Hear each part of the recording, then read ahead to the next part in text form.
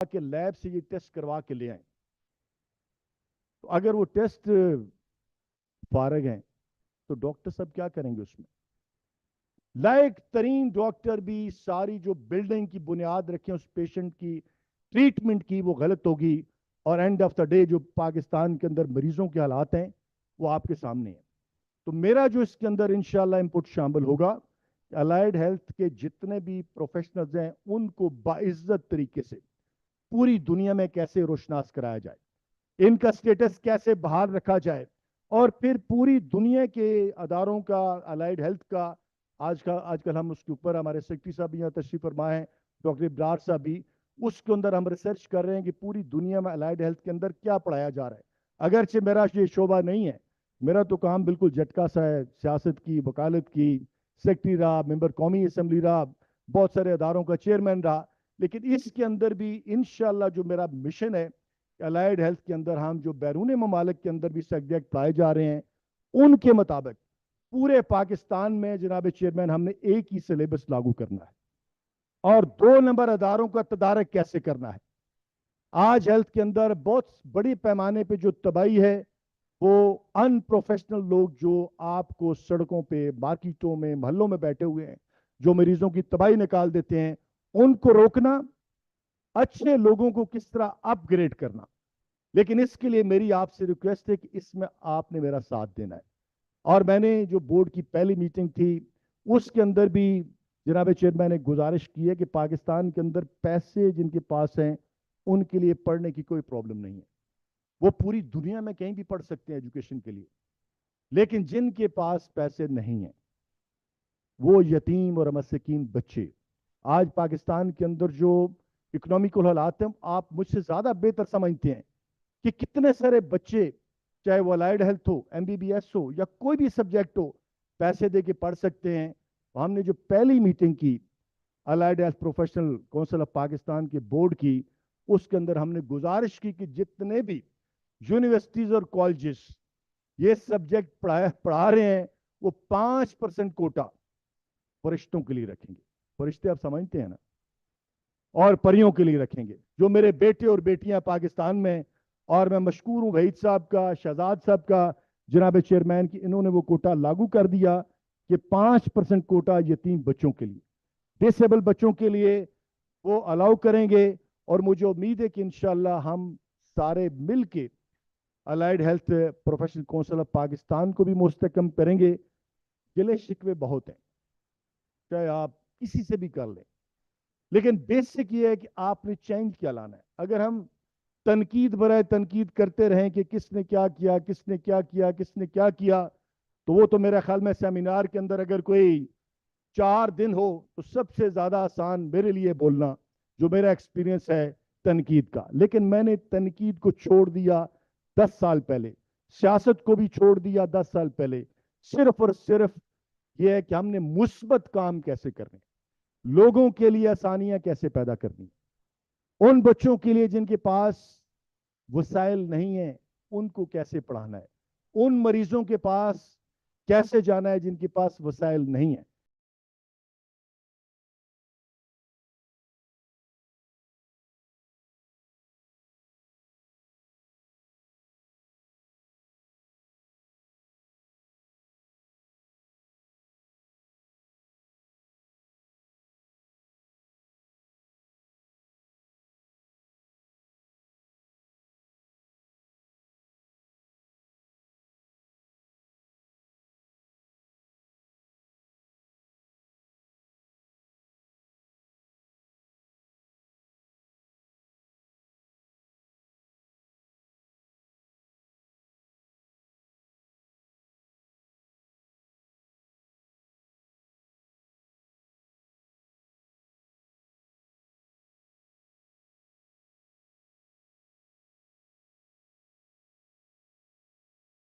یہاں پہ میل کریں تو پرشاست کا میں سمجھتا ہوں کہ اس کے اندر صحت کا کیا اثر ہوگا.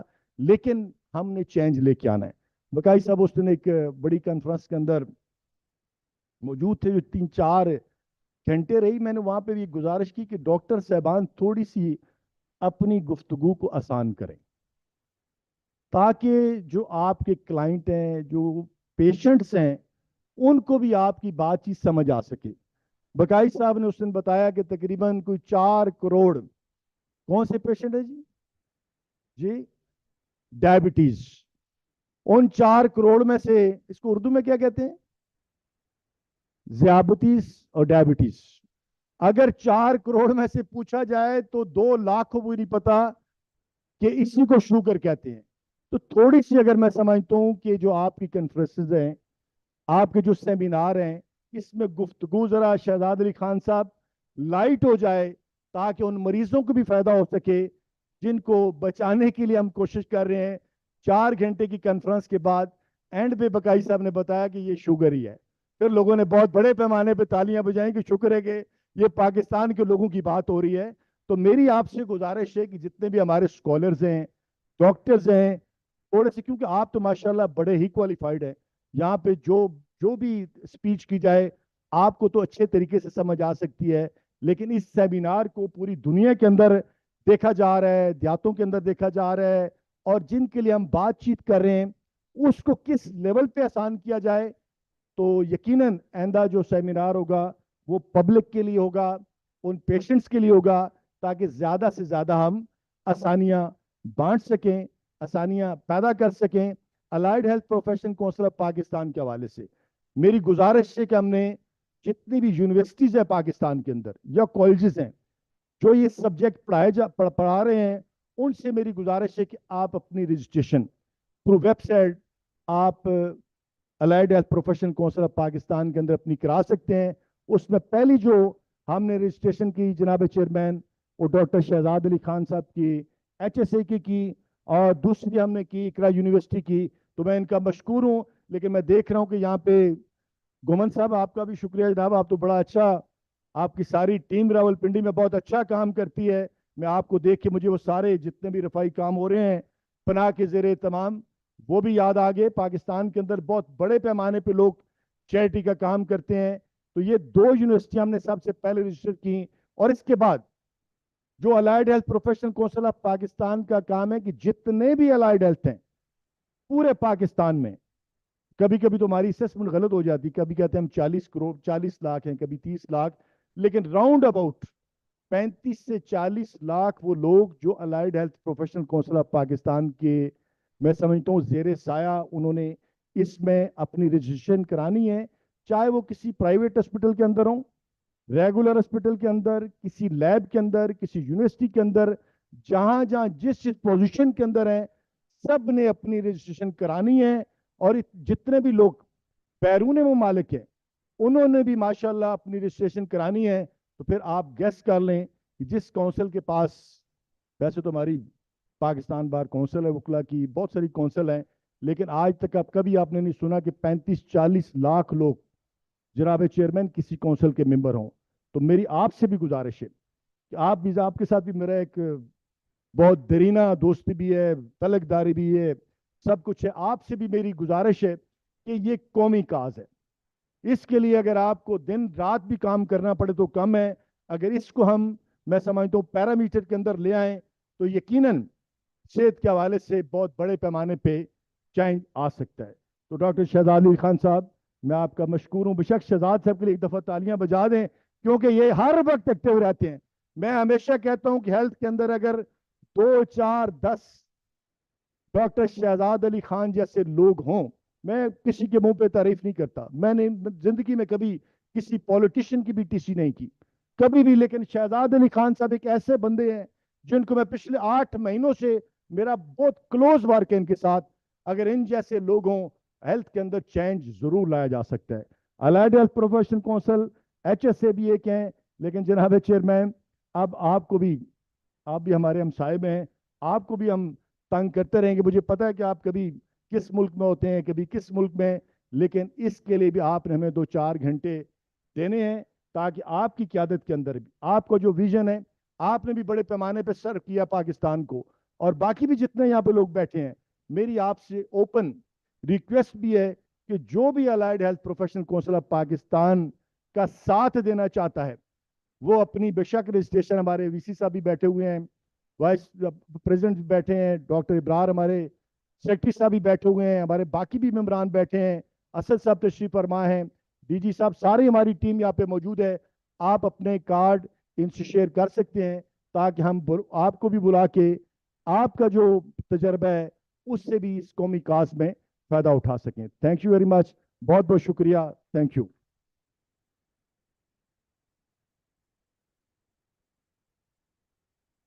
Thank you very much, Honorable Mr. Zamora Khan, with a very well-deserved Hilal Imtiaz.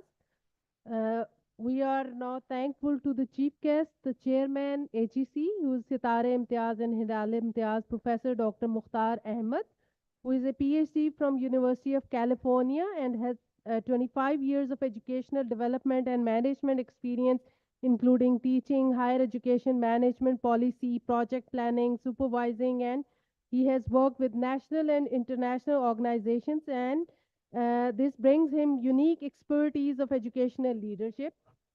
Thank you. Thank you.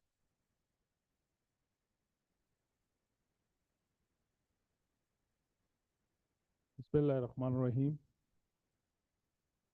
Professor Dr. Shahzad Ali Khan Sahab, Vice Chancellor, National Health Academy. Mr. Abdullah Khan, Sub-Secretary, Health Balochistan. Mr. Zumarov Khan, President, Allied Health Science Federation, whatever. Ladies and gentlemen, participant of the conference, Assalamu alaikum and good morning.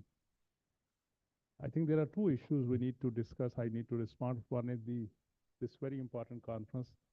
Another important thing, which is allied health science, basically. So I'll start with this conference part, and thank you, Dr. Shahzad, for inviting me. And a very important topic. I think I should say it should not stay only topic. It is a reality, and it is a real issue we are facing in health science in Pakistan. By the way, our doctors are wonderful. Pakistani doctors are very famous around the world. I have seen them when I was in state. I have seen them working there, even in European countries. One of the best doctors are Pakistani doctors. But if we look at the health care system in Pakistan, then we should worry about that thing. We are already worried, and especially during COVID, the whole world was shaken. The whole world, even the advanced country, they realized that they have not done enough, and they need to do more.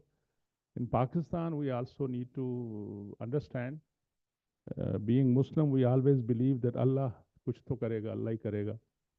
अल्लाह ने बड़ी दफ़ा कुछ सब कुछ हमेशा help की है, but अल्लाह कहता है खुद भी कुछ करो. So we have to understand that we have a very big challenge we are facing as a nation in health sector especially. Even in Islamabad city, which is capital and have the maximum resources available, but still if you go in any hospital, you will see the flood of people, patients there. You will see the people, fighting for their rights or whatever I should say, looking for some safarish that how can I get appointment first. While the rest of the world, if you go there and you see a totally different system being managed and being implemented by Pakistani doctor mostly. So something is wrong in our system, ladies and gentlemen. And one of those things wrong which I can pick, because on a lighter note with Dr. Shahzad, he said we will be the leader, because each one of us want to be the leader. We need more workers, Shahzad sir. We need more people who should facilitate. We have to get out of this mindset of that I have to lead. I have to do everything. ये बड़ी बदकिस्मती से हमारे यहाँ ये हो रहा है कि मैं समझता हूँ कि मैं HEC का हेड हूँ तो सब कुछ HEC करेगी. No. I have to understand my domain and let the other people come forward. एक चीज़ मुझे बड़ी खुशी हुई, मैं मिक्स करके बात करूँगा. The government has decided to pick Zamal Khan साहब, हमारे भाई हैं, for this allied health science presidentship for the first pioneer president. मुझे इनकी बहुत सी बातें, मैं I am very impressed the way he is dealing, specially the recent ये जो SOS विलेजेस में जो इन्होंने माशाल्लाह इतना नोबल काम किया है, कोई इसकी मैच नहीं है कहीं भी. And we must appreciate his good work for those orphans he is doing. लेकिन एक कमाल का काम जो इन्होंने खुद ही बताया कि जो ब्लू एरिया में इन्होंने जादू की जफ्फी डाली थी एक को. अगर ये क्लाशनकोफ वाले को जादू की जफ्फी डाल सकते हैं तो सिरिंज वालों को तो आराम से डाल लें. ठीक है ना जी। तो मेरा ख्याल है they pick the right person because this is the missing piece. हम साइलो में सब खेलना चाहते हैं, इकट्ठे होकर काम नहीं करना चाहते। We are very good individuals, but we are very bad when it is coming to teamwork. I always narrate my personal stories. When I was doing my education in USA way back in late 80s and early 90s, my professor was Polish, and I always give this, tell you this story to people when I'm in any gathering. He always used to say, Mukhtar, no, they always call your last name, Ahmed. You Pakistani, you are wonderful people. I've seen your engineer, your doctor, your scientists, wonderful people. But when there are two Pakistani together, something is wrong. And the last thing was very dangerous. He said, when three Pakistani together, definitely failure. And I was getting very upset. यार ये क्या हो गया, ये पाकिस्तान का हमेशा हर जगह बुरा पेश करते हैं. So I always try to argue with him. But when I came back in practical life after getting my education in 95, I started working, I realized, damn, he was right. Even today we are doing the same thing. मैं अकेला बाल लेके जाना चाहता हूँ गोल करने, मुझे ये नहीं समझ आती कि नहीं अकेला कुछ भी नहीं हो सकता, एक और एक 11 होते हैं और मिलके काम करें. So my request to this body will be that this is a very important topic they have picked. How we treat people in Pakistan. माजरत के साथ मेरे सारे कोलीग हैं, मेरे सारे मोहतरम हैं मेरे लिए, डॉक्टर भी, अलाइड हेल्थ साइंसेज वाले भी, नर्सिंग भी. पाकिस्तान में जो हमारा एविडेंस बेस्ड रिसर्च का इतना कल्चर अभी तक नहीं है जो होना चाहिए. Let me very candid and very clear. How we do it? In the world, people are gone. There was last week we were having a discussion, and I appreciate the recent caretaking government that they have kind of announced a task force in the health sector. And जो हमारे special assistant to prime minister हैं doctor Amir sahab, उनकी सरबराही में, and that task force was visiting HEC, and then we went to PMDC, and we decided that we need to work together. And HEC, PMDC, College of Physicians and Surgeons, we are all now working together to come up with a system approach that how to address the issue of health-related issue. And then again, allied health sciences is a very important component there also. So उसमें जो चीज़ मैं कहना चाहता हूँ कि हम जुगाड़ से इलाज करते हैं. पंजाबी में कहते हैं तुक्का लग गया तो लग गया, तो नहीं तो नहीं. दुनिया में मॉलिक्यूलर बेस पे जाके नैनो लेवल पे जाके डायग्नोज होती हैं चीज़ें, and then they can give you some medicine और they will treat you. We try here. मैंने अपने मैक्सिमम, मैं अपनी मिसालें दे सकता हूँ मेरे अजीज़ों को. मल्टीपल टाइम उनको टेस्ट हुए, उनको कहा गया इनको किडनी का मसला है, वो किडनी का इलाज शुरू हुआ, फिर कहा नहीं इसको. मैं खुद अपनी बात पढ़ूँ, कोविड जब था, so me and my wife, we were coming from Morocco and went to Saudi for Umrah, and then we were coming back and we catch this COVID. And we were the early effectee of those COVID in early 2020, I believe. और यहाँ पे हमने जिधर भी जाएं कोई कहे जी आपको फलानी चीज़ है, अच्छा जी. कहीं और जाएं तो किसी अच्छे हॉस्पिटल में, बड़े नामी गरामी हॉस्पिटल इस्लामाबाद, 3-4 जगहों से 3-4 डायग्नोसिंग हुई और बड़े हैवी कैप्सूल भी दिए गए, एंटीबायोटिक्स वगैरह. But I said no, something is wrong. My wife was not feeling well, I was not feeling. I asked my daughter take me to independent किसी में टेस्ट करा लेते हैं, मेरा ख्याल है कि हमें कुछ और चीज़ है. वी वेंट देयर, और जब टेस्ट की रिपोर्ट आई तो हमारे लंग्स अफेक्टेड थे, and we were covid affected, and we were among those pioneer graduates I should say in the Covid. इसी तरह मैं एक और मिसाल देता हूँ. I was posted in Morocco. I was deputy director general OIC ICESCO, heading the operations of Islamic world in education, science, technology for a couple of years for a diplomatic assignment. My mother used to live with me, and she was in Pakistan because my auntie passed away and she was visiting Pakistan. She went. I was because मेरे father बचपन में फोत हो गए थे, तो वालदा ही थी हमारे पास सब दौलत. तो मेरी कोशिश होती थी कि every 3 months, 6 month time we should get some medical testing, everything, so everything is okay. I requested one of my cousin, asked that take my mother and take those general screening test and everything is okay. एक अच्छी lab से test कराया गया।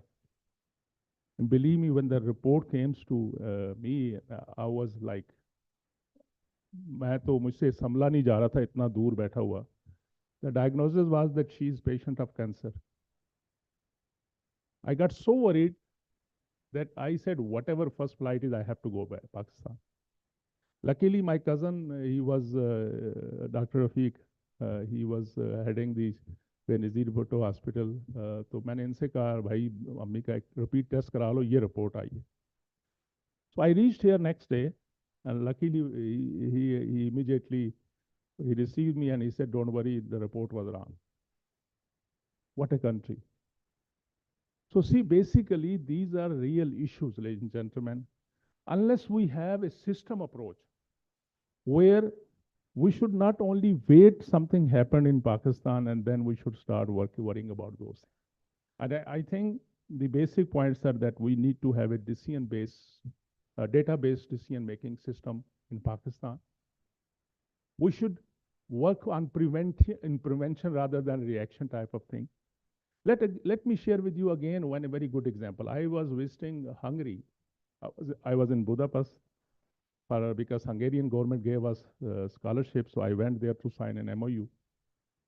And they took me different university, and one university when I went there and I saw the system. You know how many people are in Hungary? 10 million population only. And how many Nobel laureates they have in every university? You can see those picture of Nobel laureates. And for whole Islamic world in science technology, we have two only people, I believe, at the moment. And the system was that I said, how you are operating? And they said, sir, we decided as a university that let's see how much is our catchment area. कि हमने सोचा कि हमारे पास हमारी जो responsibility है ये 5 kilometre का एरिया मेरी रिस्पॉन्सिबिलिटी है, being a public university here. We took data of each individual in this periphery. And we have now our database कि हमारे इन लोगों में किस चीज़ की कमी है, क्या डेफिशिएंसी है, क्या डिजीजेस का इशू है, कहाँ आयोडीन की कमी है, कहाँ फलाने साल्ट की कमी है. And we have decided that now we have to go and do the reverse engineering. And now our chemical department, they are working with the agriculture department, and they are coming up with a fertilizer which has those basic ingredients which are deficient in our society, our community. And our agriculture department is using those type of fertilizer. और फिर जो grazing करते हैं हमारे animal, उनके दूध में भी वो केमिकल्स आ रहे हैं, उनके गोश्त में भी हैं, उनका जब हम स्लाटर करते हैं, and that is complementing the health care in our society, in our region, कि हमारे लोगों में वो जो डेफिशिएंसी है वो हम इधर से पूरा करते हैं. And then our health sector, our medical college is also working with jointly effort with our pharmacy department and our agriculture department in our chemical department, and we complement each other. We are focusing on the society. We are focusing on the human base, human people of our community, which is our first responsibility. Rather than solving the problem of the world, we're trying to solve our local problem so that our community should not be suffering. So, ladies and gentlemen, the point is this: unless we will go scientifically, taking the base of database, basically decision making, and we should focus on early detection and diagnostic rather than just waiting something happen. Like Garsa was mentioning about this issue in the Balochistan, very dangerous issue, because nobody is if you go abroad in any city, even you cannot start construction work, even you cannot do the plumbing work unless you have accredited certification in your hand. Sir, registration is not enough. You have to make sure that only register those people who have the relevant certification and accredited kind of professional certificate with them. Then they should be allowed to do any kind of health related, because we are dealing with the human life. We cannot compromise on such type of thing, because I have my friend, I have the person who has given donation, the person who has relative. So let's register them. Sir, our accreditation council, our HEC, our all bodies, PMDC, they need to work with each other jointly and focus on professional approach. rather than number games, rather than these who is bigger and who is smaller, who is more powerful, who is less powerful, because the objective is the human life. We cannot compromise on these type of things. Similarly, ladies and gentlemen, uh, because I cannot memorize things, so I have to bring my thing. So as I said, now technology has gone at a level where nanotechnology has created those materials, nanomaterials, which you can put in the capsule, and you have the genomic database of the people around you. And if you put in the water tank, that medicine will come only affect that particular person for which you have created that medicine. So ladies and gentlemen, science has gone at that level. And we are still in 40s and 50s and trying to talk about so many things. So I think we need to understand these things, and our academic, our researcher, our scientists need to come at that level. Digital health service, digital health system is another way forward. Technology is gone at that level now, even with artificial intelligence. You don't have to make a big decision. That system is going to make decision for you, provided you have provided all real data in the system so that it can work. Similarly, NIH, I used to, when I was even going in college, I used to see the NIH, एक भूत बंगला नजर आता था बाहर से, ठीक है ना? तो मैं कहता था यार दुनिया में NIH go in the US, see the NIH in US, see the NIH in other worlds, they are the leading the health sector. हम वैक्सीन भी बाहर से मंगाते हैं और डाइल्यूट करके छोटे छोटे जाके लगा देते हैं, तो वो इफेक्ट ही नहीं करती, हमारे बैक्टीरिया वो डांस करते रहते हैं उसमें। तो अल्लाह के वलियो, अपना लोकलाइज वैक्सीन हम बना सकते हैं, कर सकते हैं। उसके लिए प्रॉपर सिस्टम की ज़रूरत है। We have the system, we have our institution arrangement. I think इस पे भी फोकस करनी पड़ेगी। और इसी तरह, आई नो इट इज़ चाय ठंडी हो रही है, मैं जल्दी ख़त्म करता हूँ। Very important thing is the community engagement. And see, everything I cannot do it in HEC. Everything you can't do it, Dr. Shahzad. Similarly, other people cannot. Let's work together, as I said. Involve the community with you and have the proper databases and use the real data, not data which we used to have it. That's all. So let's have a real data, and based on that data, please make decisions, and let's move this way. And this will be the, again, your topic is very pertinent to what we are facing in Pakistan. Similarly, last, advocacy and policy development is another missing piece. हमारे यहाँ माजरत के साथ Shahzad sahab, Khan sahab, nothing to do against anything, but Pakistan में culture बन चुका है कि जो पॉलिसी बना रहे थे उनको पता ही नहीं होता वो क्या कर रहे हैं, इररेलेवेंट लोग। तो रेलेवेंट लोगों को बिठा के पॉलिसी बनाएं और then do the advocacy. That is our responsibility. Unfortunately, in Pakistan, everybody, including myself, want to be the control freak. हम बुराक्रेसी करते हैं, ब्यूरोक्रेसी नहीं करते, माजरत के साथ। So similarly, last but not the least,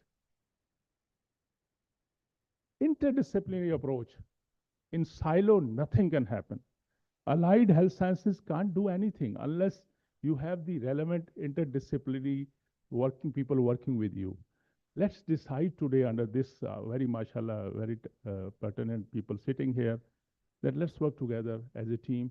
And inshallah, this is the way forward. Pakistan needs this thing. And especially the health sector. Nobody can compromise on health sector, and no nation can do it. हमने अपनी कौम को अच्छी तालीम दे दी, अच्छी health service दे दी, तो believe me Pakistan किसी से पीछे नहीं है, ना रह सकता है। इंशाल्लाह we will be a prosperous country. Coming back to आपकी सर हेल्थ जो allied health sciences, this is very important. I remember in 2006 I believe और 7 when our medical university in Punjab was created, and first Dr. Mubashir psychiatric वो उसके vice chancellor बने, तो मैंने उनको खुद फ़ोन किया। उन दिनों हम HEC में बड़े पैसे भी थे, आपको पता है, हम बड़े बड़े प्रोजेक्ट बनाते थे। सो आई सेड, डॉक्टर साहब, you have already submitted A project for your university, but who will do for something for allied health sciences?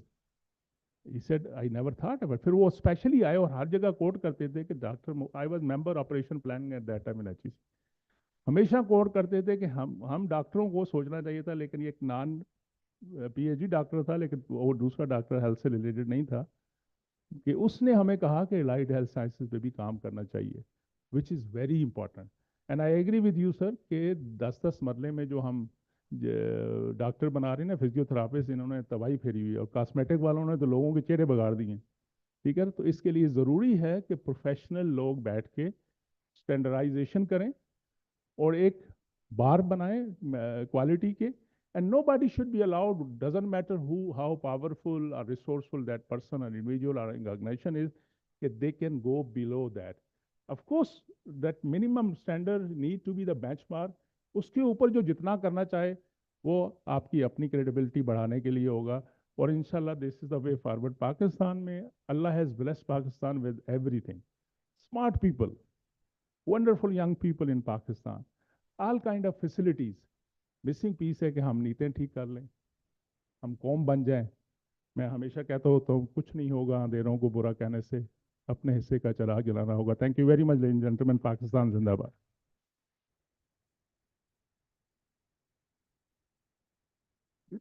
Thank you very much, Professor Dr. Mukhtar Ahmed, for your insightful comments. Now we'll have a short LOU signing ceremony between GETS and Health Services Academy on collaborative research in NCDs. We have with us Dr. Wajiha as Assistant Director, Public Health, GETS.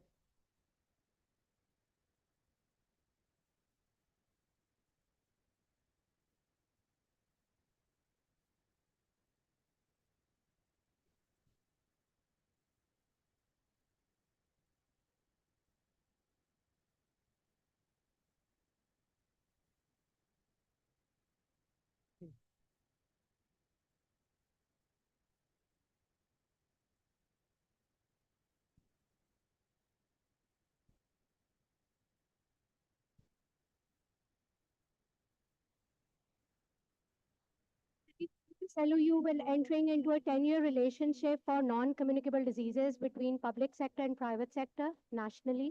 This way we'll be looking into early diagnosis, screening, policy inclusion of NCDs in the government package. So it's the first time private sector is joining hands for NCD with the government. ये जो मैंने आपको health and wellness की बात की थी, तो we have started this, और बिल्कुल मुख्तार साहब की बात को आगे चलाते हुए, we can not do it alone, we need partners. और प्राइवेट सेक्टर इज और Getz is one of the best pharmaceutical company, export quality बनाते हैं पाकिस्तान में। एनसीडीज के ऊपर फोकस करते हुए हम इसमें एडवोकेसी और प्रिवेंशन और रिसर्च के लिए हम कोलैबोरेशन कर रहे हैं। थैंक यू जी। और thank you.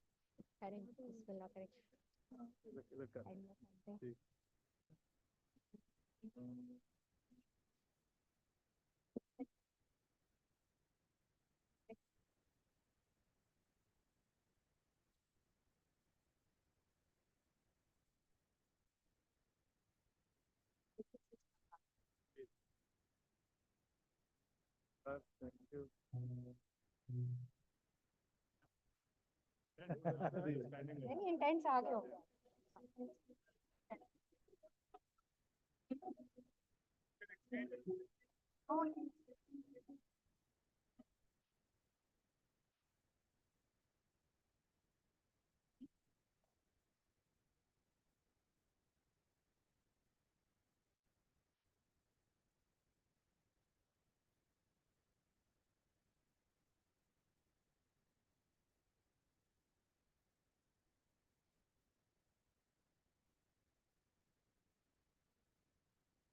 I request everyone to step forward for a group photo. आपकी हो गई madam.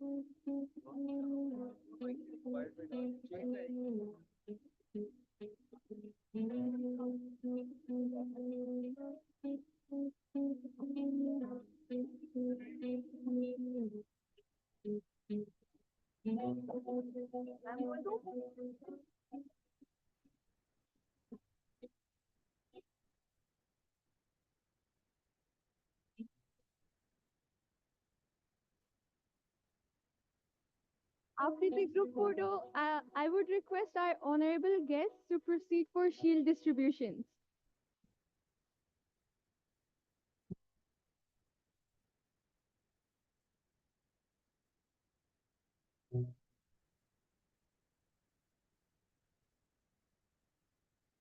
Please, Mr. Abdullah Khan,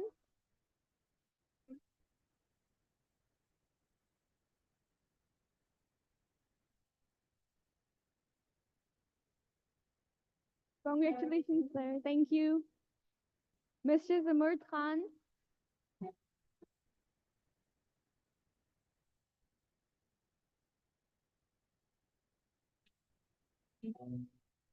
Mr. Zamard Khan,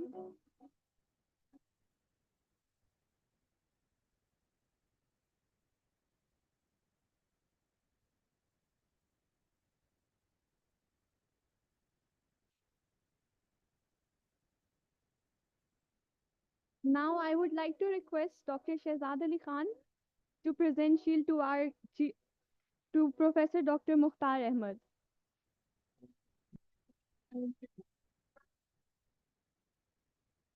Thank you so much, sir, for joining us.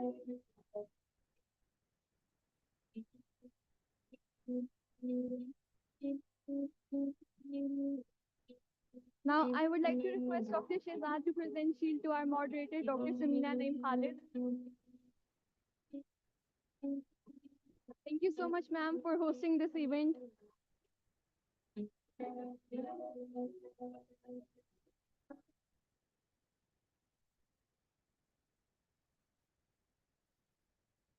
Thank you so much for everyone for joining.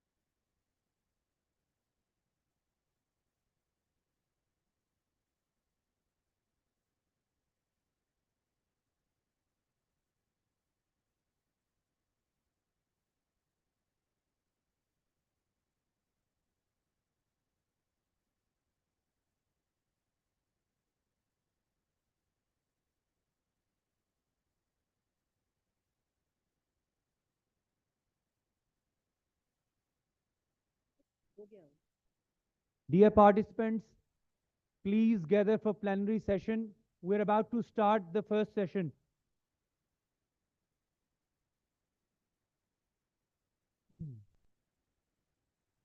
BSPH students, बाहर please announce कर दें कि plenary session start हो रहा है main marquee में.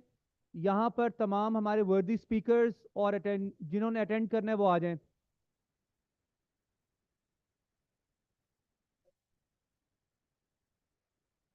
और मैं देखते हुए नहीं, कैंडिड वो हो रही थी. अभी मैं सेशन चेयर करूंगा तब बहुत खींचिएगा और आपको बहुत मजा आएगा. कोट भी मैं ला देना.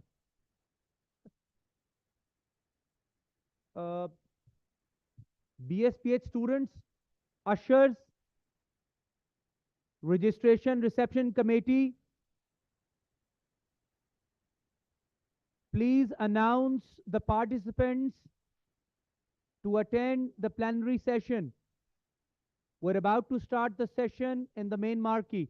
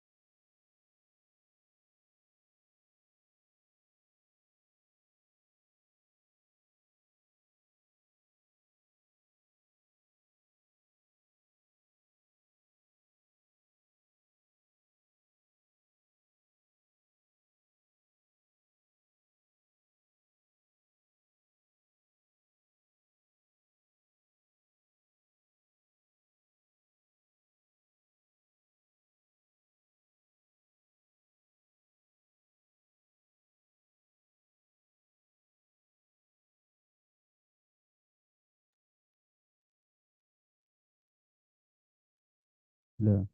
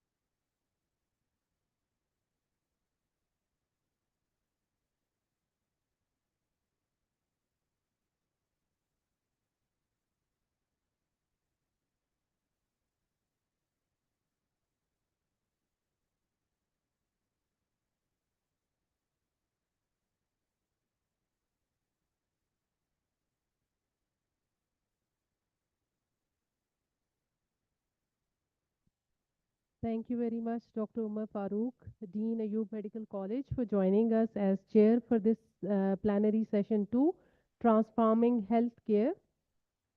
Now I would request Dr. Shabina Raza, Country Director, Nutrition International, for her remarks, please.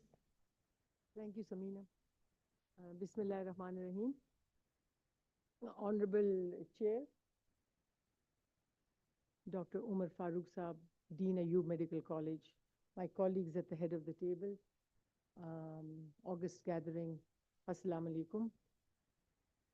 I'm really honored to address this esteemed gathering today, where we've converged to chart the course of our healthcare future, which should be grounded in evidence-based solutions. We've had an excellent early inaugural session with very good speakers who touched upon many of the key things which were so close to our heart, and they all sort of sank in very well. Without being repetitive, I would still like to underpin certain uh, parts of the speakers earlier on. The theme for this year, shaping healthcare through evidence and pioneering solutions for disease prevention and control. This resonates uh, with Nutrition International's vision and mission, where I'm working for the last 5 years, and my work of more than 3 decades within the government health system as a pediatrician, as a reform chief in the province of Khyber Pakhtunkhwa, and then retiring as the Director General Health in the province. I am very much familiar of the in and outs of the challenges of how we should move ahead and what needs to be done. In Pakistan, like we heard earlier, the fight against disease isn't confined to hospitals. We need to begin within the homes with our diets and through efforts to ensure access to nutrition food for the most vulnerable communities. That is where we need to focus and keep our target. In order to pursue a healthier Pakistan, the role and significance of nutrition for disease prevention and control is pivotal, and it cannot be overstated. Preventive nutrition involves adopting dietary practices that proactively contribute to overall health, reducing the risk of diseases and promoting well-being. So we stand at a pivotal juncture, recognizing that malnutrition's profound impact on both health and economy. For decades now, malnutrition has been afflicting our nation. The rates of stunting, wasting, and micronutrient deficiencies are alarming. And while overweight and obesity has now become another triple burden of disease for us. Tragically, approximately 40% of the under 5 deaths are linked to malnutrition, which is underlying. The crisis of malnutrition carries a colossal economic toll. It is causing Pakistan to lose 3% of its GDP, which totals $7.6 billion every year. And the recent severe floods have compounded these challenges, affecting health and prospects of millions. Yet, amidst all these trials, hope still prevails.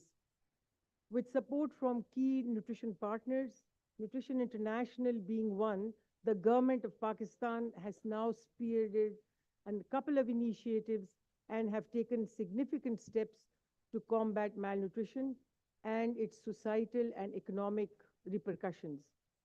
If I may share, in assessing Nutrition International's existing programs and testing innovative approaches to program delivery, we at NI have generated compelling evidence for nutrition interventions and scale-up.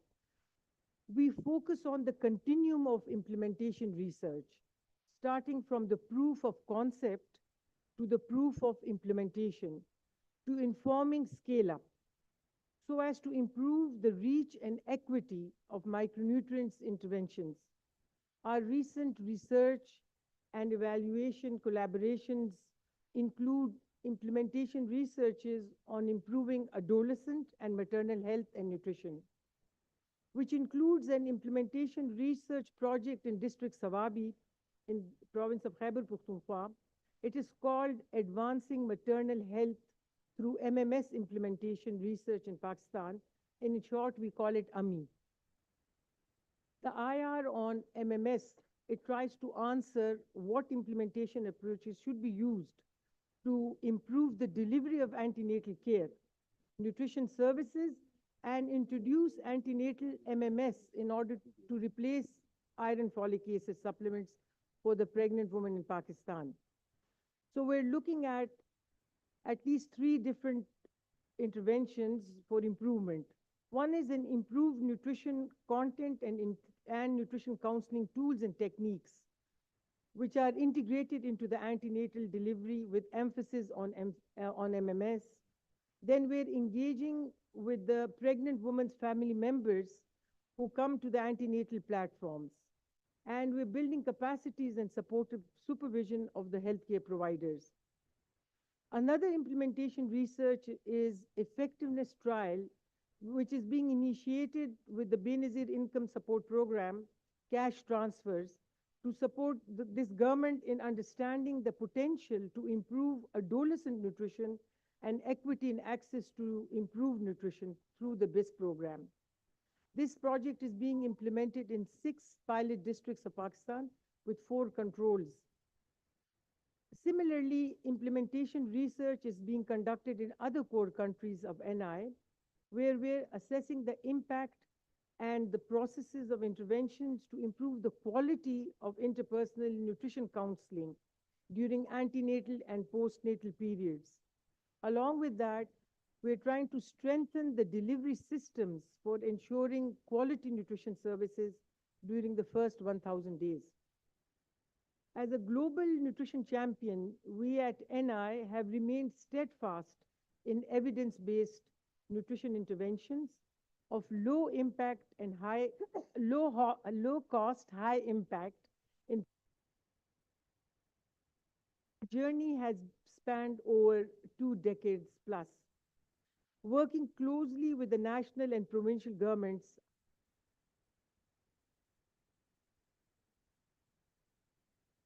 to robust maternal and child health and nutrition programs. We've also been instrumental in large-scale food fortification of wheat flour, edible oil, and salt. Through these endeavors, we've shielded millions from the dire impact of disease, which is exacerbated by underlying malnutrition. Our outreach includes delivering vitamin A supplementation to over 35 million children annually between the ages of 6 months and 5 years, twice a year. We've benefited 180 million individuals through providing adequately iodized salt. We're protecting over 3 million newborns against iodine deficiency disorders. We're reaching 140 million people annually through adequately fortified oil with vitamin A and D. And also 1 million people annually with wheat flour, which is fortified with iron, zinc, B12, and folic acid. We've treated more than 500,000 cases of diarrhea with zinc and low RS. We provided iron and folic acid supplementation to nearly 200,000 pregnant women and an additional 40,000 women with MMS. We've also successfully piloted the weekly iron folic acid supplementation program for adolescent girls in parts of Pakistan as a rolling out of the National Adolescent Nutrition Strategy. We've also helped the government with rolling out the National Maternal Nutrition Strategy by advocacy, communication, and capacity building of healthcare providers on maternal nutrition in 3 provinces of Pakistan through a campaign called Nourish Ma. You can see it on the screen behind us. We must realize that proper nutrition isn't merely about averting hunger. It's about fortifying our bodies against diseases and bolstering our immune system and thereby forging a healthier future for our children. Ministry of National Health Services, Regulation and Coordination, the provincial health departments, and all other government entities for their dedication, which has now been instrumental in achieving some of these milestones which I've narrated, and their ongoing endeavors as well. Their commitment to prioritizing nutrition and crafting policies for collective impact is appreciable and a beginning. I must acknowledge the role of institutions like the Health Services Academy and the UN agencies and many of other partners who have been catalytic in bringing the agenda of nutrition forward. However, our journey continues. As we forge ahead, let us commit to embedding nutrition across all relevant sectors. That means not only health, but education, WASH, social protection, agriculture, and others for the improved health outcomes. We need to cohesively collaborate among all stakeholders, which encompasses the government, the development sectors, the civil society, and the private enterprises, like we saw an MOU being signed with Jet. Yes. And so it's so important that we join hands and we focus on implementation and enhancing good governance and accountability. So I also like to highlight the critical impact of climate change on nutrition and food security. This necessitates a strengthening of social safety net programs and disaster management systems, ensuring sustained access to nutrition services, particularly for women and children in crisis-prone areas. Understanding the drivers of nutrition changes in diverse regions of Pakistan is paramount for devising effective strategies. And this significance lies in recognizing the localized factors which shape the nutritional dynamics and the need for nuanced, context-specific strategies.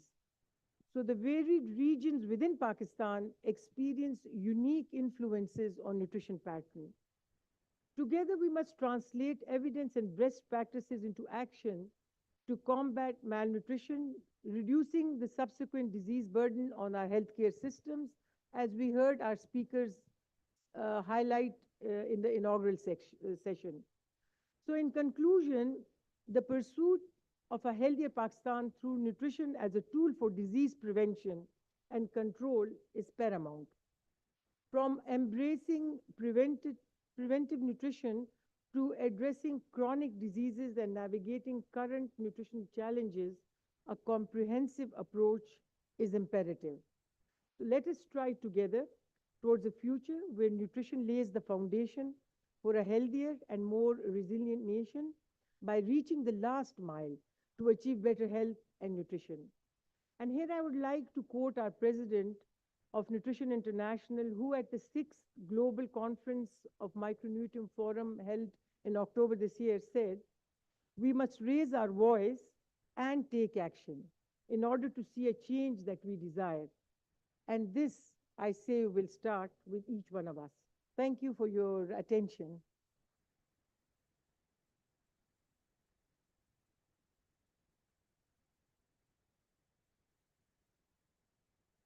Thank you very much, Dr. Shabina. You are a champion for all of us.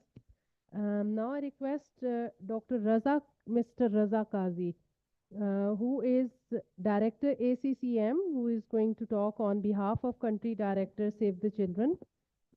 Please, I request for your remarks if you want to come over here. Thank you very much. I may come over here. Sure. Yeah, thank you.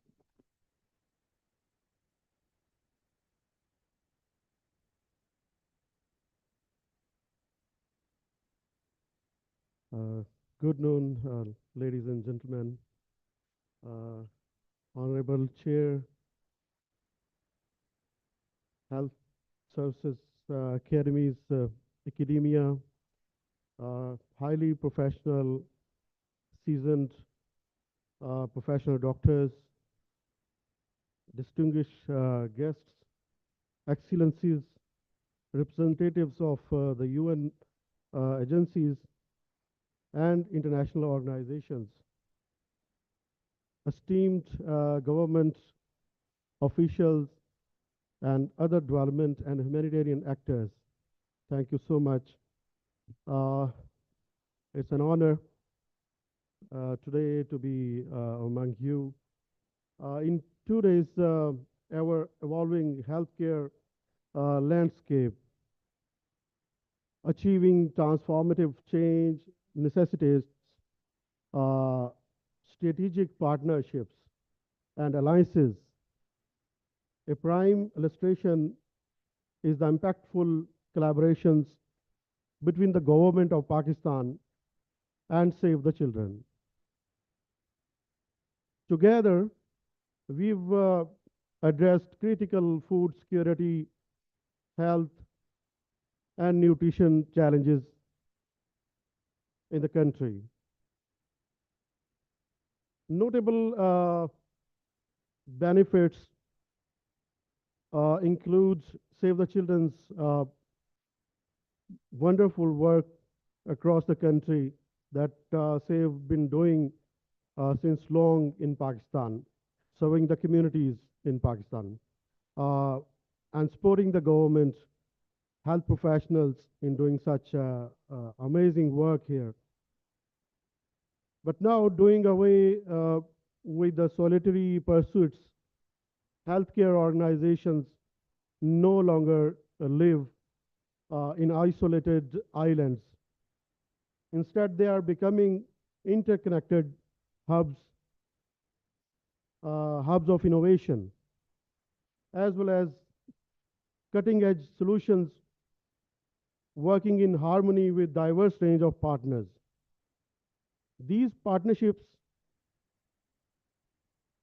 extend beyond the boundaries of hospitals and clinics as we work deep within the communities to give them health care, to provide healthcare professional support in delivering amazing healthcare they are providing to the communities.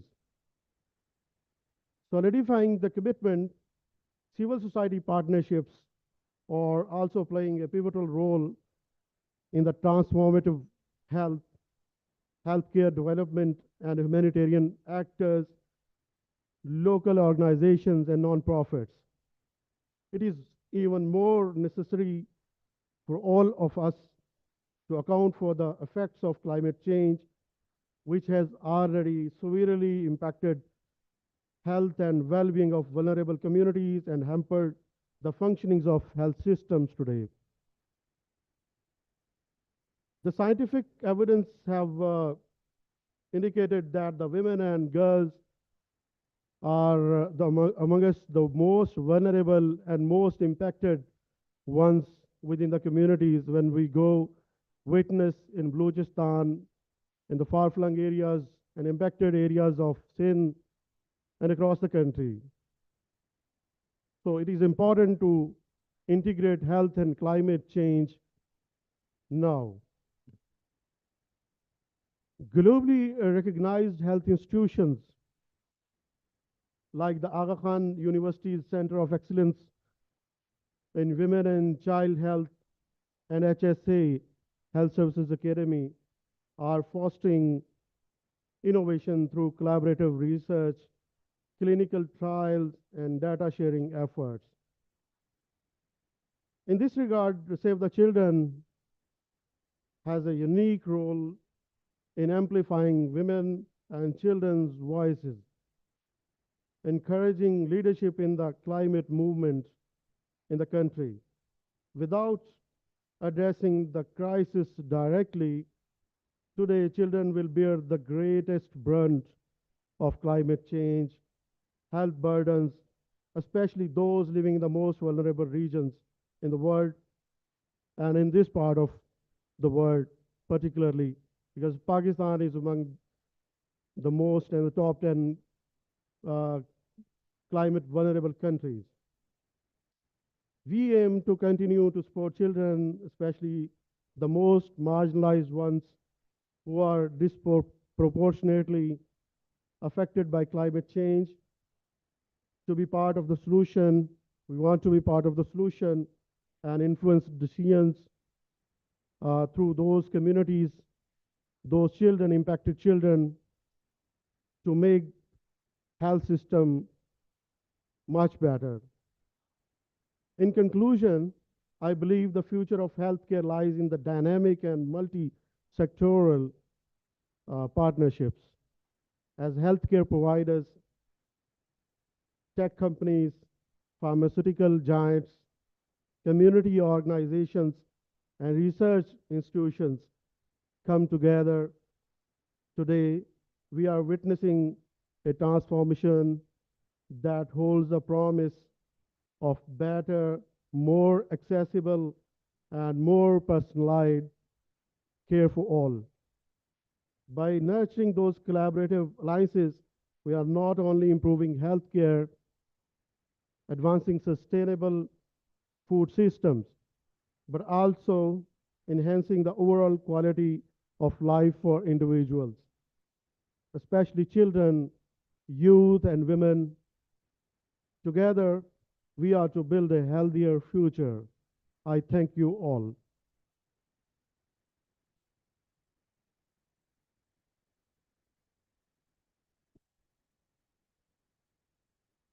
Thank you, Mr. Raza Kazi, ACCM Director, ACCM Save the Children, for all your contributions. Now I request Dr. Khurram Azmat, who is Director Technical Services, Mari Stove Society, to give a talk.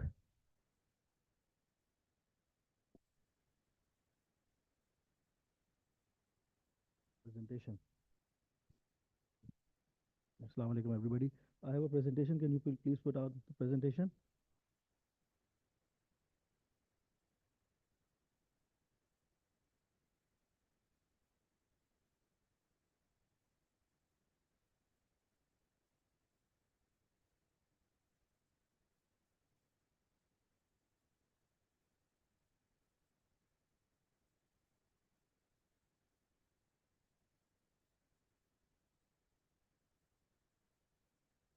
Where is the presentation?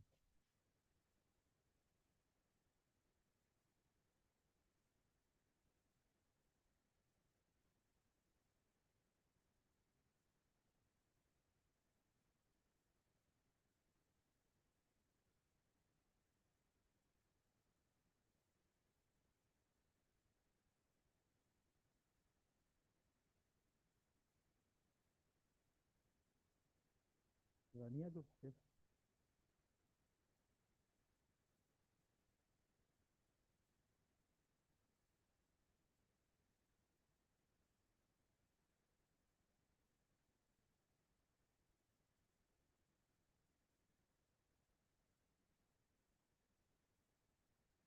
apologies for the delay. They are still putting up the presentation.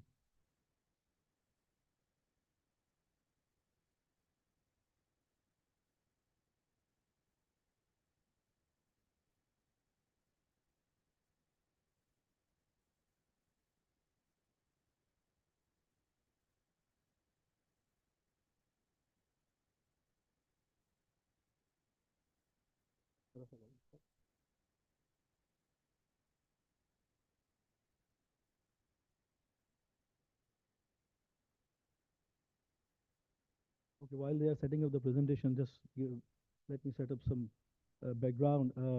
I'm Dr. Faram Asma, representing not only Marisa Society, but also the Federal Health Service Program, Ministry of National Health Services, and our implementing partner, our donors, the World Health Organization, country offices in Pakistan. Uh, Pakistan, this is a project about, this slide show. Next slide. Yes, thank you.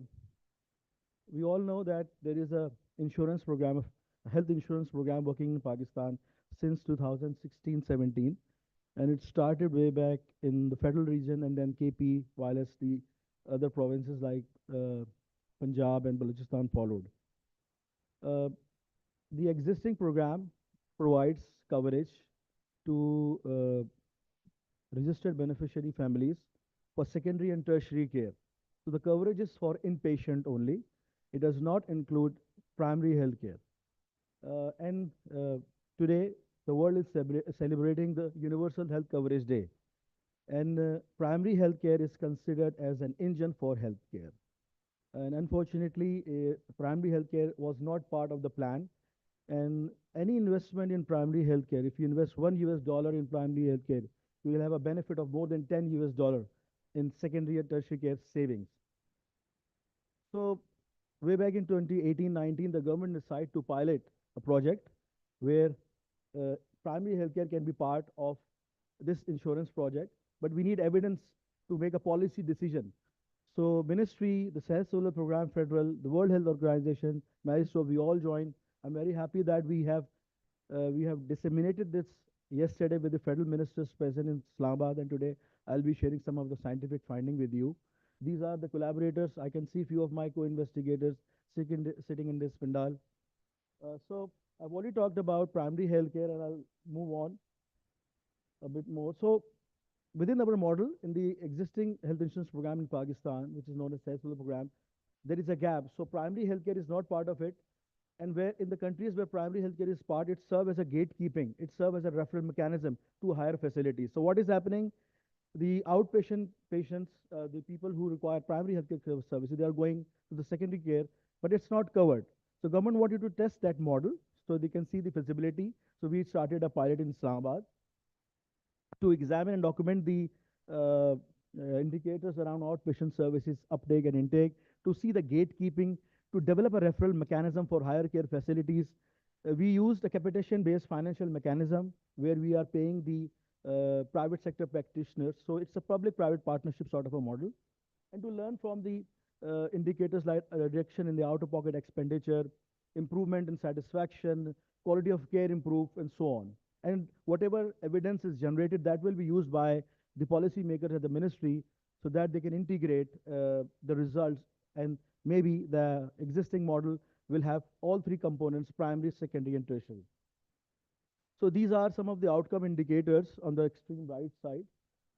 Increased utilization of services, reduce out-of-pocket expenditure, increased coverage, increased satisfaction, improved quality of care. Maternal health indicators are also there: improved contraception uptake, postnatal, antenatal, and so on. So it was a mixed method, two-arm prospective COSA experimental design, and we chose 3 union councils of Islamabad and one as a control. And all the sampling was done by the program and the ministry's expert. Mary's role was to use their general practitioners and implement the project. And we have a third-party monitor, Contact International, who did the monitoring and all the evaluation. So intervention group was provided exposure to training on VCAT. We used an essential package of health services which were designed by the ministry and approved by all the provinces, endorsed by the provinces, signed by the provinces. There are 2 primary healthcare packages. We used one for the private sector facility. There is another one which is for the lady health workers, but we use the private sector facility level package, and that package has 10 core services. We modified that package. That was a costed package, and we only used the services which were approved by the ministry in this project. So reproductive health, antenatal care, postnatal care, newborn care, non-communicable diseases, some communicable infectious diseases, child care, low risk normal delivery, BMOC were there, and adolescent care. Some tests and some medicines were also included as part of this pilot testing. The package also included some medicines, as I mentioned earlier, which have some antibiotics, misoprostol, anti-analgesics, analgesics, basic antibiotics, ORS. Some essential contraceptives were also included.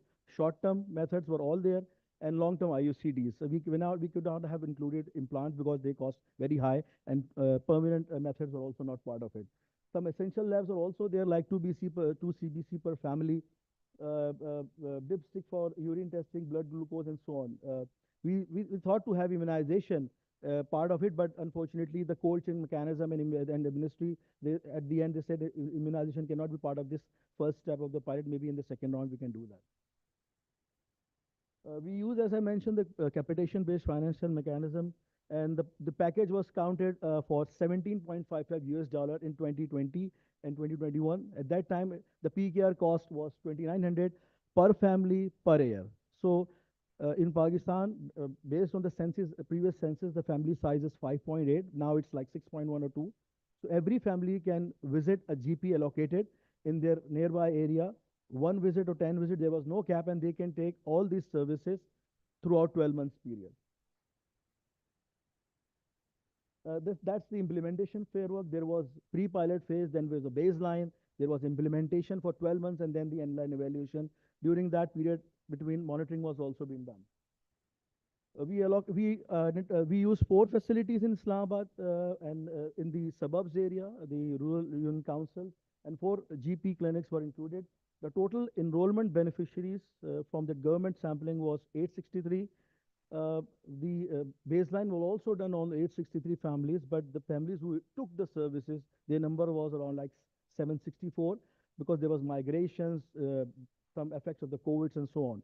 So end line was done on 763 or 764 families at the end. Now some of the results, I'll just move on to the main results. So we have difference analysis. The statisticians, researchers, public health specialists are very well aware of that. So you can see that families who avail care from a perfect private facility, which was impaneled in the private health sector, the net effect was highly significant, almost 37%, compared from baseline to end line between the intervention and the control group. Reaching the health facility within 30 minutes was also very significant in the intervention group, almost 15 minutes, 15 net effect, and the healthcare delayed. The people who opt not to take services because of the cost at the end line that significantly reduced.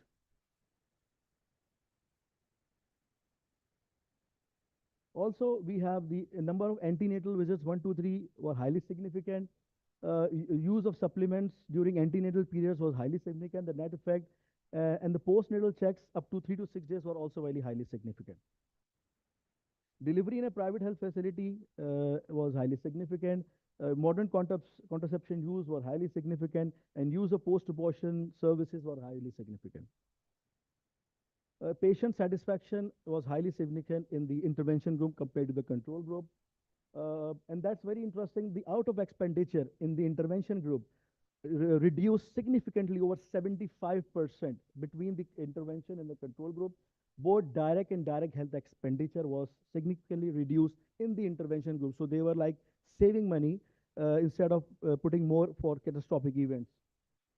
And this shows between the intervention and the control group, at the baseline, any family who has a debt of families who has debt of 32%, that reduced to 15% in the intervention group at the end line.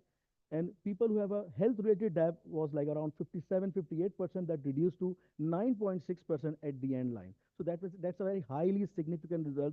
So people was saving money they were using for any health-related catastrophic events. So there was also a qualitative component. I'll just summarize that qualitative component. That political will is very important. Without any political will, and also the support from the finance ministry, this model cannot be replicated. Providers, they were very happy with this model. They were catering the clients, but again, the concerns was about the capitation cost, the fee, because the size of the family is 5.8, now it's 6.2. They want more. They wanted the capitation package to be revised. Beneficiary families, they were also very happy. Can you please move the slide? Beneficiaries were also very happy because they were getting free services, but then at the end of the day, as we all know, they want all free services. But in this package, the services are capped. You can't give everything for free. So even if you talk about the constitution, health is a basic right, but it's not, nowhere it's written it's free. So we have to make sure that whatever we are providing quality, and it's covered in the package. Beyond the package, things cannot be done. So lastly, the recommendation is to promote this model. More advocacy and follow-up is necessary. Using from the evidence, we have to implement this program in other provinces. I'm very glad to share that this model, based on this model, we have already started scaling in Punjab. And in one district, with the Punjab Self-Service Program, because Punjab is like 60% of the Pakistan. So results are very necessary for any higher level decision making. So, and then at the end of the day, more private-public partnerships are very important, because this model has been used with the public and private partnerships. We have used general practitioners, which are part of private sector network, and they have been trained. And there is a training manual developed by WHO Ministry and Marie Stopes that's been handed over yesterday with the ministry. So we are working with the AJK government as well right now for the scaling up the model. They have given us permission. Punjab we have already done, and yesterday we have spoken to our friends in Balochistan, and let's see what's out. But these are very promising results, significant results, and until unless we include primary health care in the National Health Insurance Program, you won't be able to achieve the universal health coverage. Thank you very much.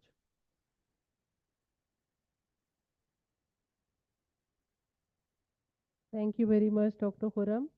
Now we have with us Ms. Latika Pradhan, who is Deputy Representative from UNFPA. I would request her for her comments, please.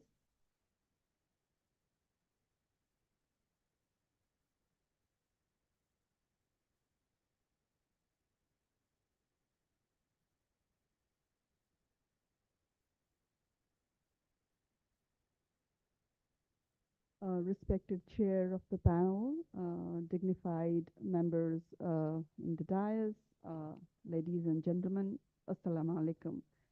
Um, I would like to congratulate the Health Service Academy for this 13th International Public Health Conference, which I heard was pretty much applauded for its comprehensive discussion and the papers that are presented each year annually. So congratulations to the entire team who made this conference successful. So I'm stepping in for Dr. Luai Savani, who is the representative at UNFPA. And the discussion that I would like to have today is on the population agenda, because when we talk about health and health of a population, and UNFPA's main mandate is on population dynamics. So without understanding the population dynamics comprehensively, it is very difficult to really crystallize the granularity of what actually impacts health and well-being of the population in a country. So population is very core to UNFPA's work, and our three transformative results actually looks into reducing maternal death, reducing unmet need for family planning, and reducing gender-based violence. And the core of it in the population agenda is definitely family planning. So I would like to briefly discuss on that as well. As we all know that Pakistan is the fifth most populous country in the world with the current census now.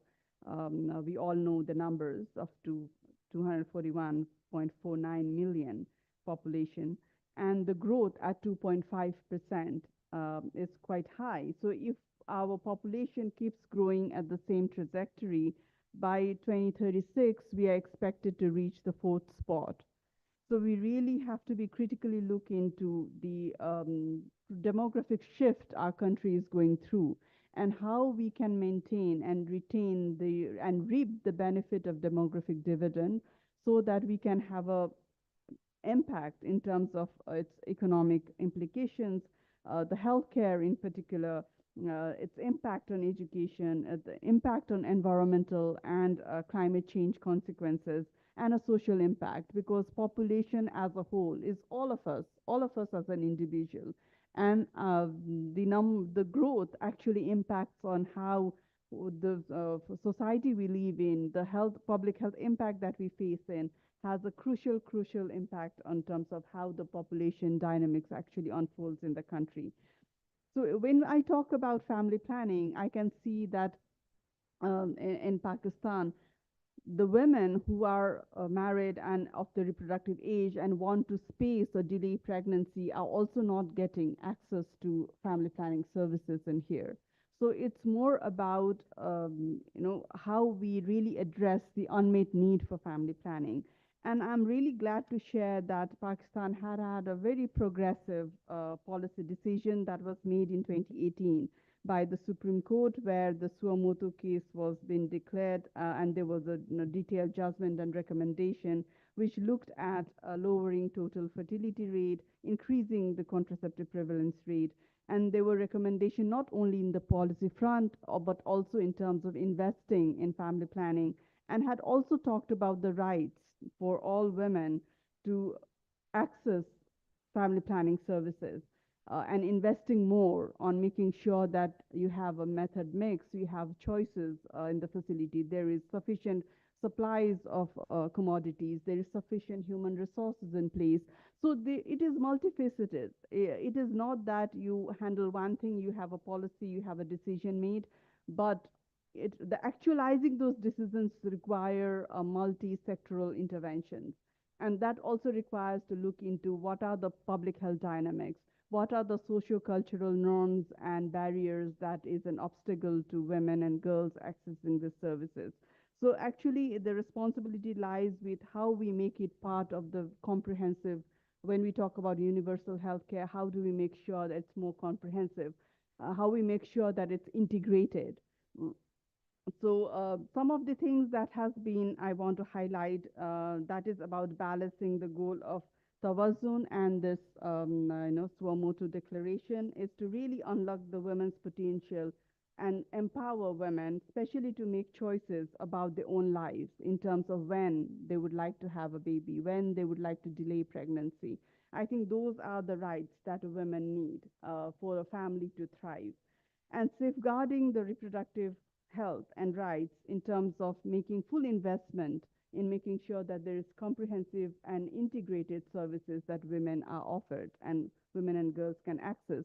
Because there is a very high discrepancy. Even within Pakistan, you can see some provinces are far more bigger in terms of population size, and some provinces have highest maternal death that we see and highest unmet need for family planning. So I think these are important aspects that needs to be dealt with. And there are a few challenges I wanted to just highlight very briefly is how much we are really investing on demand generation, how much young people, girls and women know about their own health, about their own well-being, about the information on when and where to seek care. So I think the quality of information provided and dissemination of this information is very key to creating demand. And it also has to be balanced by service provision. In terms of service provision, earlier I heard about accessibility. Similarly, it's about quality as well. It's about having a one-stop center whereby you may be able to access services. If women go there for their postnatal checkup, are they being counseled on family planning? I kind of got this figure that there was only 11% of women informed during their postnatal check, and they have been counseled.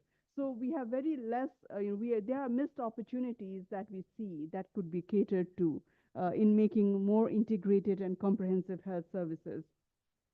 And also investment in not only in terms of procurement and supplies, but also looking at the fiscal discrepancies that we see in terms of how to make effective use of already existing resources and already existing commodities. I think that is very important as well. And definitely political commitment, because there is already existing task force that are existing in each of the provinces.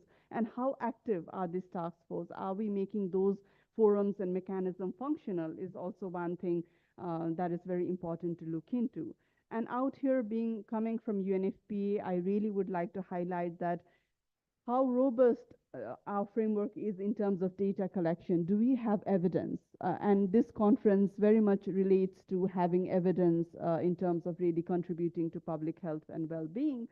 So how well we have the capacity, we have the system and mechanism to collect data, and with those data, how well we are capacitated to analyze and use and feedback. That this is a cycle. When we have an evidence, how well we are trained to use those evidences and data for our future planning and investing and more resource mobilizing. So these are the things I think will be very important and critical to look forward to in terms of really making our national and international commitment in place that already exists. But how we action them requires a whole lot of thinking through in terms of all these aspects that we outlined forward. So I would like to really highlight the need for multi-sectoral collaboration, the sectoral integration of work. We have to really look into how the population division or the health division in itself works within the units, for instance, one example. So it will bring together all the nuances of why there are discrepancies, why there is a lack of data, why there is lack of quality services or insufficient commodities in place.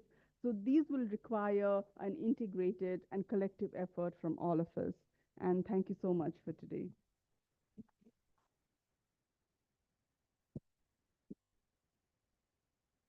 Thank you very much, Ms. Latika.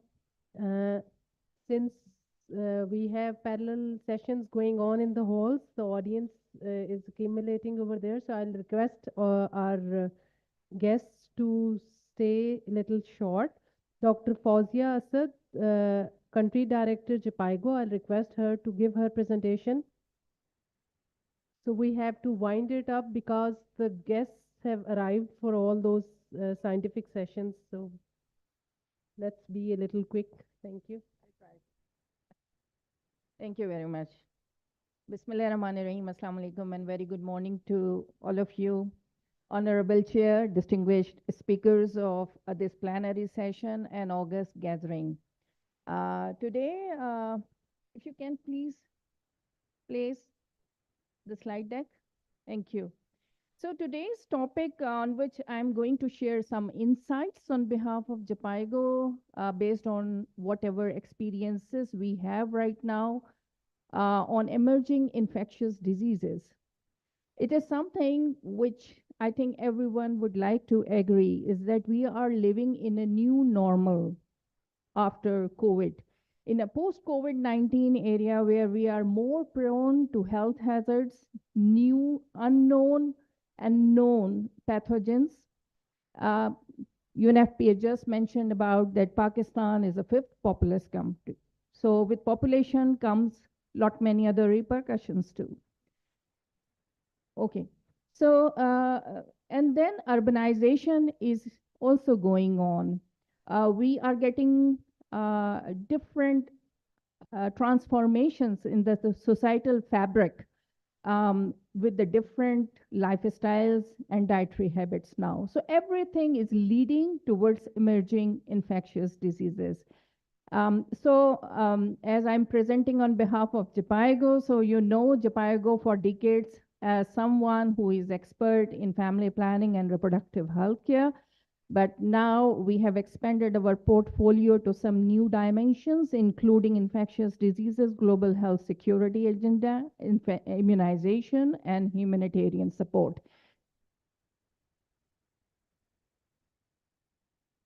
So what is actually emerging infectious diseases? What does it actually mean to us? So here there are multiple definitions, and what I'm sharing is given by the CDC. So here we talk about outbreaks of previously unknown diseases, something new if comes as an outbreak, or some known disease in a different form, which in the form of a rapid increase or incidence rate or a extension into some different geographies. And the examples of these are like emerging diseases include HIV infections and SARS. You know, SARS, COVID, once it was started in Middle East and then the complete globe experienced it as a pandemic. Now, under the definition of emerging infectious diseases comes the definition of re-emerging diseases as well. The diseases which we have forgotten for some time, and they re-emerge and relapsed due to one or the other reason. Like at some point in time, we were forgetting the tuberculosis, and now we are seeing so many new cases of tuberculosis. And likewise, the dengue and the malaria and so on. So all of these definitions, all of these things lends under the emerging infectious diseases. So I think some of you must be know to this thing, joint external evaluation. It is actually a voluntary collaborative process to learn where the country stands to prevent, response, and prepare itself against any outbreak, against any infectious diseases. So prevention, detection, responsiveness, and its preparation as a country to recover from that infectious outbreak or pandemic or epidemic that requires an evaluation process, and that we call JEE. Recently, we had this process as a country in Pakistan, and right now, once I'm in front of you, the ministry, in collaboration with other stakeholders, WHO and development partners, they are busy in drafting the roadmap of this infectious diseases portfolio. So because of paucity of time, I'm going to share with you some insights on some areas. First of all, we'll talk about the prevention part. And this is the box you are seeing. That's a JE evaluation where we are standing right now as a country, Pakistan. So when you see the prevention part, which is about biosafety and biosecurity, there are two indicators, 7.1 and 7.2, which belong to the overall placement of the system around the biosafety and the biosecurity, and the training and the practices, translation of all those learned skills into practice. So still, the things require improvement, as the first indicator is in 2, and the third, and P 7.2 is 3. So some of the recommendations which are now coming out of this JE evaluations are in pink in front of you. So one of the recommendation is to expand the national strategic and make biosecurity a part of it, and develop an inventory of dangerous pathogens. Then develop control measures informed by regular risk assessment, and develop a complete comprehensive training plan to address all these things. So what Japaigo experienced, because today we are talking about evidences and the experiences and experiential learning. So with the support of the CDC, we supported government of Pakistan across all the provinces and federating units, and the biosafety plans and guidelines for the lab staff, and tried to place a system of quality of care around this subject. Also build the capacity of the human resource. Around 252 provincial master trainers were trained, and lab personnel on biosafety SOPs and guidelines, and sample testing, reporting, and lab diagnostics. And it was such a wonderful experience that Pakistan was the first one to devise this whole strategy based on the international learnings. And now other countries are learning from us as an example.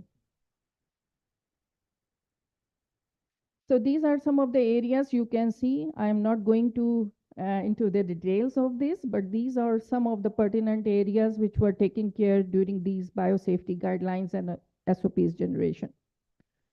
Now I'll take to the next area of prevention, which is planning for the availability and delivery of vaccine. Immunization is one of the, I think, not only critical, but I think they have performed extraordinarily well in our health systems, and they are doing a great job in reaching to the last mile.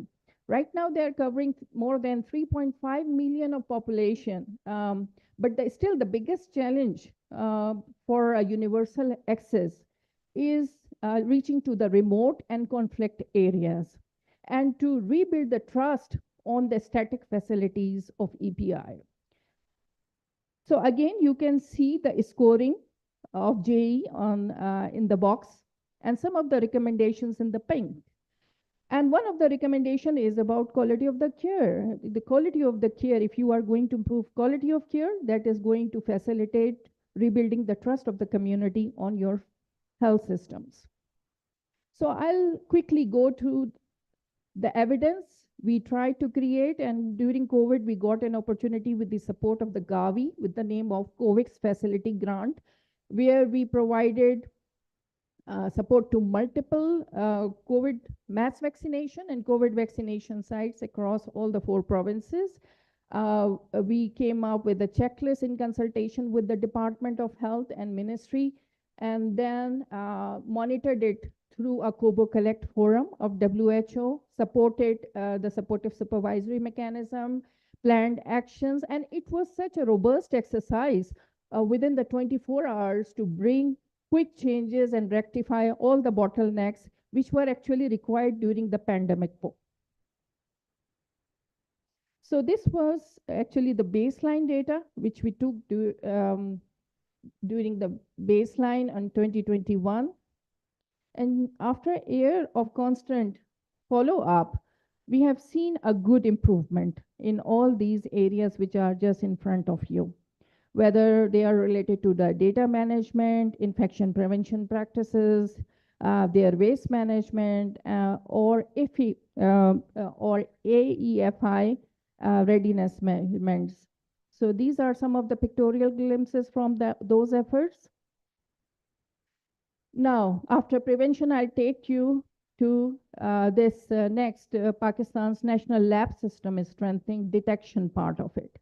So in the again box, you can see still we need to improve our indicators in this area. There are certain suggestions made by JAE as the recommendations, which includes the finalization endorsement of the National Strategic Plan for Health Lab, including essential diagnostic list, expansion of the facilities of the lab for all priority diseases and pathogens, and the placement of LQMS, a strengthening of the national specimen collection and referral mechanism, expansion of the country sequencing capacity and ensure connections. So Japago, again with the support of CDC, has done work in this area and tried to create evidence and learn from this exercise.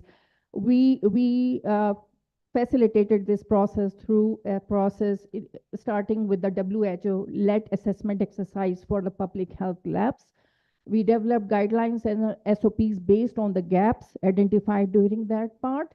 We built the capacity of the system to run all those things, and then trained around 600, including the pathologists, lab technicians, lab managers, molecular biologists, to ensure the quality indicators at their places. And with the continuous mentorship, we have seen a drastic change. Around 28% of the standards have been improved so far. Yeah, okay. So another thing, right now we are providing technical assistance for genome sequencing as well to NIH to identify any variants and the new pathogens in the health system. Now, infection prevention and control, that's a recovery part, and that should be a routine part of our services. So we are investing in 10 health facilities, tertiary hospital across Pakistan, where we are trying to improve, because this is the weakest area which has come up during the JE exercise. As you can see, most of the indicators around infection prevention are in red. So we have placed a complete governance system, and this how it looks like step by step, starting with the consultation, engaging the concerned stakeholders to the placement of the system, building the capacity of the system, and sustaining all those efforts while equipping human resource and the facilities itself. So I'm not going through this complete data. It's self-reflective. We, in the morning, we learned about the Congo virus outbreak in Balochistan. This is the site of Fatma Jinnah chest diseases, which is our intervention site. Here, more than 67 cases were reported of Congo, but not a single case resulted into outbreak, as compared to the one site where they received only a single case of Congo virus that resulted into a complete outbreak. So that's the impact of the work you can create if you can manage the systems very well.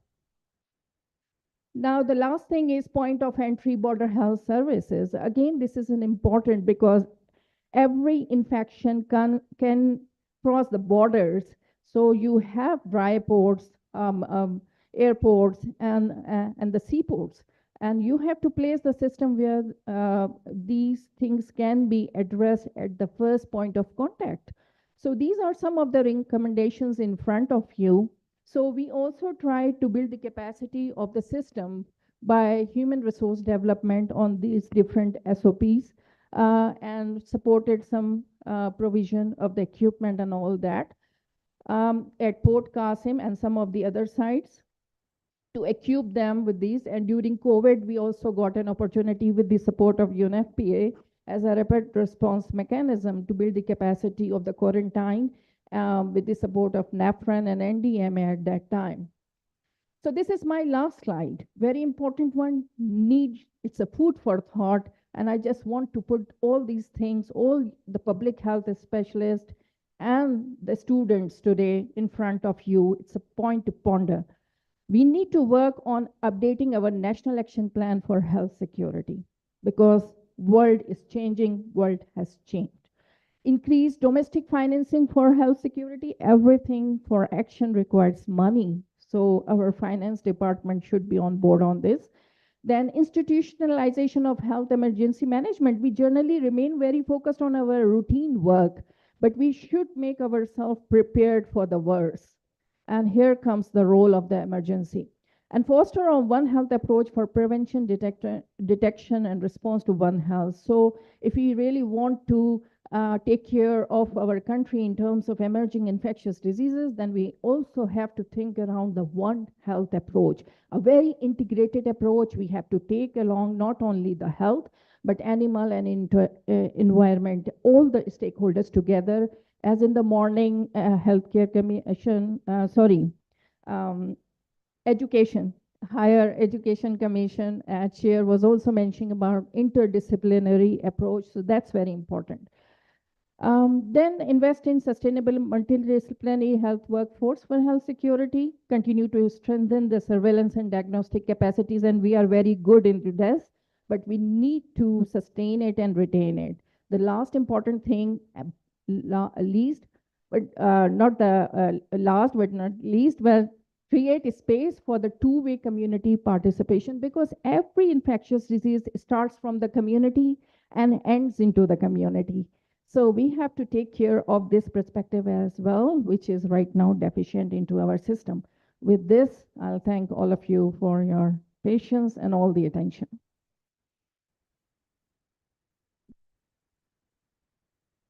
Thank you very much, Dr. Fauzia Asad, for a wonderful presentation. Now I'll request Professor Dr. Abdul Basit, Director, Bakai Institute of Diabetology and Endocrinology, to speak about diabetes in Pakistan a little. A little means Can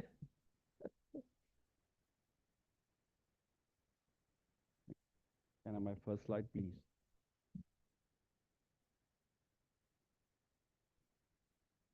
इस दौरान में ये कह लेते हैं कि भाई ladies and gentleman अस्सलाम वालेकुम.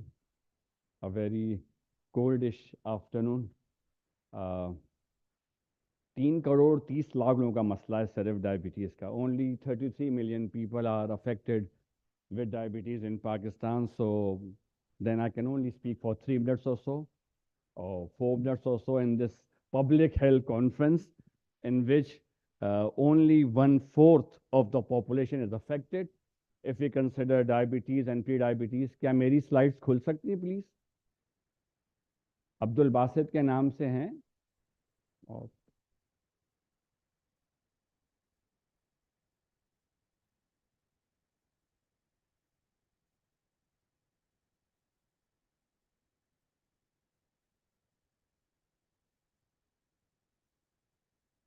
राइट कुछ स्लाइड्स के बगैर ही बात कर लेते हैं.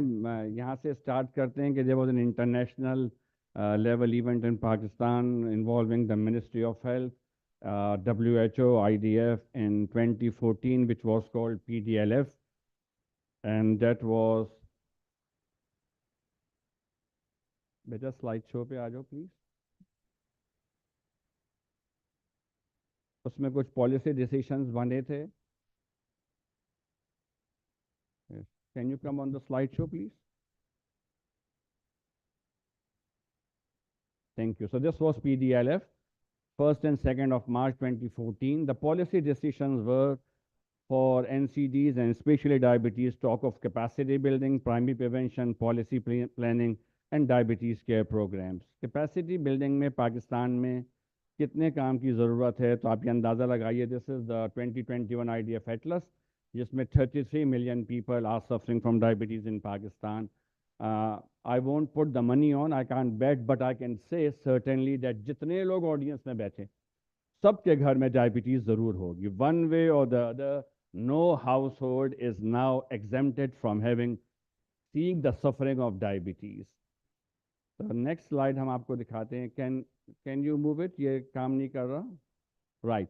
So पहला काम हमने आके शुरू किया था when I established Pakai Institute of Diabetes Endocrine good 27 years ago, that आपको primary care physicians train करने होंगे for diabetes. Secondary, tertiary care आपके 33 million people को नहीं देख सकता. So we started 1-year diploma in diabetes for family physicians. 21 batches have already been completed. Next please. ये pointer भी चला गया. Right. Next then, Pakistan Endocrine Society started training post-fellowship, fellowship in diabetes endocrine. Then we have suggested online courses. For diabetes. جیسے اب ٹیلی medicine digital health کی بات ہو رہی ہے, ماسٹرز پروگرام ان ڈائبٹیز ہو گئے. تو enough capacity building is there as regards doctors in diabetes care. جو اس سے زیادہ امپورٹنٹ تھا, that was diabetes education. And I was so pleased today to hear from Allied Healthcare Professional Council. جب میں زمرد صاحب سے پہلی دفعہ ملا تھا کچھ دنوں پہلے, تو میں نے کہا آپ اپنی 32 اسپیشلٹیز کی بات کرتے ہیں, صرف ڈائبٹیز کی لیں, only for diabetes. You need diabetes educators, you need dietitians, you need psychologists, you need behavioral therapists, you need optometrists, you need foot care assistants, you need footwear technicians. میں دسیوں ایسی چیزیں بتا سکتا ہوں جو اونلی ڈائبٹیز کے لیے آپ کو الائڈ ہیلتھ کے پروفیشنلز کاؤنسل میں چاہیے. And I'm very grateful that he has started to support us as well, and we have sent some courses there. We have developed this association, which is called National Association of Diabetes Educators of Pakistan. With due respect to all the doctors in the audience, اور جہاں بھی ہوتے ہیں doctors جب کسی association میں آ جائیں, they don't recognize nobody else. وہ کہتے ہیں بھائی ہم ہی خدا, ہم ہی مسیحا, ہمارے علاج چلے گا. سو آج صبح سے یہ سن کے بہت خوشی ہو رہی ہے کہ there are people who can now challenge and say doctors cannot cater for 33 million people with diabetes. You need to have allied healthcare professionals. We have been involving celebrities, civil society, etc. for education programs. Training of nurses, 1 lakh से ऊपर नर्सें हैं اور diabetes کے لیے صرف 2 page پڑھائے جاتے ہیں. The whole training of a registered nurse involves 2 pages of diabetes. Catering a population of 33 million. جیسے جو میری عمر کے ڈاکٹرز ہیں اس آڈینس میں جو کہ کم نظر آ رہے ہیں, اس زمانے میں سفلس کی بات کرتی تھی. جس کو سفلس آ گئی اس کو پوری میڈیسن آ گئی. پھر یہ بات آئی جس کو ٹیوبرکلوسس آ گئی اس کو پوری میڈیسن آ گئی. And I can say, and without any embarrassment in saying this, that today the show is جس کو ڈائبٹیز آ گئی اس کو پوری میڈیسن آ گئی. آپ کو ہیپاٹائٹس ڈائبٹیز کے ساتھ مل رہا ہے, کینسر ڈائبٹیز کے ساتھ, maternal child health problems with diabetes, all the infections we are talking about, aggravated diabetes. COVID کی آپ mortality دیکھیں, the main people who were dying were people with diabetes, obesity, ischemic heart disease. ہم نے یہ کام کیا کہ سب سے پہلے ڈائبٹیز میں ڈائبیٹک فٹ کو ٹارگیٹ کیا, اور اس کی کیا وجہ تھی؟ ڈائبیٹک فٹ لاوارث تھا. nobody was willing to guardian diabetic foot. اس وقت پاکستان میں, as I speak today, اس وقت پاکستان میں there are 400,000 people with diabetic foot ulcer. 4 lakh لوگ ہیں جن کو ڈائبیٹک فٹ السر ہے, اور اس کی وجہ سے اس سال میں ان کی ٹانگیں کٹ جائیں گی. They will lose their legs with diabetic foot in this 1 year only because there is no concept of multidisciplinary team. So we gave this idea that we need diabetic foot care assistants. We have shown to reduce the amputation rate by half in 150 clinics we have already established. Then we came with an idea. Pakistan is a poor country. غربت کی بات ہو رہی ہے, ہم diabetes کے السر کیوں ہونے دیتے ہیں؟ Can we stop people from developing foot ulcer? And the answer is yes. 90% foot ulcers are preventable if you give them proper footwear. So we started developing footwear. اور یہ footwear ہم خود بناتے ہیں. خود بنانے سے مراد, we train diabetic foot care technicians. They are trained by a team which came from Denmark. We have established 10 centers of footwear manufacturing, not in franchise across the country, but in teaching institutions in the country. اور اس کی وجہ سے we have shown that the ulcer development rate is 0% now in group 1, 2 and 3. Only high risk کے اندر recurrence ہوتا ہے. 0 ulcer rate. Now come to this important point. I am right now part of the task force for diabetes in Sindh. In fact, the advisor for Minister of Sindh, the first thing I requested him, کہ یہ جو courses ہم کرا رہے ہیں, education, footwear, foot care, they shall be generalized to the public and private universities. And he kindly agreed, and he wrote this notification. And now in the province of Sindh, 5 teaching universities in the public sector are embarking on these courses. We have spoken to Javed Akram Saab, the Minister of Health in Punjab. He has kindly agreed کہ یہ public sector universities میں پنجاب میں شروع کریں گے. I can see Vice Chancellor of Indus Medical University, which is a private university in Tanto Mohammad Khan. So private universities have also agreed کہ یہ courses ہم private universities میں کرائیں گے. दूसरी बात है प्राइमरी प्रिवेंशन की। मैं आपको जल्दी से लेके चलना चाह रहा हूँ क्योंकि मुझे पता है डॉक्टर समीना ने कहा 2 मिनट रह गए, 2 मिनट रह गए, अभी से शुरू हुए 2 मिनट। Right, thank you for that courtesy. Primary prevention programme की लोग बात कर रहे हैं। पाकिस्तान में आप स्क्रीन कैसे करेंगे डायबिटीज़ के लिए? एक screening test cost around 100 rupees. Population आप सुन चुके 240 मिलियन टच कर रही है। आपको नॉन बायोकेमिकल टेस्ट चाहिए for screening. This test in 30 seconds will tell the audience whether you are diabetic or not. If you are under 40, mark 0. If you are between 40 to 1, mark 1. If you are above 50, which I am like, mark 3. The second is, if you don't have nobody in the family with diabetes, mark 0. If you have anybody in the family having diabetes, mark 1. The third is your waist circumference. हमारे जैसे जैसे आदमी मोटा हो रहा है लोग कहते हैं माशाल्लाह माशाल्लाह, एंड द कॉमन एक्सक्यूज है शादी के बाद हो गया, हिस्टेक्टमी के बाद हो गया, etcetera etcetera. In males, if the waist circumference is less than 35.5 inch, mark 0. If it's more than that, mark 2. In women, if the waist circumference is less than 31.5 inch, mark 0. Otherwise, mark 2. If your score is 4 or more than 4, you are diabetic or about to get diabetes, please go and get it checked. अब इतना आसान rapid score है ये, और ये international bodies के साथ मिलके बनाया। There is a score in Finland called find, in Australia, in Canada, in Germany. Why not in Pakistan? And this has been developed after efforts of 12 years of longitudinal studies. So primary prevention program के लिए आपको ऐसा screening score चाहिए. We are signing MOUs with the government for primary prevention. Now comes policy planning and advocacy, which we have been hearing since morning. Data चाहिए. There is no registry system in Pakistan. I, as a vice chairman of Health Research Advisory Board, are developing disease registries in Pakistan. Pakistan Cardiac Society and Hypertension League sitting in front, the hierarchy will bear me out. There's a cardiac registry of Pakistan. 200,000 people with interventional cardiology have been registered in that registry. 2 lakh लोगों की registry. Diabetes registry have been developed. It is now sitting in NIH on the cloud technology. 85 plus centers are putting the data in diabetes registry. Only last week we have got an agreement with Harvard University now that this diabetes registry will be taken into DHIS2 system, which is run by the government, which is involving all the primary healthcare setups in Sindh and Punjab and other provinces. So you need registry, a data system to give to the policy makers. You need to sign MOUs with the Ministry of Sindh. We have done it. With PFHI, we have done it. And the idea is standardization of diabetes care or standardization of any disease care for that matter. हमारे पास data होते ही नहीं. We just present small studies. Then we work in silos as we've been said. नहीं, दोनों कामों के लिए you need data set and you need health systems. Munawwar साहब यहाँ से चले गए, पना वाले लोग बैठे हैं. You need taxation on sugary beverages. We made effort for 3 years. Global advocacy का यहाँ नाम नजर आ रहा है, पना का नाम नजर आ रहा है. We work for 3 years and managed to have taxations done.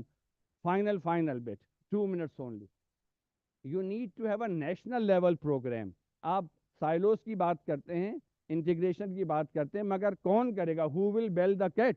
There must be people who say we are dedicated for the cause, we want to work for a national level cause. और हम diabetes programme को लेकर आए हैं और हम क्या कह रहे हैं? आपको 3000 सेटअप्स बनाने हैं primary care. They shall be supervised by 300 secondary care, supervised by 30 tertiary care. जो मैंने कैपेसिटी बिल्डिंग की बात की, हमारे सेकेंडरी केयर सेंटर्स बन चुके, टर्शरी केयर सेंटर्स बन चुके. You need primary care centres.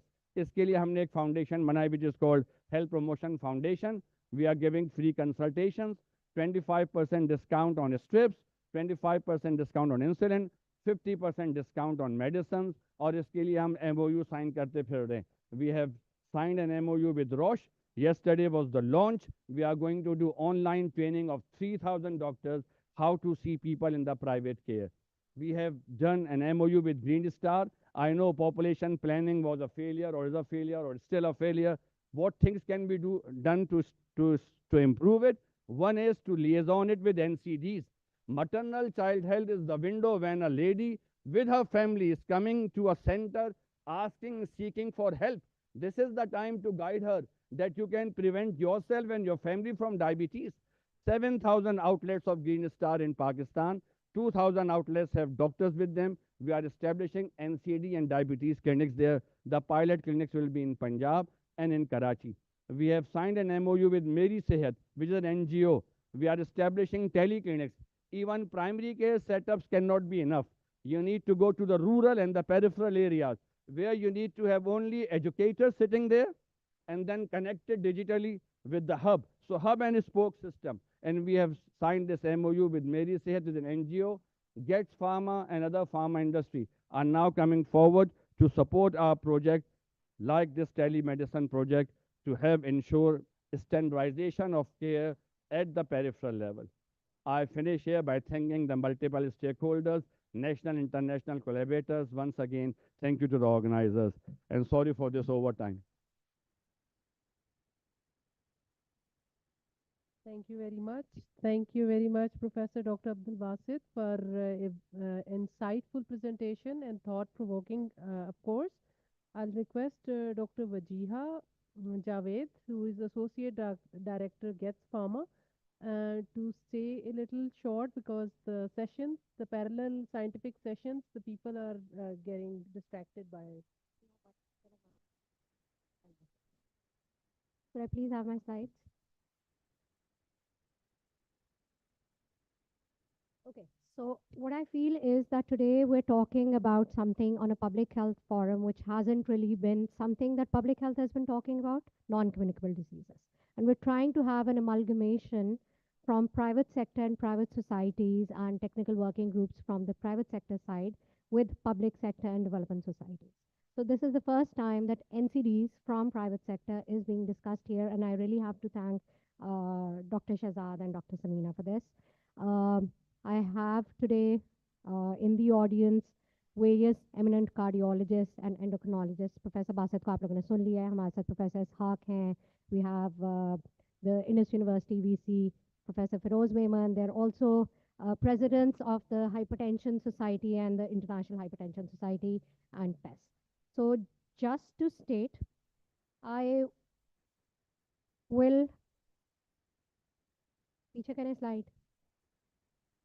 Okay, so my question right now to everyone is, are we ready for an NCD epidemic? Is it time now to shift to primary prevention and take away cardiology and endocrinology down to the roots, which is public health, and integrate it with family planning, MNCH, immunization, EPI programs, or should we wait 10 more years to see where the burden goes?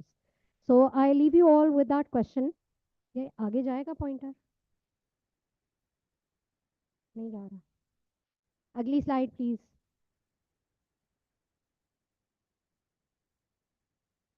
करते रहें, चलाते रहें. So that पीछे. There are three areas where we miss the burden of NCDs. One is people are not aware that they have a disease. Second is they are aware but they do not seek treatment. And third is they seek treatment but they do not have any control. Next slide. This was a meta-analysis that was done in 52 countries on hypertension, and it showed that even if you have 100% awareness at a population level, it drops as low as 20% or 25% when it comes to control and proper management. So this is the area all public health professionals, when they're stepping into NCD, need to focus into. Next slide. करते रहें. So the three areas again, like I mentioned in the next slide, if you are to make 50% of the unaware population as being aware that they have a disease, you will be able to put down that NCD, be it diabetes or hypertension, by 8.2% at a country level. If you make those who are aware of the disease undergo treatment 100%, you will be able to decrease the disease by almost 3%. अगली वो करें, पीछे वापस आए तो. Can somebody from my team sit there please and control my slides? And the third point is that there is good treatment, but there is no control. So if we focus on good control at a population level, we will be able to make a dent by 13% and decrease the disease. So the easiest hanging fruit is good standardized guidelines so that there is good control in the healthcare provider setup. Okay.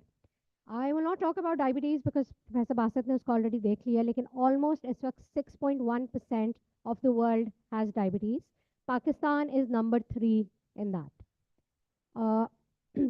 In Pakistan, each year we have so almost 118 or 19 million lives are lost each year because of diabetes, hypertension, and its associated risk factors. It's way more than anything else put together. It's a disease in the top 3 countries, in the top 3 killers in the world after neonatal mortality. And 75% of this CVD is in low middle income countries like ours. In Pakistan, this is a report that WHO just published 2 months ago, and it shows that the global average of hypertension is around 30%, and Pakistan is 1.5 times more than even the global average put together. So we're sitting at somewhere around 51%. That means 1 in every 2 people in this room are hypertensive. Whether they know about it or not, that's a separate thing. And most people do not know about it because it's a silent killer. So we all need to, after this, start talking about NCDs and start merging it. I'm going to request all of my development partners sitting here. We have Save the Children, we have MSS, we have Green Star, we have Japaigo. So everybody, even when your normal population is coming to you, women of reproductive age, or families are coming to you, please start measuring their blood pressure. It's very easy to do because we are missing on this. And in the next 10 years, we'll be crying on this and talking about this and won't be able to do anything about it. I'm going to present a very quick study. So how many of you with a raise of hands can tell me who knows what is the Framingham study? We're all public health professionals here. Okay. So Getz Pharma and Tabba Heart Institute are launching the first ever, have launched the first ever Framingham study of Pakistan. We're following up a cohort of 2,000 disease-naive individuals from the age of 35 onwards who do not have any disease at the moment from the community, and we're following them up for 10 years in time to see if they develop any disease with like diabetes or hypertension or dyslipidemia, heart failure, MIs, angina, etc. We're doing a cardiac CT scan at baseline. We are taking their genetic markers at baseline.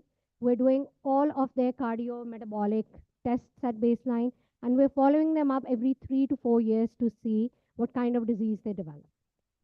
And we're also doing the first ever biobanking of Pakistan to see where we land up. I'll finish up with that. So coming up to that, what exactly is Pak Sehat? So, and why we felt the need of that program, we're calling it the Pakistani Framingham. So our genes are different. We have thrifty genes. Our central obesity is a lot. We are fat in the middle. So that means we have more insulin resistance. We have more cases of diabetes and more percentage of hypertension and dyslipidemia. And we have a population which is used to eating mirch masala and oily stuff. So that predisposes us to cardiovascular disease and strokes. So in this particular study, what we're trying to see is the prevalence and severity of subclinical coronary atherosclerosis, which is basically heart plaques, in young Pakistani men and women who right now are clinically free of CVD. And we're assessing their 3 to 5 year ACVD risks till they develop something. We also have secondary indicators. We're also looking into the prevalence of diabetes and hypertension and dyslipidemia, the incidence, because we're also following them up for a 10-year time period. We're also looking into associated risk factors like diet, nutritional status, exercise, mental health. So it's a fairly long list that we're looking into. It has an inclusion-exclusion criteria. Inclusion criteria mein, all I'm going to say is that native Pakistani, valid CNIC, and is able to reside in the area for the next 5 to 10 years. So we are able to follow them up over time and look into their markers 5 and 10 years down the line. The sample is 2000. Pan-Pakistan is powered to provincial level, not at a district level. And we will be able to take out covariates and risk factors for our population after the study is complete. Okay. So the various other factors that we're looking into are the ethnicity and the cultural differences, socioeconomic factors, eating habits, tobacco use, sedentary lifestyle, past medical history, history of genetics. We're also collecting 250 genetic biomarkers on this, cardiovascular disease and risk factors, mental health, etc. It's being done at two different levels, baseline, midline, and endline. We're doing cardiac CT at baseline and endline. Those of you who do not know, cardiac CT is a highly invasive procedure that is done under a CT scan with a contrast. And doing that in a community was a lot of effort. So hopefully in 2 to 3 years, we will have our own risk factor profiling for Pakistan. I'm going to skip this as well. इसका एक बहुत set protocol है. We're starting off with pre-screening, then enrollment status, interviews are happening, body composition analysis, body mass protein, body mass index. Then we are excluding candidates. Lab testing is happening at home through Chuktai labs. We have a hospital-based CT scan, which is happening, and then biobanking, and then finally, the person graduates at study N9. There was an MOU signing ceremony. I'm going to skip that. Complete karna hai. So this study was published in BMJ, so you all can go and access it and see how we look into it. So thank you so much.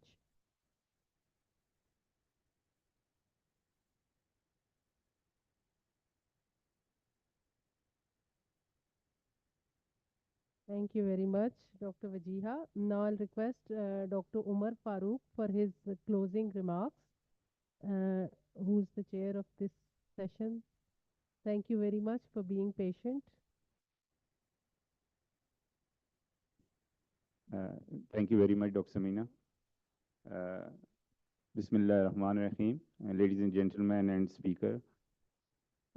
It is a privilege for me to chair such an important plenary session of the 13th Public Health Conference, and being an alumni of HSA, it is an honor for me.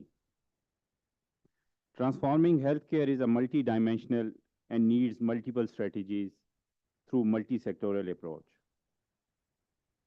Different speakers talked about the work they are doing in their fields. Like Dr. Shabina talked about the nutrition, and nutrition plays an important role, and it is the central place in improving the health of the communities. Dr. Khurram Azmat, Director Technical, Mary Stokes, talked about the integrating outpatient services into the primary healthcare level, at the primary healthcare level as part of UHC. And I believe this is very important because this is a ray of hope for developing a referral system. As in the absence of this referral system, our tertiary care health facilities are flooded with the patients, and we are not being able to provide the quality healthcare services. Dr. Raza Qazi, Save the Children, talked about strategic partnership among government and NGOs and UN organizations.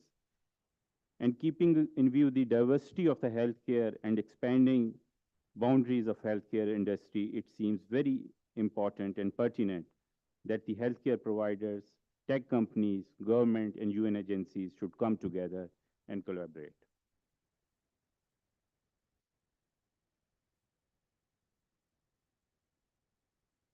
Ms. Nathika, UNFPA, as the major mandate of UNFPA is population, she talked about the population dynamics, and no doubt the rising population of Pakistan is one of the most important reasons that we have not been able to provide the healthcare services to the communities.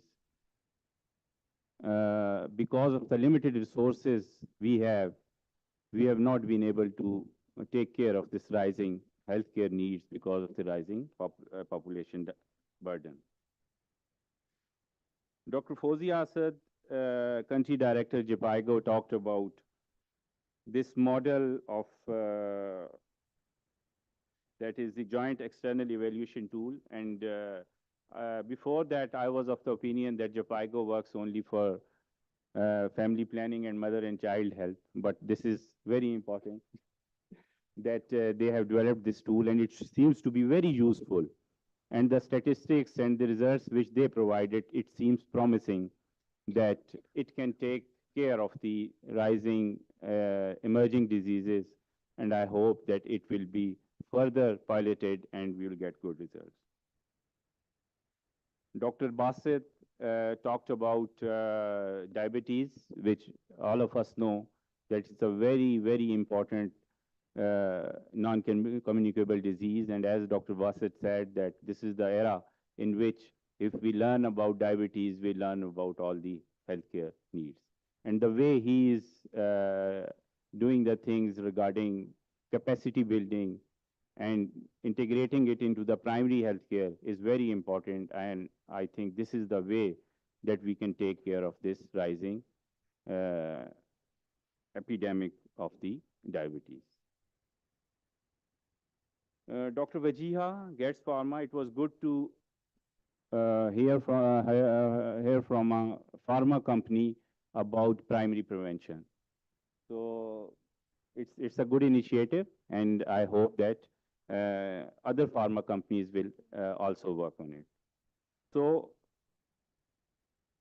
it was a wonderful session. All the speakers talked about what they are doing, and the important thing, the message is multi-sectoral collaboration, multiple strategies, primary prevention, and one health approach to all our problems. And all our strategies, I believe, should be not donor-driven. These should be needs-driven by Pakistani needs, and there should be continuity of the policies. So once again, thank you very much. I hope that all of us have learned a lot from it, and we will implement it. Thank you very much. Thank you very much, Dr. Umar. Now I'll request our chair, Dr. Umar, to step forward so that we can distribute the shields among speakers. Dr. Shabina has left to join for the scientific session. I'll request Mr. Raza Kazi. You can clap. सबको lunch मिलेगा.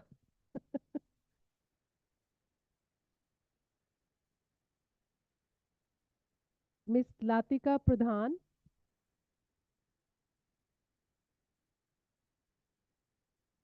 Dr. Khurram Azmat. Dr. Fauzia Asad. Dr. Wajiha Javed. Professor Dr. Abdul Basit.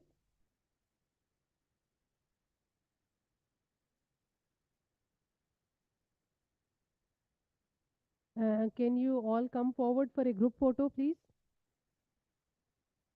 I'll request Shahir, please, let's give a shield to Dr. Omar Farooq.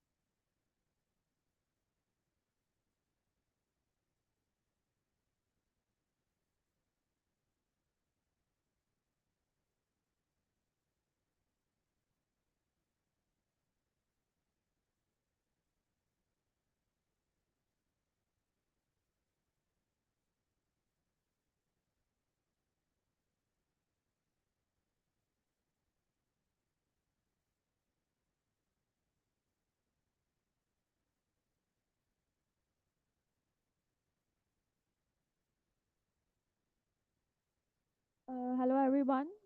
We are going to start the poster presentation session in 5 minutes. Please come together to all the poster presenters. You all have to stay here.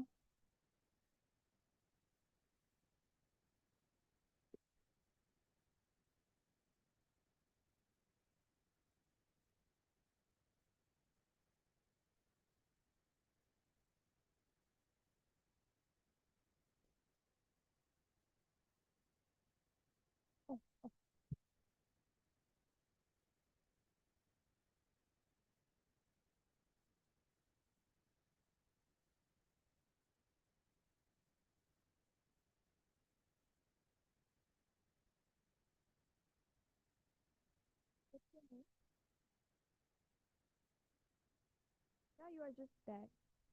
Don't worry. You are very third. Only 2 minutes given to the Sure. Yeah.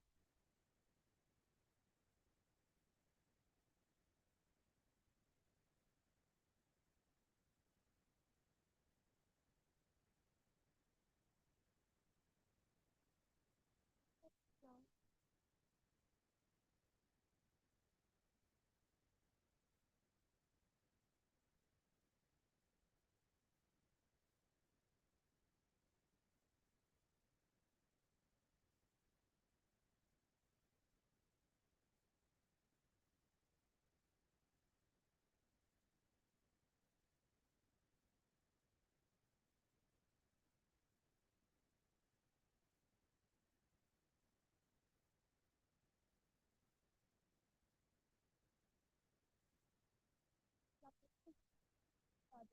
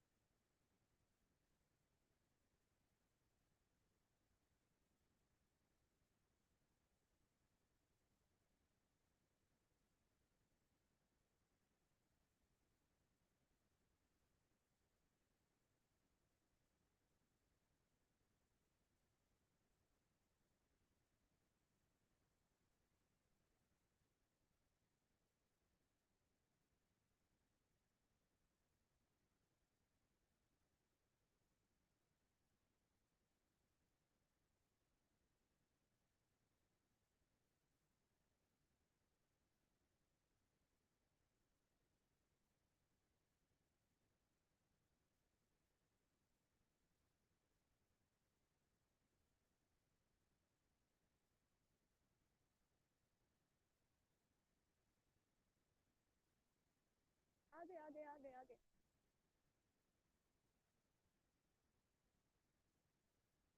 Okay.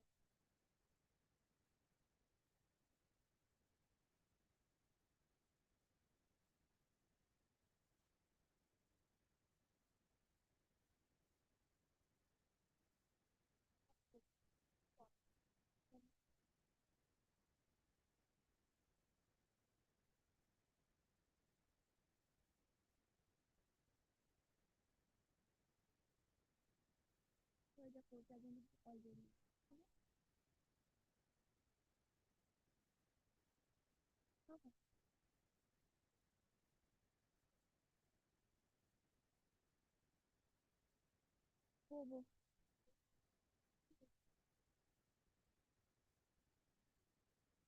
बस 5 minute नहीं नहीं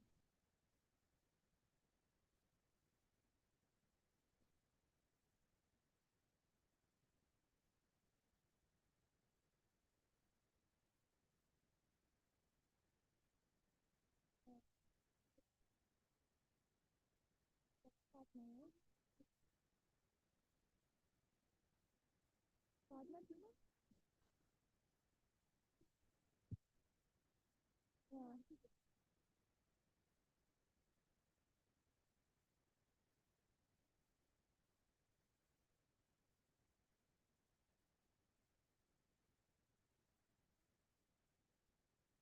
आ जाएगा everybody please come forward to fill the chairs.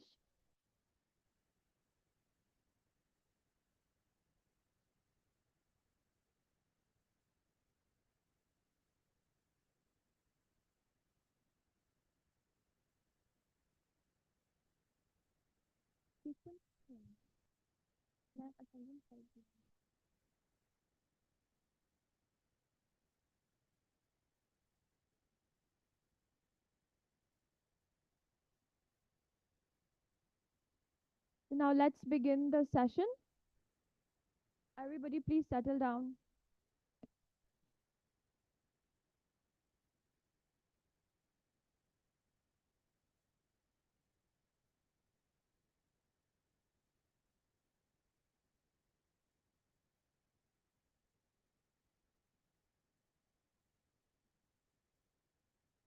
So let's start the session. Good morning, everyone. I am Nimrita Saitya, and it's my privilege to welcome you to the poster presentation session of the 13th annual conference at Health Services Academy.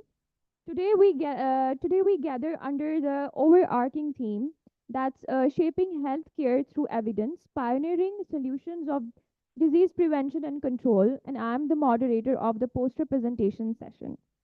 Addition to our vibrant audience, we are honored to have distinguished chairpersons Dr. Shahid Elahi, Associate Professor, Program Coordinator of BSPH at Health Services Academy, National Technical Focal Person RCCE for JE 2023, and he's also making the National Action Plan for Health Security 2024 to 28. And we have Dr. Akhlaq Ahmed, Assistant Professor, Health Services Academy, who will play a crucial role in evaluating all the posters based on set criteria.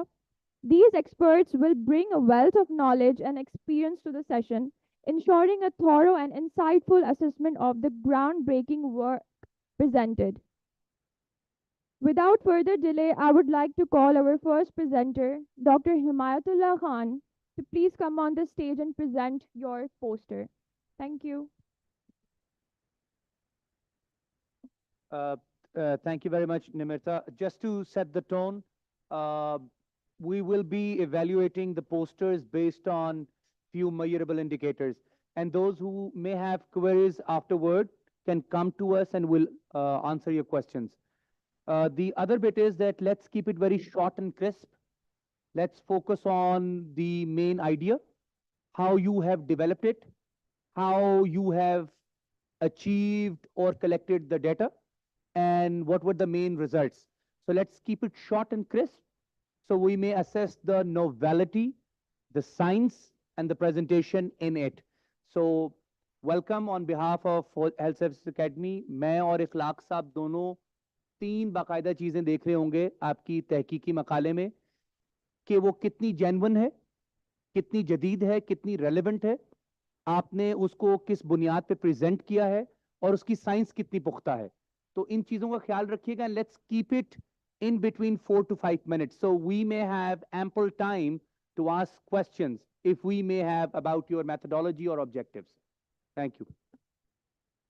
Dr. Himayatullah Khan, please come on the stage.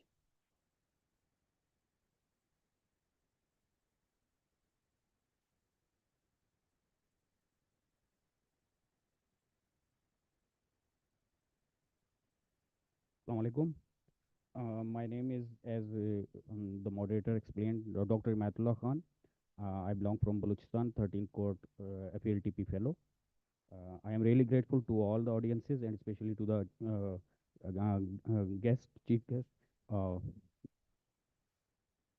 Sir, agar poster laga dein. Yes, sir.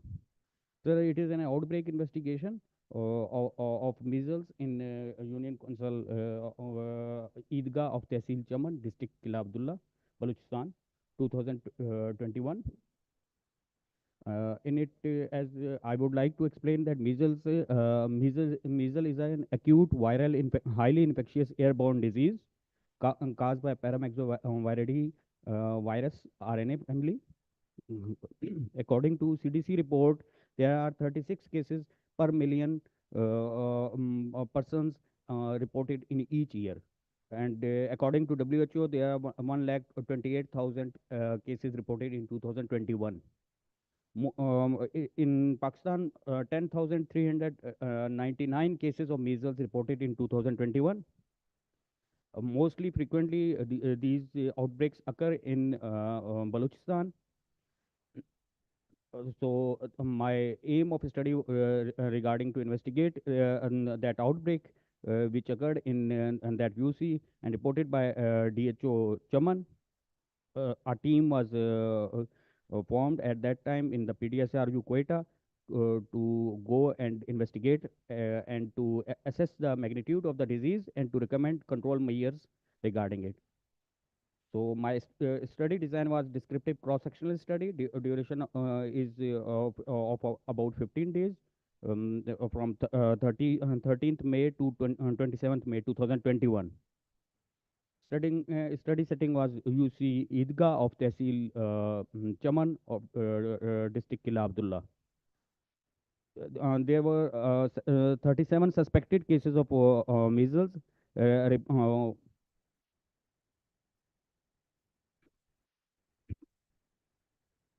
A semi-structured questionnaire was prepared before going to investigate that outbreak, and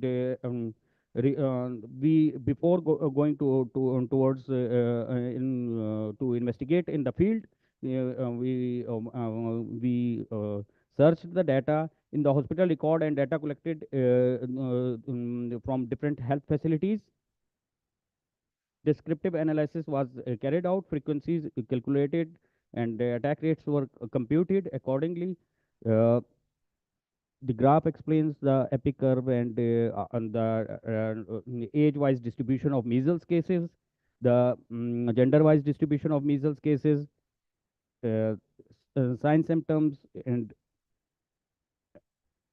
vaccination status, which is the most important. As during our study we observed that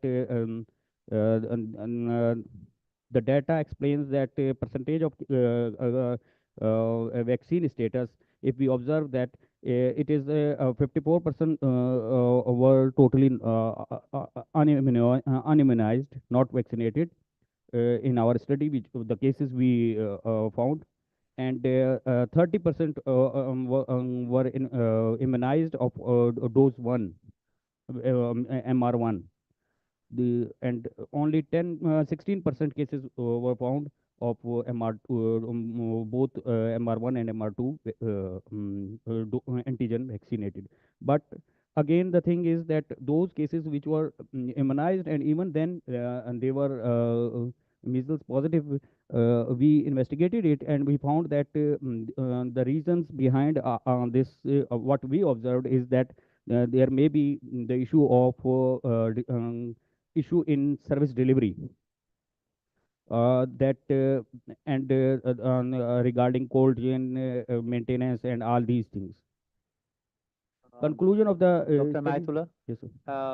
if I may quickly ask you to summarize in a way कि आप बलूचिस्तान से तशरीफ लाए हैं और study बहुत अच्छी है, बहुत रेलेवेंट है सर। 2021 का ये डाटा है सर, तो ये रेलेवेंट कैसे है 2023 में, या उसके मसाइल या चीज़ मसाइल जो बलूचिस्तान में है अभी? Yes, sir.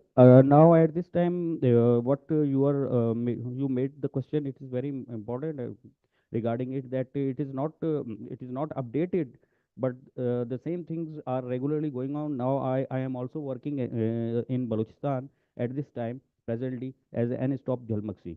So the routine immunization services are very weak as compared to. अच्छा, तो आपकी स्टडी ने कोई ऐसी रिकमेंडेशन या सजेशंस पैदा की हो जिसको प्रोग्राम ने इस्तेमाल किया हो या इसकी एप्लीकेशन पैदा हुई हो, यानी अप्लाइड नेचर ऑफ रिसर्च क्या थी आपकी? Sir, regarding it, we communicated control measures to the DHO. That routine immunization coverage, it's very important to point out here that in Kila Abdullah, I remained there as MS in DHQ hospital, and I found that routine immunization is very weak there. So that's why we focused on it and communicated to, there is also a project going on there of MSF. They are working very much hard there, and I would like to say that their work is very commendable. अच्छा, वक्त की किल्लत है और बहुत तवील जंग है हमारी, सर और हम सिर्फ 2 सब आ रहे हैं यहाँ पर। तो एक बस आखिरी बात बताते जाइए, उसके बाद हम आपको इजाजत देते हैं।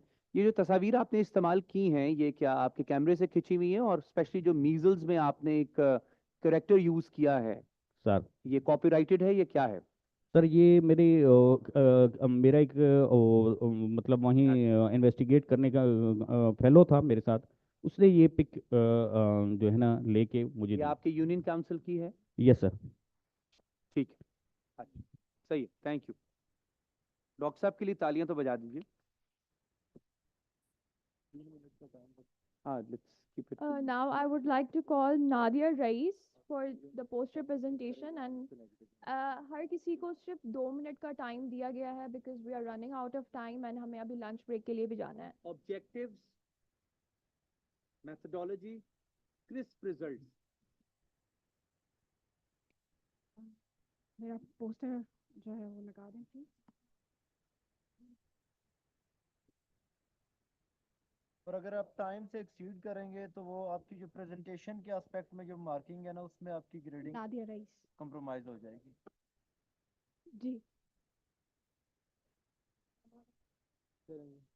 Your turn, Assalamualaikum. start. My name is Nadia Rais, or my presentation is related to the nutritional status, and I basically worked on the finding out the determinants of undernutrition in Pakistani districts, and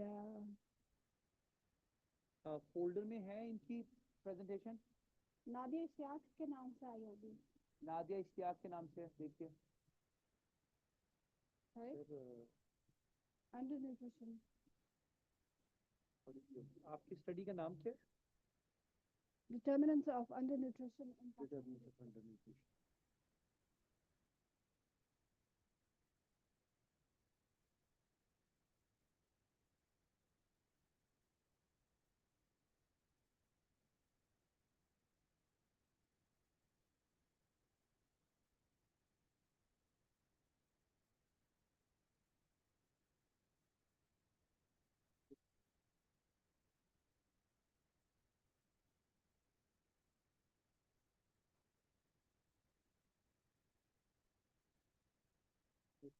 जब तक इनकी presentation नहीं मिल रही, can we ask to request someone else?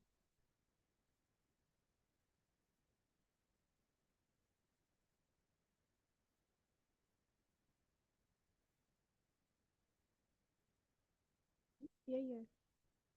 अच्छा, मिल गई है।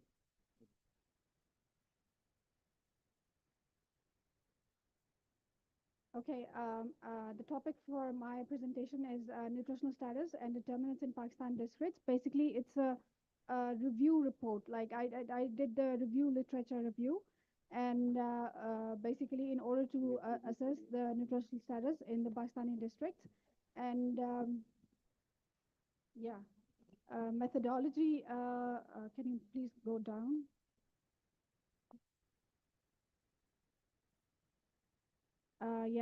Methodology. I took all the these search journals, search databases like PubMed and all these things, and I got all the review articles, and I also assessed all these relevant NGO websites and everything to get all the reports and everything.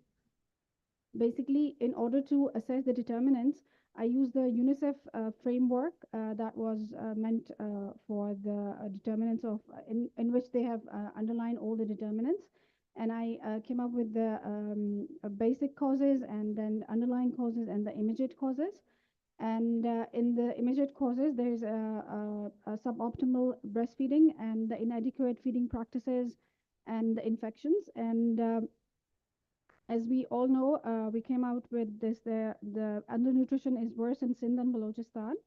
And if we see that, then most of the stunting and wasting, that is higher than the national level. For example, in Kalat, there is about 63% of stunting, and that's in Balochistan. Okay, basically, more undernutrition is found in rural as compared to the urban, and it's because of the lack of infrastructure and lack of healthcare facilities and lack of like all the workforce we have, and the another reason is the unsafe drinking water. And basically, all the results show that the wasting was found more in 0 to 5 months, and stunting was higher in 18 to 23 months. And it's all because of, when the child is born like premature or with a low birth weight, then there is a chances of high wasting. So because of low breastfeeding, if we see the NNS and everything, and we came to know that the breastfeeding rate is very low, especially the early initiation of breastfeeding.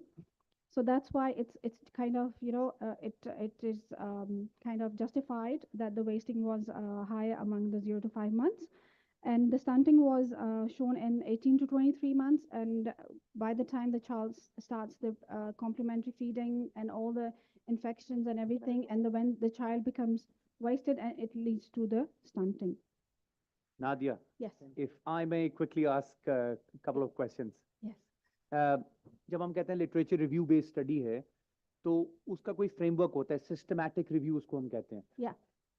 तो आपने क्या framework बनाया था कि यहाँ से यहाँ की तारीखों के पर्चे उठाएंगी या ये सर्च इंजन्स होंगे? Yeah, exactly. I could took the search engines. They were like PubMed लिया था, and all the basically Google Scholar and everything. But And I एक रिव्यू का सिस्टम होता है, फ्रेमवर्क होता है कि मैं पिछले 10 साल के पर्चे उठाऊंगी और Yeah, पाकिस्तान में फला मतलब कुछ इस तरह का आपने फ्रेमवर्क बनाया था? exactly. आपका सिलेक्शन बायस को मिनिमाइज करने के लिए आपकी सर्च स्ट्रेटजी क्या थी? Basically, it was meant for only in the district, and it was only for studies related to the 0 to 5 years. And we were only looking at the determinants, like where they have done the undernutrition. And specific search strategy आपने use की थी या just आपने in search engine पे अपना कुछ targeted? Yeah, exactly. Like I made the specific like they were what do you call it? Thank you. हाँ, मतलब इसमें हम क्विकली ये कहते हैं कि जब भी सिस्टमैटिक रिव्यू या लिट रिव्यू किया जाता है तो मैश टर्म्स होती हैं. Exactly, mesh terms. I use the mesh terms. Yes, and Yes. the date bracket. Yeah, it the date. And Yeah, exactly. Last but not the least, we make a very scientific, systematic review. Yeah. To kill the bias. Yeah, exactly. So doctor फरमा रहे थे. Yeah. Thank you. Thank you very Thank much. Very interesting.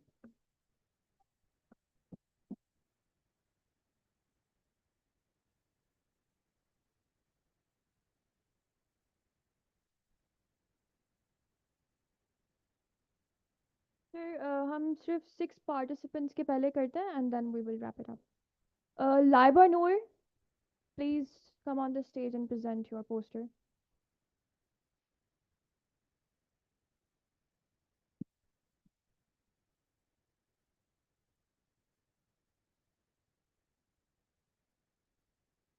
Assalamu alaikum. This is Laiba Noor. And can you please display my poster?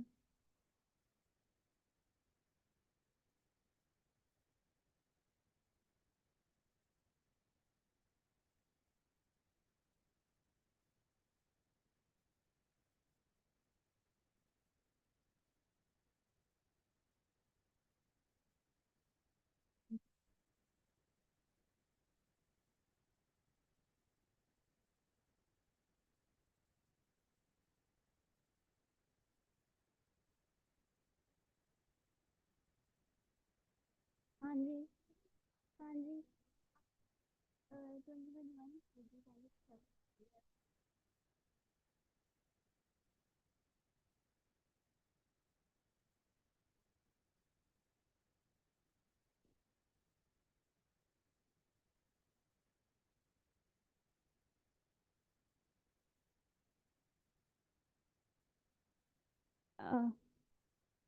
okay, my title is modeling the transmission.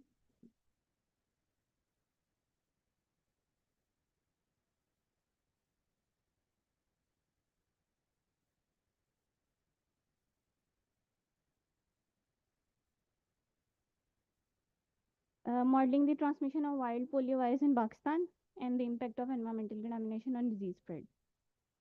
We developed a mathematical model to evaluate the human-to-human, environment-to-human transmission of wild poliovirus in the country. And for that, our model had 5 compartments: S, E, I, R, and C.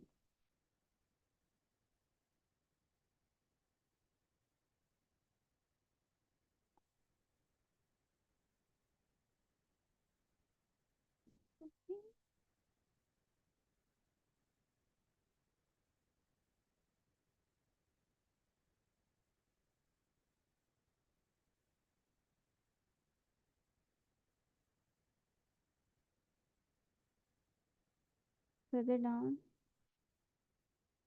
And the questions here are representing our model. And the model calibration results are indicating that the asymptomatic infections are contributing the most to the infection spread.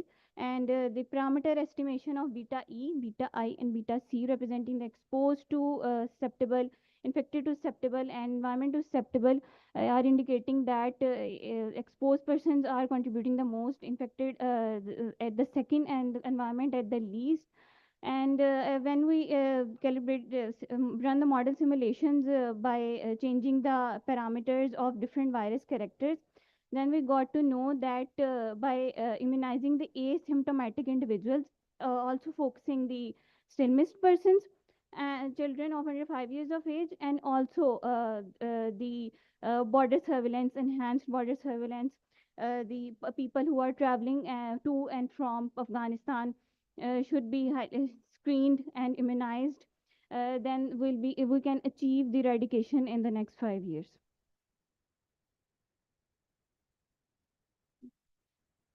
मैंने 2 minute लिए हैं बस.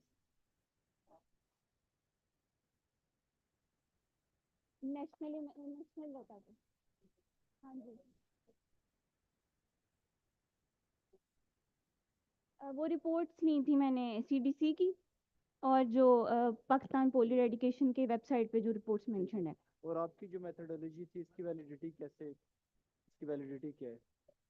It's an epidemiological model. It was already developed for COVID, and I used it for polio virus. Use हुआ है, लेकिन इसकी polio के लिए इसकी वैलिडिटी पोलियो के लिए वैलिडिटी ये थी कि I wanted to work on a model जिसमें एनवायरनमेंट और ह्यूमन एस्पेक्ट दोनों हो, क्योंकि ऑब्वियसली एनवायरनमेंट बहुत बड़ा फैक्टर है because it's an enteric pathogen. So environment and human both are at the same time contributing to the infection spread. Thank you.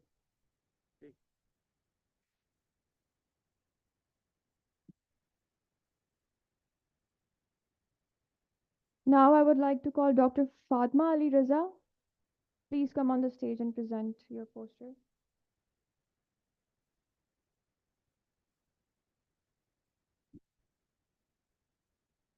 Assalamu alaikum. My name is Dr. Fatma Ali Raza Mughal, and I actually have 2 posters here. So what I can do is start talking about them before. So the first one is about parental attitude towards childhood vaccinations. The thing is, Pakistan is currently faced with the triple burden of disease, and as a part of infectious diseases, BPDs, vaccine preventable diseases, they form a cornerstone of that. Okay, so the first one they've come up with is depression, anxiety, and stress in female doctors.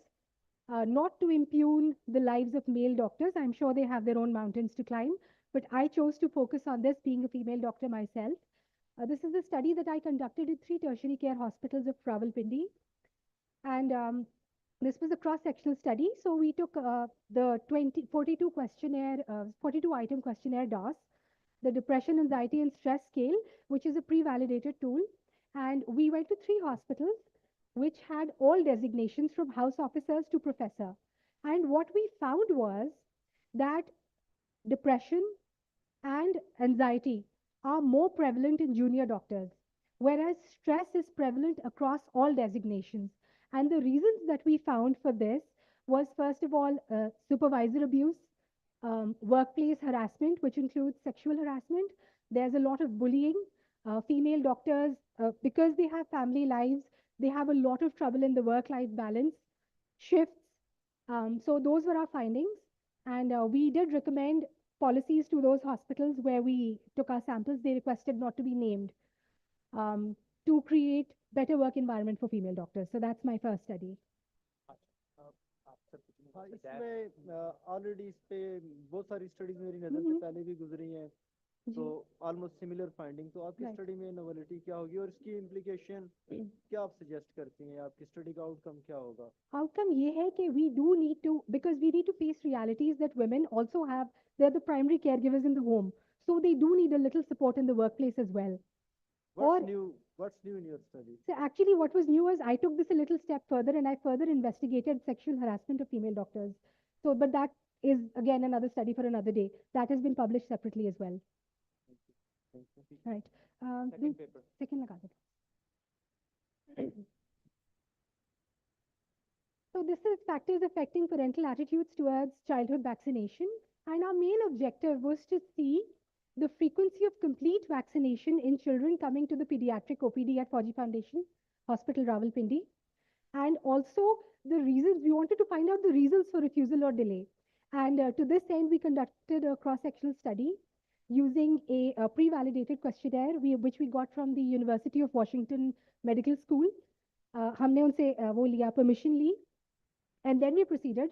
The good thing is we found that almost 84% of the children coming to the OPD were completely vaccinated. And the parents of primary givers, 83% of them recommended that they would get their further children vaccinated as well. The problem was at some point, around 25% of parents had either refused or delayed vaccination.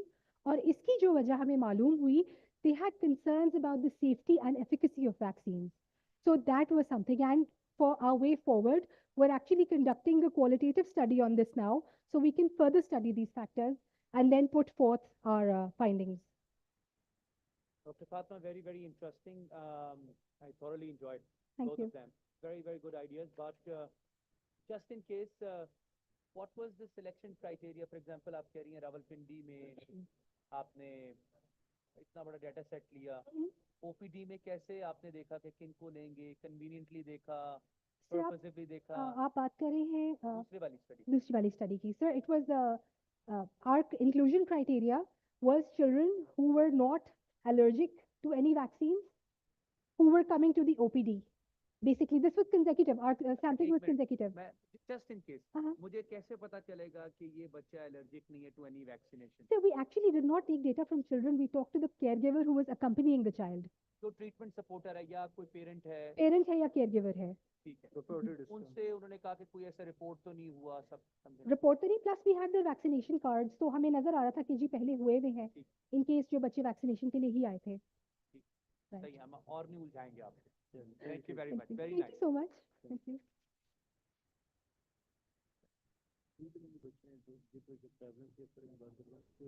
Now I would like to call Dr. Ume Kulsum.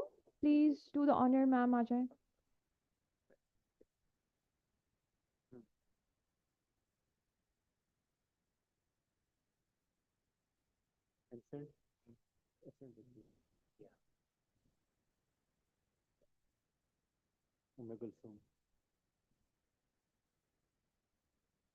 Bismillahirrahmanirrahim. Assalamu alaikum. So my study is regarding occupational health hazards, health conditions, and safety measures among the sanitation workers in KP, Pakistan. This study was basically conducted with the collaboration of Shifa College of Medicine, Shifa Tamir-e-Millat University, and Integrated Regional Support Program, Mardan.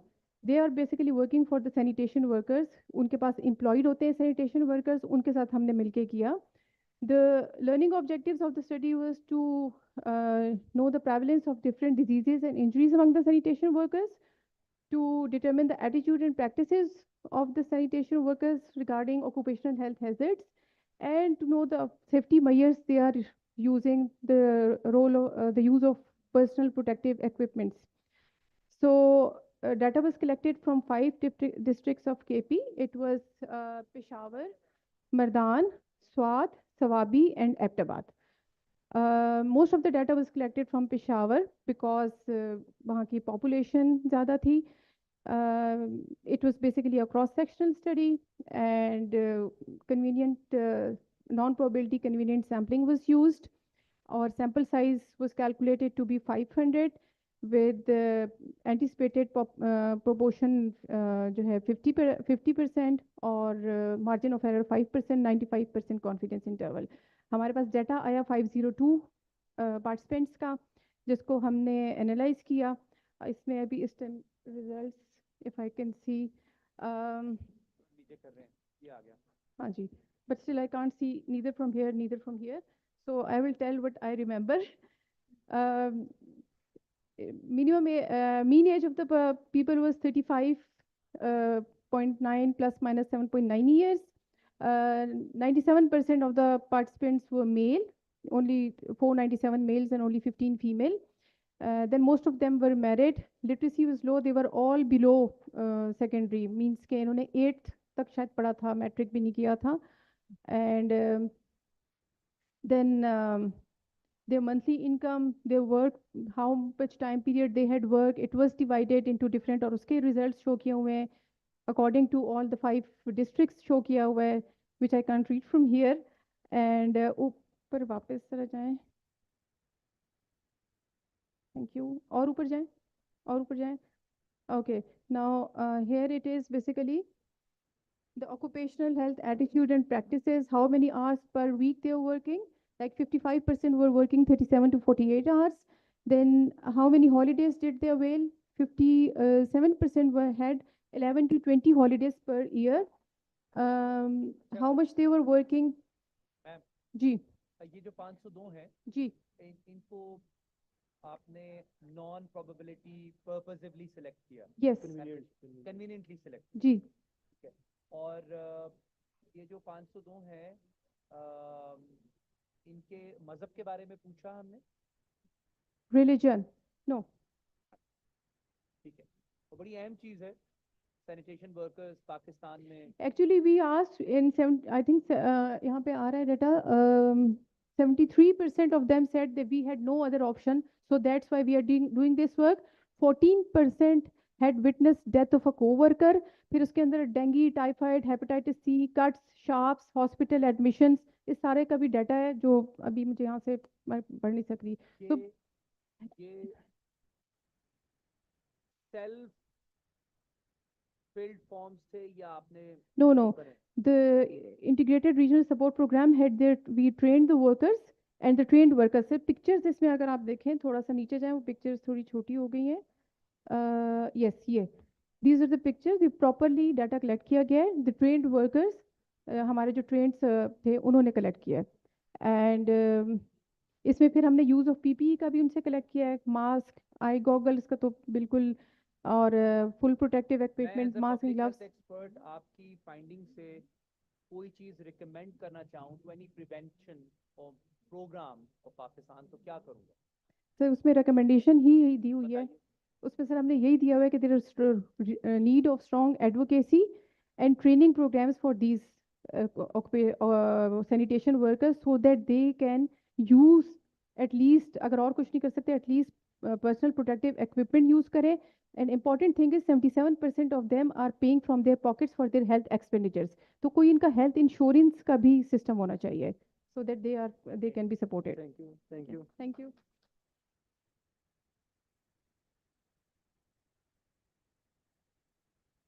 Now I would like to call Dr. Iftikhar to please present your poster.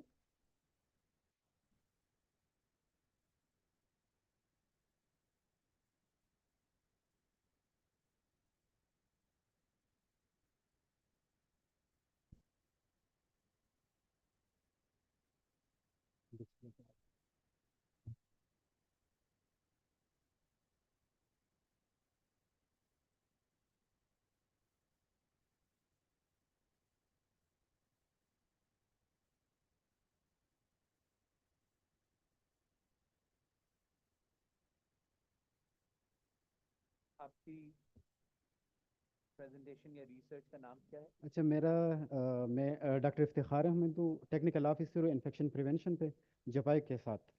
ہمارا actually research نہیں ہے, ہمارے interventions ہیں. IPC intervention at health facility میں ہم نے کام کیا ہوا ہے. انٹروینشن ڈیزائن کہاں ہوئی؟ سر ہم نے ایک FCAP ٹول یوز کیا تھا, infection prevention control assessment frame work. ٹھیک ہے, اس پہ ہم نے کیا, WHO کا ایک ٹول ہے, اس کو ہم نے اڈاپٹ کیا تھا. اس کے 8 کمپوننٹ تھے. فرسٹ کمپوننٹ تھا اس کا تھا IPC پروگرام. IPC پروگرام میں ہم نے یہ کیا کہ ایک سیشن لیا ہر ہاسپٹل کے ساتھ 10 ہیلتھ فیسلٹیز تھے. جس طرح میں آپ کو 2 ایگزامپل دوں. ہم نے KP میں DHQ ہاسپٹل ہری پور DHQ ہاسپٹل 410 اس میں ہم سب سے پہلے ہم نے بیس لائن کیا. بیس لائن کے بعد ہم نے کوارٹرلی اسسمنٹ کی. بیچ بیچ میں ہم نے ٹریننگز بھی کی, IPC کمیٹیز بھی بنائی, IPC ٹیم بھی بنا دیا. پھر ہم نے IPC چیک لسٹ بنایا تھا. چیک لسٹ پہ ہم نے سارا ڈیٹا گیدر کیا تھا. لیکن ٹول ہم نے CDC اور WHO FCAP ٹول یوز کیا تھا. تو میرا جو اسٹڈی ہے میں نے بیس لائن کے ساتھ اپنا انٹروینشن دکھانا ہے. پوسٹر ڈسپلے کر. So based on that baseline, you design an intervention. یس سر. ٹھیک ہے. اگر وہ چل جائے. ہاں چل جائے گا. ڈاؤن لوڈ نہیں ہو رہا سر. اس میں یہ تھا کہ ہم نے جنوری 2022 میں ہم نے کام سٹارٹ کر دیا. سب سے پہلے ہم نے میپنگ کی گورنمنٹ آف پاکستان کے ساتھ, NIH کے ساتھ. اس نے ہمیں نامینیٹڈ کیے 10 ہیلتھ فیسلٹیز. ہم نے ہر پروونس کے 2 ہاسپٹل لیے جو ٹرشری کیئر ہاسپٹل تھے ہر پروونس کے, اور جو پیڈرک یونٹ سے مطلب GB ہم نے ایک لیا اور کشمیر میں ہم نے ایک لے لیا. سب سے پہلے ہم نے بیس لائن کی طرف گئے. بیس لائن سے ہمیں یہ ڈیٹا پتہ چل گیا کہ جو ہیلتھ کیئر پرووائڈرز ہیں اس کا اگر IPC پہ کوئی اسٹرینتھنگ نہیں تھی ایجوکیشن, تو سب سے پہلے ہم نے ٹریننگ سیشنز اٹینڈ کر دیے. اور یہ ہیلتھ کیئر پرووائڈرز کا لیول کیا ہے within every health facility? Sir اس میں ہم نے اسٹینڈرڈ تھا. اس میں ہم نے ڈاکٹرز لیے اور نرس لیے. اس کے لیے ایک پروگرام ہم نے ڈیزائن کیا تھا. ٹھیک ہے.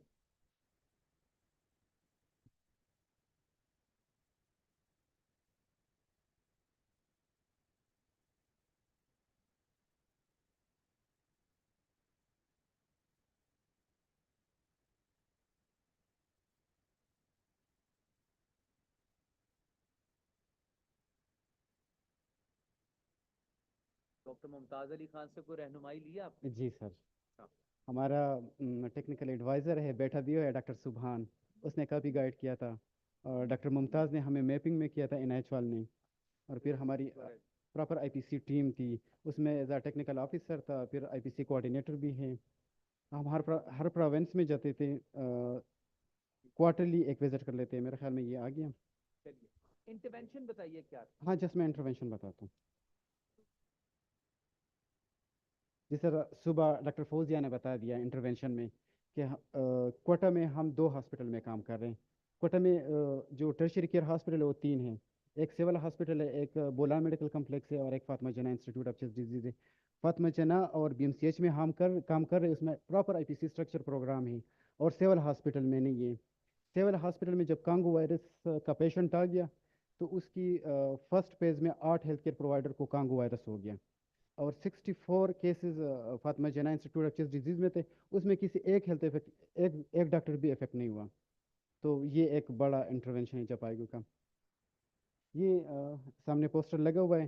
ہم نے پہلے IPC پروگرام جو اس میں ہیلتھ فیسلٹیز ہیں, IPC پروگرام ہم نے جب سٹارٹ کر دیا تو سب سے پہلے کام ہم نے یہ کیا کہ ہر ہاسپٹل میں ہم نے IPC کمیٹی IPC ٹیم بنا دیا. IPC کمیٹی کوارٹرلی ایک میٹنگ کر لیتے ہیں. اس میں سارے گیپس بتاتے ہیں. اور جو IPC ٹیم ہے وہ راؤنڈ کر لیتے, ڈیلی بھی کر لیتے, ویکلی بھی کر لیتے. اس کے لیے پھر ہم نے IPC چیک لسٹ بنایا ہوا ہے. اس چیک لسٹ کے تھرو وہ ڈیٹا کر لیتے. میرے ساتھ جو اس پروگرام میں کام کیا تھا, میں نے 3-4 نام تو مینشن کیے. اس میں سب سے پہلا میں اپنا ڈاکٹر افتخار احمد, پھر ڈاکٹر محمد افضل ہے جو ہمارا ٹیکنیکل مینیجر تھا, بی بی آرا ہمارے اسسٹنٹ مینیجر تھی, ڈاکٹر فوزیہ ہماری کنٹری ہیڈ تھی. تھوڑا سا میں جپائی کا بیک گراؤنڈ بتا دوں. جپائی کو ایک NGO ہے انٹرنیشنل جو پہلے ریپروڈکٹیو ہیلتھ پہ کام کر رہا تھا, لیکن اس کے بعد ہمیں GHSA کا ایک پروجیکٹ ملا, گلوبل ہیلتھ اسٹرینتھنگ ایجنڈا. اس کے پھر 5 کمپوننٹ تھے. ایک تھا لیب اسٹرینتھنگ, اس میں بائی سیفٹی بائی رسک پہ کیا تھا, اور IPC. اس کے بعد ون ہیلتھ ایکسیٹرا. آپ کی یہ انٹرونشن ایویلیویٹ ہو چکی ہے؟ جی ایوالویشن ہم سر یہ ایوالویشن ہے. ایکچولی ہمارے پاس DG ہر پروونس کے DG ایک بندہ نامینیٹ کر لیتے ہیں. جس طرح اگر سندھ کی بات کر لو تو ٹیکنیکل آفیسر اسے نامینیٹ کے وہ اپنا اسسمنٹ کر لیتے ہیں. ہاں میں سمجھنا چاہ رہا ہوں کہ اگر جپائیگو نکل جائے تو کیا یہ انٹرونشن سسٹینیبل ہے؟ مجھے لگ رہا ہے کہ ہوں گے, کیونکہ 5 ایئر اس کو ہم سپورٹ کر رہے ہیں. اس کے بعد 1 2 3 سال تک تو ہو جائے گا. کیا ہے مطلب آپ کی انٹروینشن ہے کہ ہم نے ان کو ایک ڈیسک گائیڈ بنا کے دی, ایک ٹریننگ مینول بنا کے دیا, ان کو یہ سیفٹی میئرز بنا کے دیے, فلاں کیا. انٹروینشن میں کچھ پروڈکٹس ہوتی ہیں. جی انٹروینشن میں ہم نے یہ کیا کہ ایک تو آئی پی سی پروگرام پہلے اسٹرکچر نہیں تھا, ہم نے آئی پی سی پروگرام بنا دیا, پراپر ڈیزگنیٹڈ آئی پی سی کمیٹی اور ٹیم بن گئے جو راؤنڈ. اس کے بعد ہم نے اسی ہاسپٹل کے ہیلتھ کیئر پرووائڈرس کی ٹریننگ کی. اس کے بعد ہم نے ٹریننگ مینول آپ نے خود بنایا. جی مینول ہم نے خود بنا دیا. ہاسپٹل آئی پی سی مینول ہے جو نیشنل گائیڈ لائن سے ہم نے لیا تھا, اور کچھ سی ڈی سی کے کچھ پروڈکٹس تھے. پھر اس کے بعد ہم نے چیزیں بھی ڈسپلے کی, آئی سی مٹیریل جس طرح ہینڈ ہائیجین کے ہیں, باقی چیزیں پورے ہاسپٹل میں. تب ہمارا یہ تھا کہ ہم نے پھر ڈی ایچ کیو ہاسپٹل میں تو ہو گیا, پھر ہم ڈسٹرکٹ کے گئے. ڈسٹرکٹ میں ہم نے آئی پی سی کمیٹیز بنائی, جتنے بھی ہاسپٹل تھے, بی ایچ یوز تھے یا ٹرشری کیئر ہاسپٹل تھے, اس کا بھی ڈسٹرکٹ کا بھی ہم نے آئی پی سی کمیٹیز بنا دی. تو نالج ڈسیمینیشن, پروڈکٹس جی اور آؤٹ ریچ, آؤٹ ریچ, یہ تین یوں اگر ہم پریزنٹ ہاں کرنا ہاں چاہیں تو شاید یوں بنے. جی سر, ایسا ہی ہم نے پروگرام بنا دیا, پھر ان لوگوں نے امپلیمنٹ کر دیا.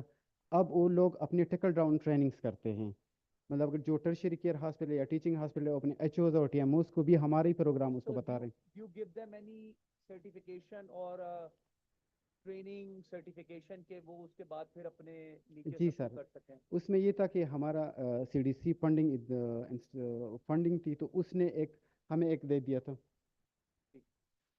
اس نے ہمیں 5 days کا ایک پورا پیکج دیا تھا. تھینک یو سہر. بس یہ ہم سمجھ رہے تھے آپ سے, بڑی انٹرسٹنگ ہے. Now we have a lunch break till 2:45. You all have to gather here again to further proceed this session. Nahin. Lunch break کرنی ہے. یہی رکھتے ہیں یہ نا تب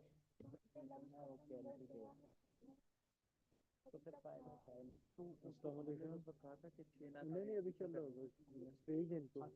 ہیلو ٹھیک ٹھاک. نہیں ہمیں آتا وہ زیادہ مزے کا. 6 ہو گئے ہیں.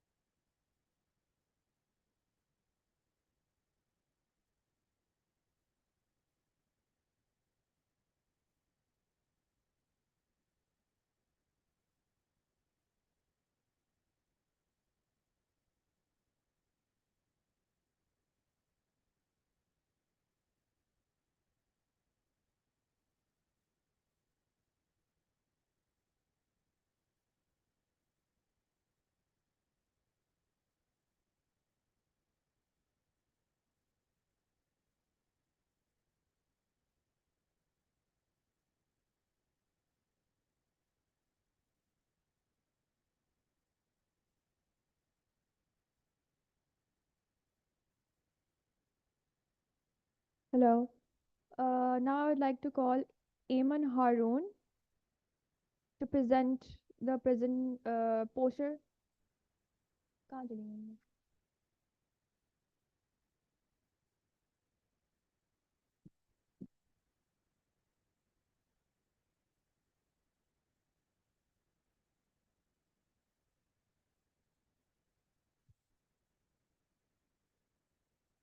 Yeah.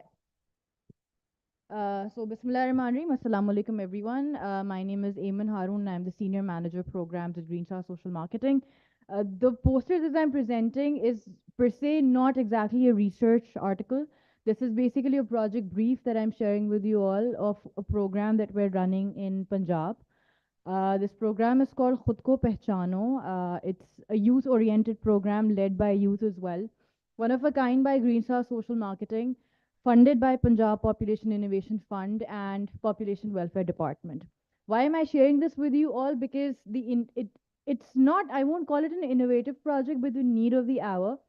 इस प्रोग्राम के तहत हमने पंजाब की 30 पब्लिक और अभी तक मेरा पोस्टर आया नहीं है मगर खैर 30 पब्लिक और प्राइवेट इंस्टीट्यूट्स में हमने जो है वो 600 असातिज़ा को ट्रेन किया on pre marital counselling and healthy timing and spacing of pregnancy, sexual reproductive health and rights पे, यानी तौलीदी और जिनसी सेहत जो कि हमारे यंगस्टर्स की करंट मालूमात की नीड है. Let me just clarify.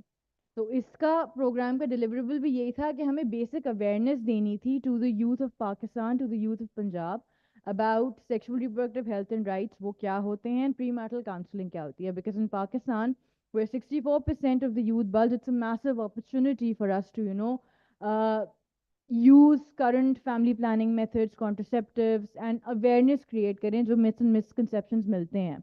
तो जब हमने उन 600 टीचर्स को ट्रेन किया, एविडेंस ये कहता है कि अगर आप असातिज़ा को या किसी उस्ताद को ट्रेन कर दें और उसके बाद फिर वो कैस्केड ट्रेनिंग के थ्रू अपने स्टूडेंट को ट्रेन कराओ तो उसका इम्पैक्ट ज़्यादा पाया जाता है. तो इस peer to teacher education engagement को या कैस्केड ट्रेनिंग मॉडल को लेते हुए हम लेके चले.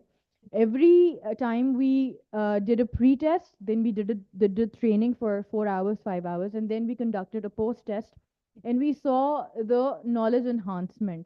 So in teachers, because ये PhD level के teachers थे, ये doctors थे, medical and both PhD doctors, associate assistant professors, so we saw 21% awareness enhancement. कोई zero पे नहीं हमें मिला कि जी उसको कुछ नहीं पता.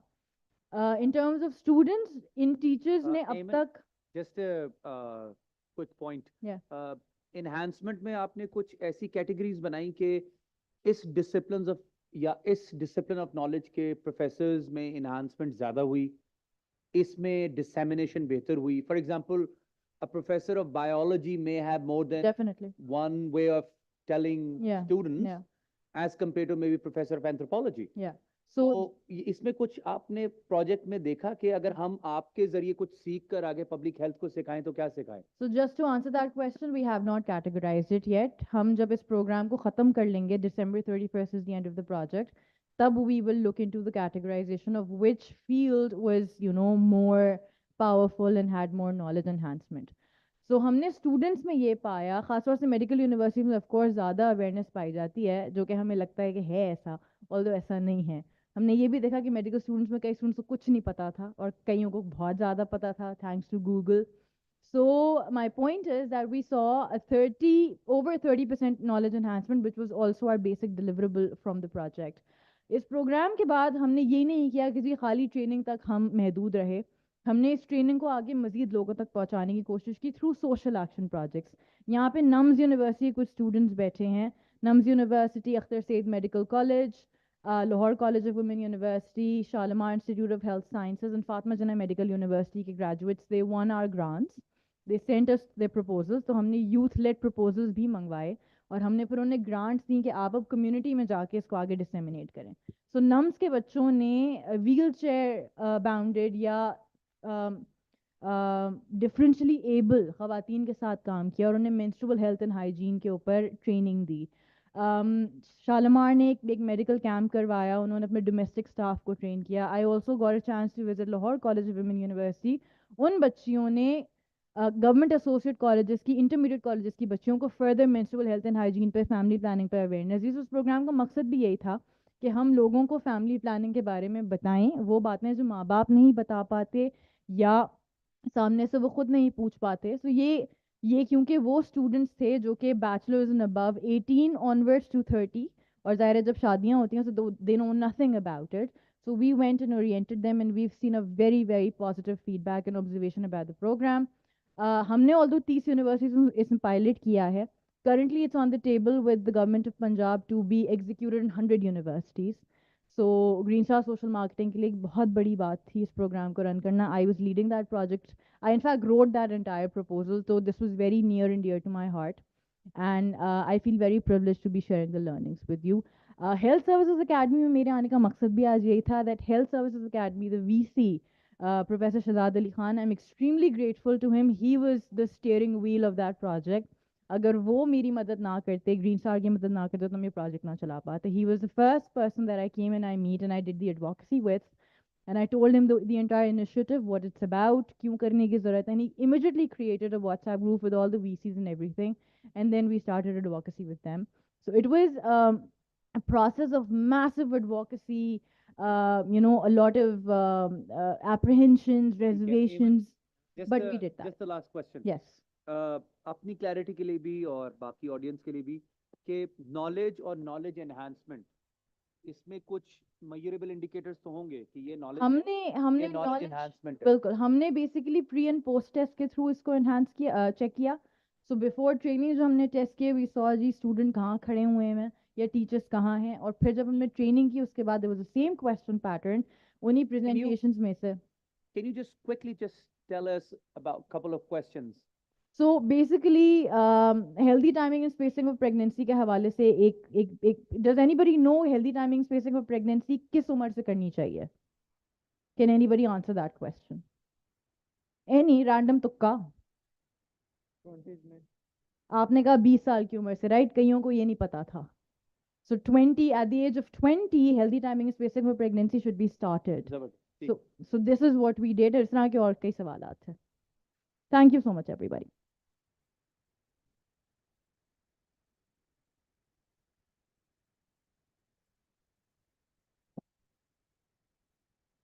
Now I would like to call Dr. Sanober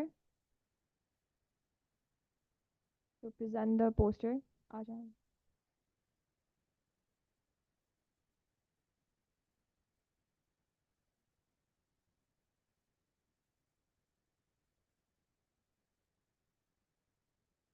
Yes,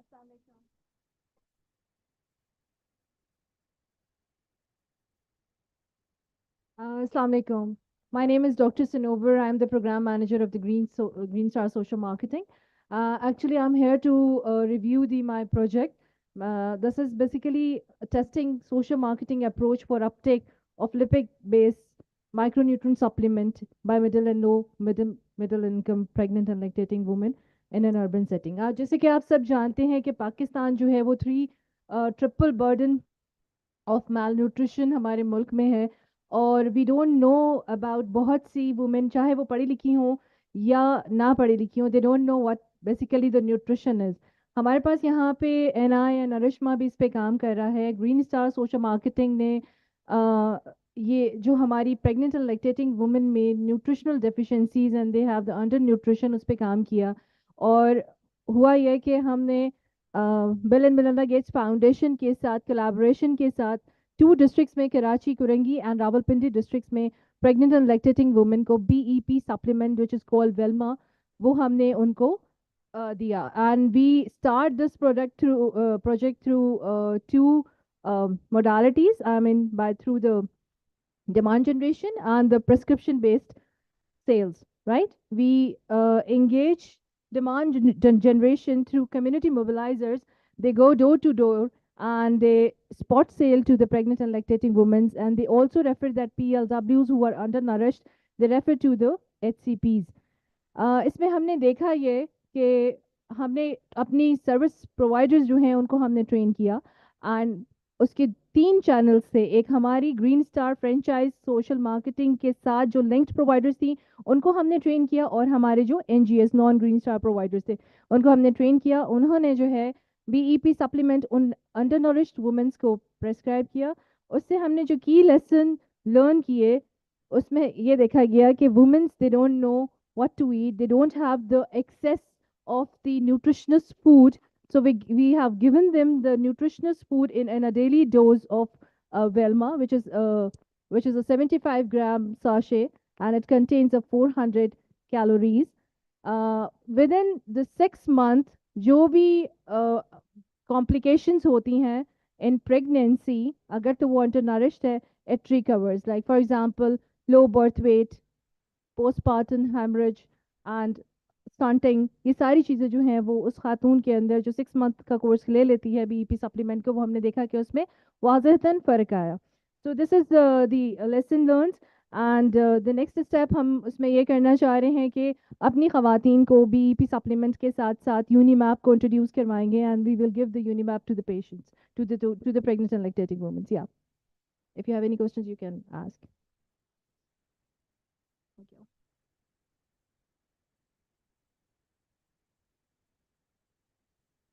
देखिए इसकी स्केलेबिलिटी एक्चुअली हमने क्योंकि बीईपी सप्लीमेंट के ऊपर पाकिस्तान काम कर रहा था through best beneficiaries and government में काम हो रहा था, लेकिन क्योंकि वो फ्री ऑफ कॉस्ट दे रहे थे तो हमें बेनिफिट उस तरीके से नज़र नहीं आया। तो ग्रीन स्टार ने इस प्रोडक्ट को कमर्शलाइज किया और उनको प्रोवाइड किया। स्केलेबिलिटी इसकी ये है कि we are planning to scale to national, लेकिन we are searching for the product innovation because we have the cost is like 90 rupees per sachet, but when we go now new production, it costs a little high. So we are talking with the other marketers, and they are providing us in the low cost form, and this is our plan to whoever provide us in the low incomes, we'll provide. Yeah. Yeah, we have a cultural barriers, and we really face a lot of challenges because this sachet contains an organic form. It has all the organic ingredient in it, and it has a peanuts, and it has lentils and milk and all that. Yeah, they don't take that sachet because it has a peanut in it, and they have the myths. If pregnant lady take this sachet, she will abort it. So for that mindset, we change this through yeah, yeah. We engage the KOLs, we engage SOGP, yeah, and then they endorse our product so that they can, do it, take it. Yeah. Thank you, thank you.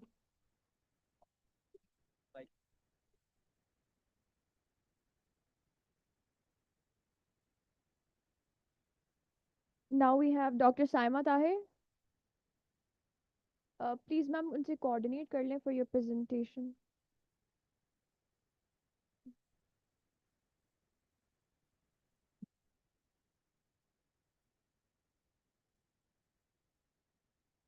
अस्सलाम वालेकुम sir. अस्सलाम वालेकुम जी।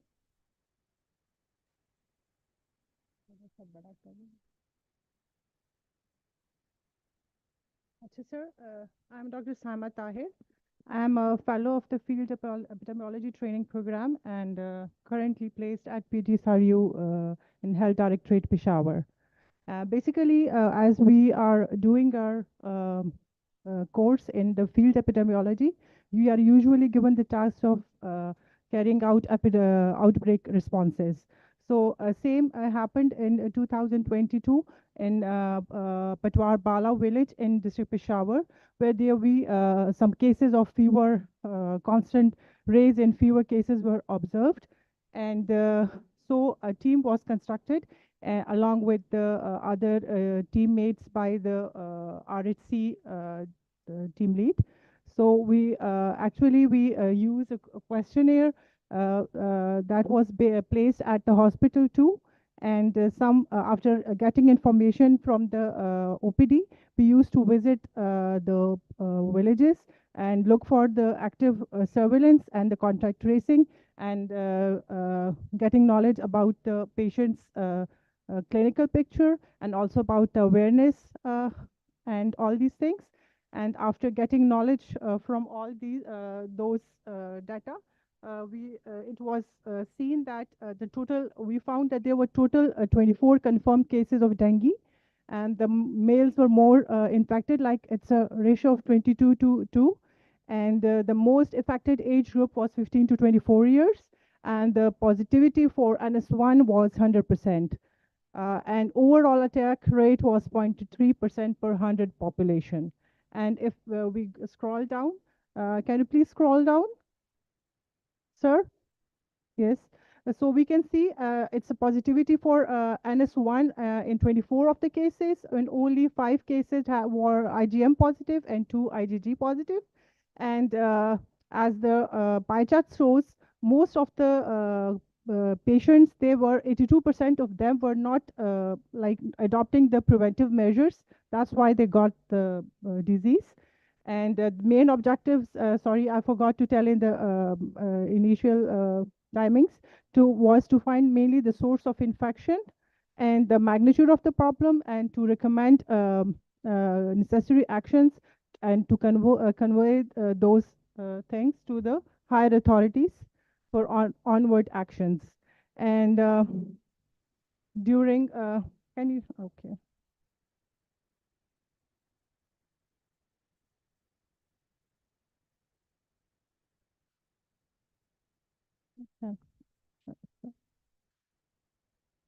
Achha, sir, then after doing the study, it was found out that most of the people were not getting the the preventive measures. Like there were the sleeping habits, and that was October month. So most of the people were sleeping at night or during the evening in the outdoor areas.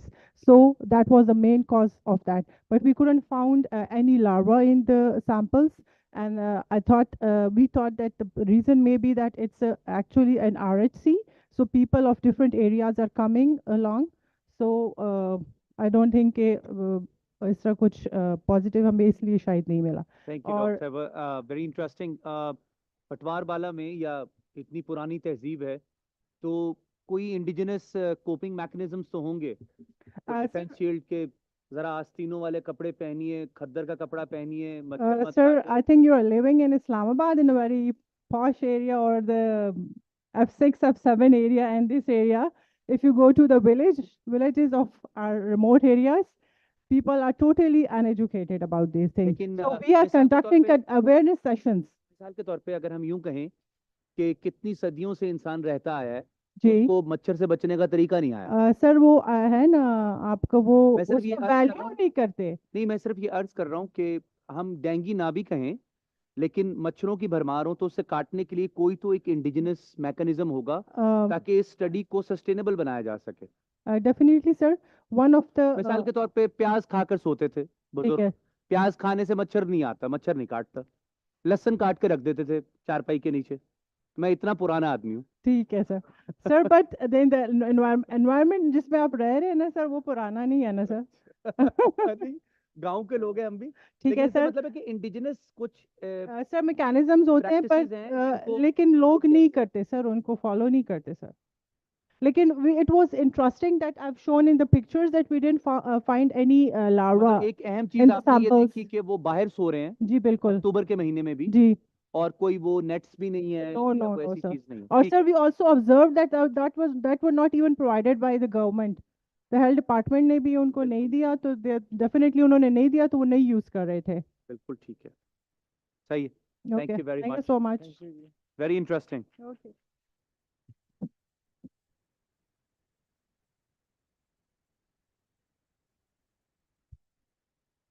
Now we have Dr. Adila Rahman.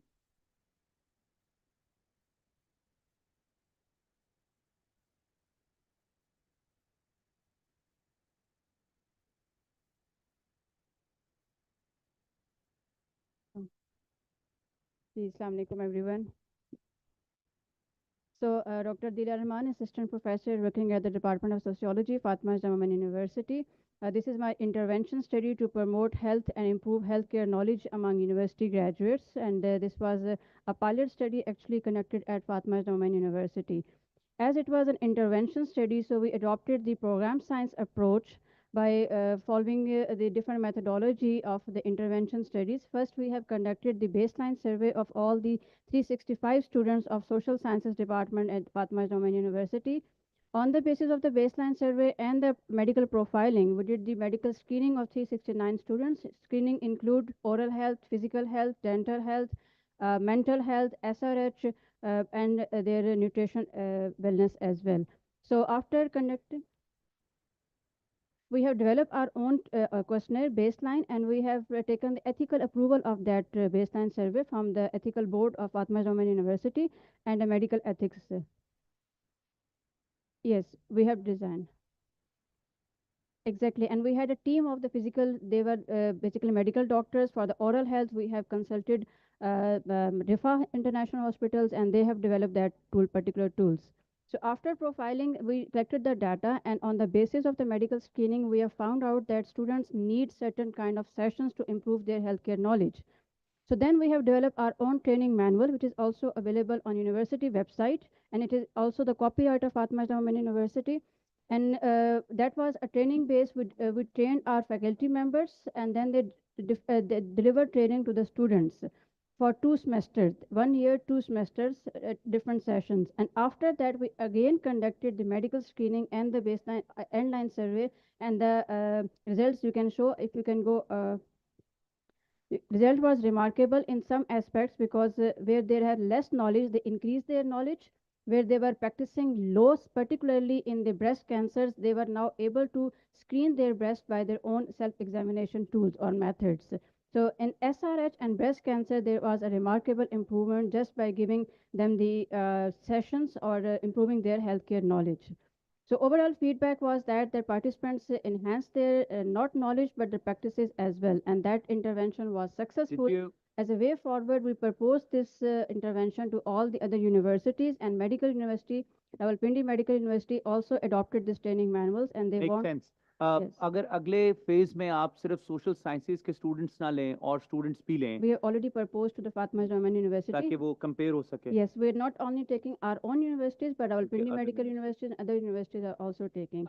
ऐसा क्यों हुआ कि SRHR या breast cancer में knowledge enhance हुआ बाकी चीजों में कम हुआ Because all female students, because Fatma are all female students, and these were the particularly problems which are enhancing because of the fibroids and PCOS, and all the breast cancer is also increasing because of many reasons. So therefore, they wanted to gain more knowledge, and their practices were also enhanced. Makes sense. Thank you. Thank so you much. very much. Thank you.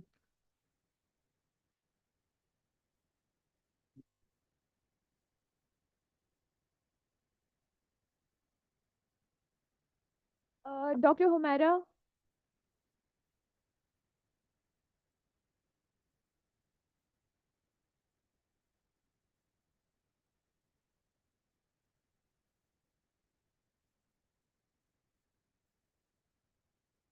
Assalamu alaikum. I am Dr. Humaira Judoon. I am Assistant Professor Gynae and OBS in Ayub Medical College. And my study here is prevalence of cesarean section. And this study is being conducted in Ayub Medical College, Gynae B unit of Ayub Medical College. And this is an ongoing study. And we have so far collected data for the 2 months rate of cesarean section. And there is a rising cesarean section rate in our hospital. The reason of rising cesarean section in our hospital is due to the reason that Ayub Teaching Hospital is the only tertiary care hospital in the Hazara area, and this is catering a lot of area, starting from Gilgit-Baltistan till Haripur. And most of the referrals are being done in the Ayub Teaching Hospital, and that's the reason because most of the patients they are taking trial of labors in the periphery or somewhere, like because there is many practices are being done, like the things which shouldn't happen like this, the like unprofessional dyes, they are also inducing labor and things like that. That's why this is the reason mostly the neglected patient and mostly the critical patient come to our hospital, and that's the reason that cesarean section rate is high. And this is ongoing study and descriptive study, and we have analyzed, we have collected the data from the labor room registers and also from from the record of the labor room, because there is a very good record system in our gynae B unit of the UP Teaching Hospital, and we can see the different indication for cesarean section, and here we can see that cesarean section is first of all we can see the fetal distress. Top on the list is fetal distress, then there is previous cesarean section, and then there are failure of progress of labor. Maybe most of the terms are not familiar for you, all of you, but these all are, and malpresentation means if the baby's transfers are breached, because most of the patients, they don't come before labor starts. Usually they come when they are in labor, because if the every patient who is not cephalic, not the vertex presentation, if they come earlier, they can be through a technique which is called external cephalic version. Maybe it's a bit not very much clear term for you people, but this is means we can manipulate the baby to turn to the cephalic version. So this can be done if the patient comes in the antenatal period. Similarly, there are some other reason like failed induction. Patient was initially induced with some of the tablet, when it could not progress or patient couldn't go in labor, then cesarean section was done.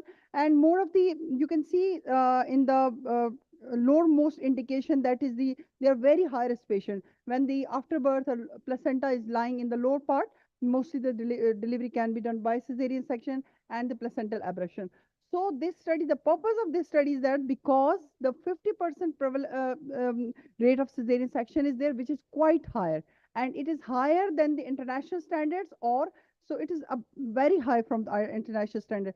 So our study purpose is because a 2 month study we have done so far, and we have analyzed about 90 patients, and among those 90 patients, this is the different indication, and now we are going to see in future, because it will be a total 6 month study, and we are going to see that what are the different more indication of cesarean section, and what are the different factors which are causing these high cesarean section rate.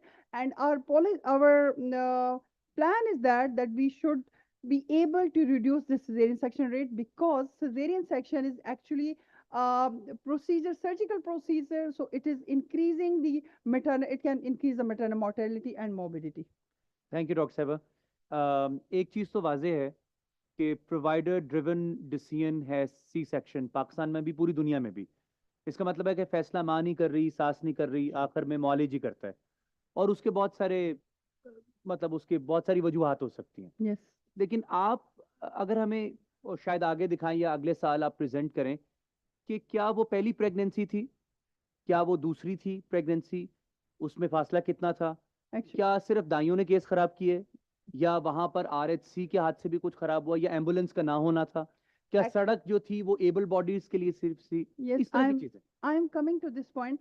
Actually, our hospital, I told you before, this is catering a lot of area, like Koistan, Elai, and Torhar, and all this area is being catered by Ayub Teaching Hospital. So most of the patient, their social reason means distance from home till road, then distance from there to the hospital. It's a quite big area.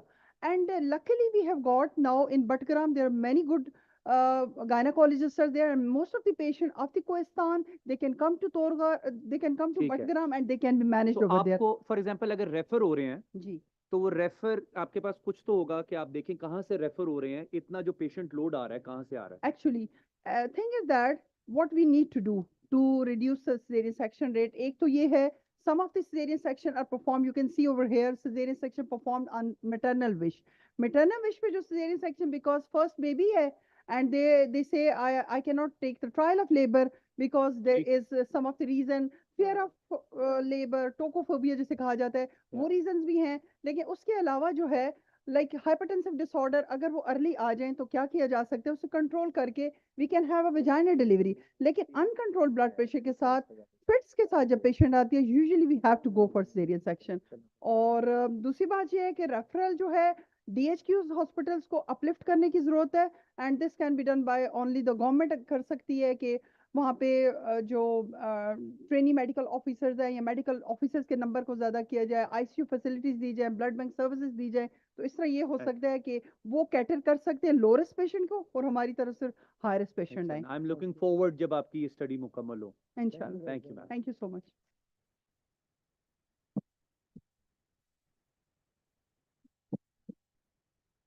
I would like to call Hamza Zafar. आपकी presentation.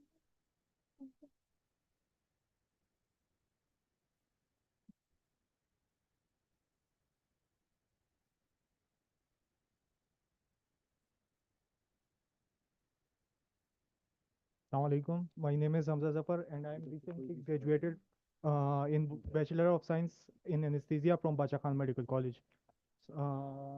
So today the topic of my poster presentation is patient perception and understanding toward anesthesia and anesthetists at Mardan Medical College. So let's start with the introduction section. Patient awareness is an important component of anesthesia care service that help patient to know about the risk and benefits of anesthesia and scope of practice of anesthetist. It also increase patient preference-based anesthesia service. As we know that anesthesiologists and anesthesia have always been considered behind the scenes specialty, where surgeon act as a role of hero and anesthesia team act as a role of supporting. Many numerous studies have been conducted all over the world regarding to assess patient perception and understanding toward anesthesia. But despite the advancement in anesthesia, there is inadequate public knowledge regarding the specialty and scope of anesthesia function. Anesthetists thus play also a critical role in trauma centers, pain clinics, labor pain, and member of resuscitation team all over the world. Aims and objective of our study is to examine the patient perception of anesthesia and anesthetists and to identify the factors that may influence patient preferences toward anesthesia, to assess the impact of patient previous educational background and familiarity with anesthesia on their comprehension. Methodology. After getting the ethical approval from ASRB of BKMC, quantitative cross-sectional study was conducted over a 4-month period of time, June से लेकर September 2023 तक at Department of حمزہ میاں Anesthesia. اگر یہ patient کے perception پہ کام کرنے کے لیے ایک تحقیق کی گئی تھی تو یہ کوانٹیٹیو کراس سیکشنل اسٹڈی کیوں ہے؟ Quantitative sir, مثال کے طور پہ جب بھی ہم پرسیپشن پہ کام کرتے ہیں نا تو وہ تصورات ہوتے ہیں یا کوئی خدشات ہیں یا کوئی کسی چیز سے ڈرتا ہے, کوئی خطرہ لاحق ہے, تو پرسیپشن آپ نے کیسے ڈھونڈ لیے کوانٹیٹیو کراس سیکشن اسٹڈی کر کے؟ descriptive cross sectional study تو quantitative.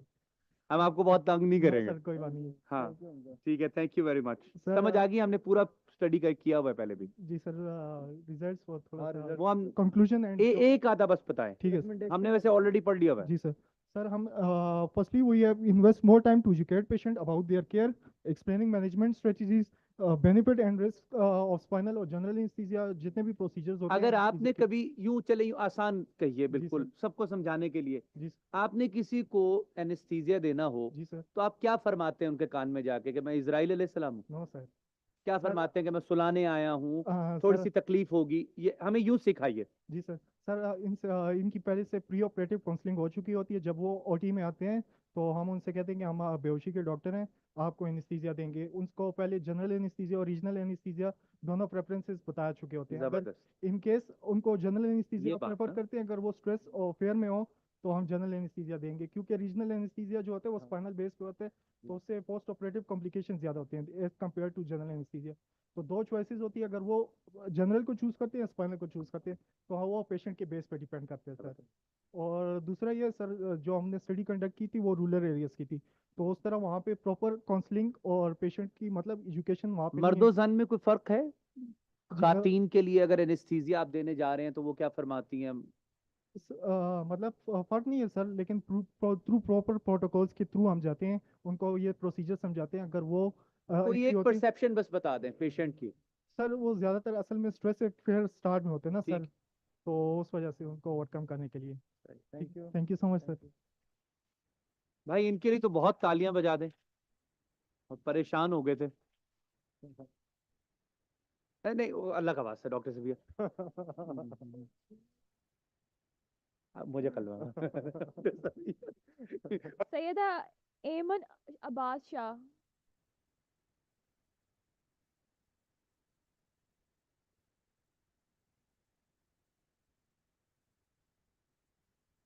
السلام علیکم. السلام علیکم، میرا نام سیدہ ایمن عباس ہے اور میں ایچ ایس سی کی اسٹوڈنٹ ہوں، M S P H second semester. ہماری گروپ اسائنمنٹ تھی R M N C H کی 3 ویکس کا انٹرول تھا ہمارے پاس، اور اس کے لیے ہم نے barriers to effective antenatal care services coverage in pregnant women of rural settings in Kallar Syedan ایک مکسڈ اسٹڈی ہم نے کنڈکٹ کی تھی. 3 ویکس کا ٹائم انٹرول تھا اس کے لیے.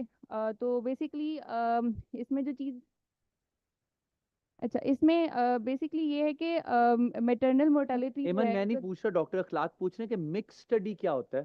اچھا مکس اسٹڈی ڈیزائن مطلب ہم نے اس میں کوالیٹیٹیو اور کوانٹیٹیو دونوں اسٹڈی جو ہے وہ کنڈکٹ کی تھی. ہم نے 120 جو ہے کوانٹیٹیو ہم نے پرفارمرز فل کیے تھے اور 20 ہم نے individual in depth interviews conduct کیے تھے.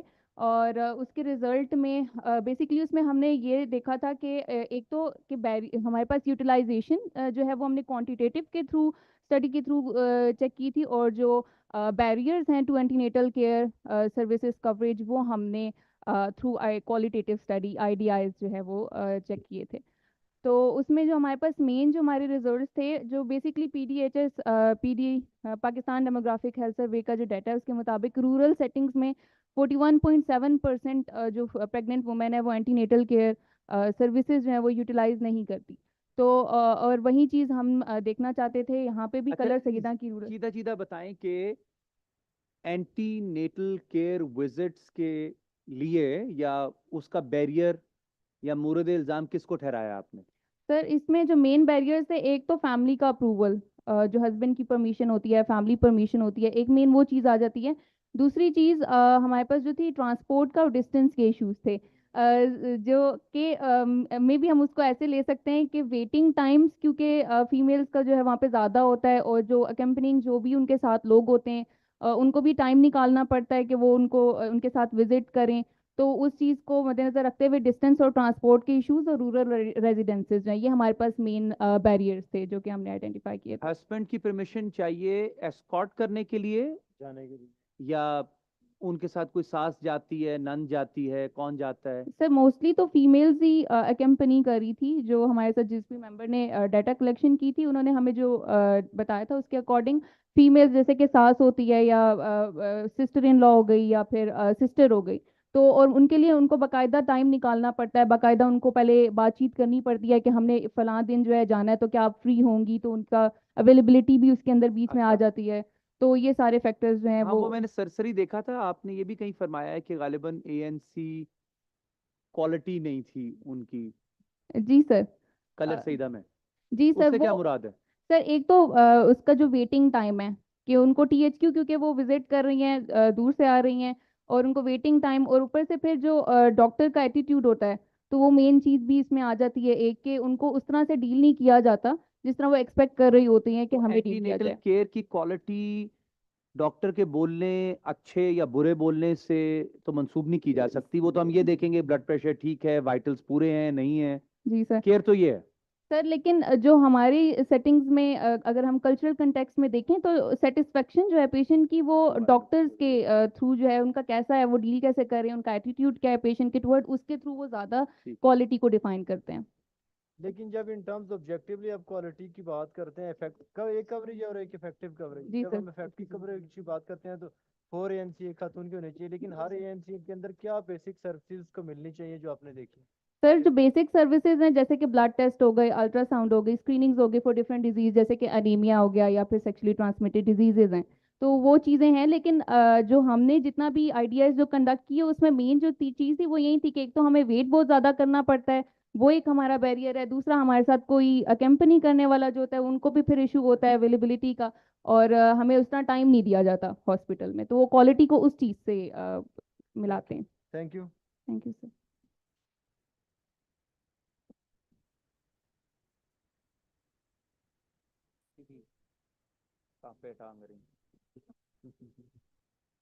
Danish Batul.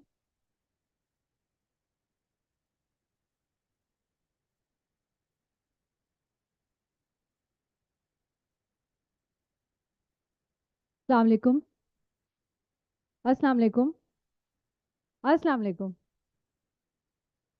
मुझे लग रहा है यंग लोग थोड़े कम हैं, लेकिन अब आखिर में जो आवाज़ आएगी उससे लग रहा है कि ज़्यादा हैं। So I am Danish Batool Zaidi, I am student of first semester. और जो आज मैं यहाँ पेपर प्रेजेंट कर रही हूँ वो है Kiran Sitara adolescence health and leadership program. मेरा प्रीवियस पोस्टर जो फर्स्ट वाला है प्लीज़ वो दिखाइएगा।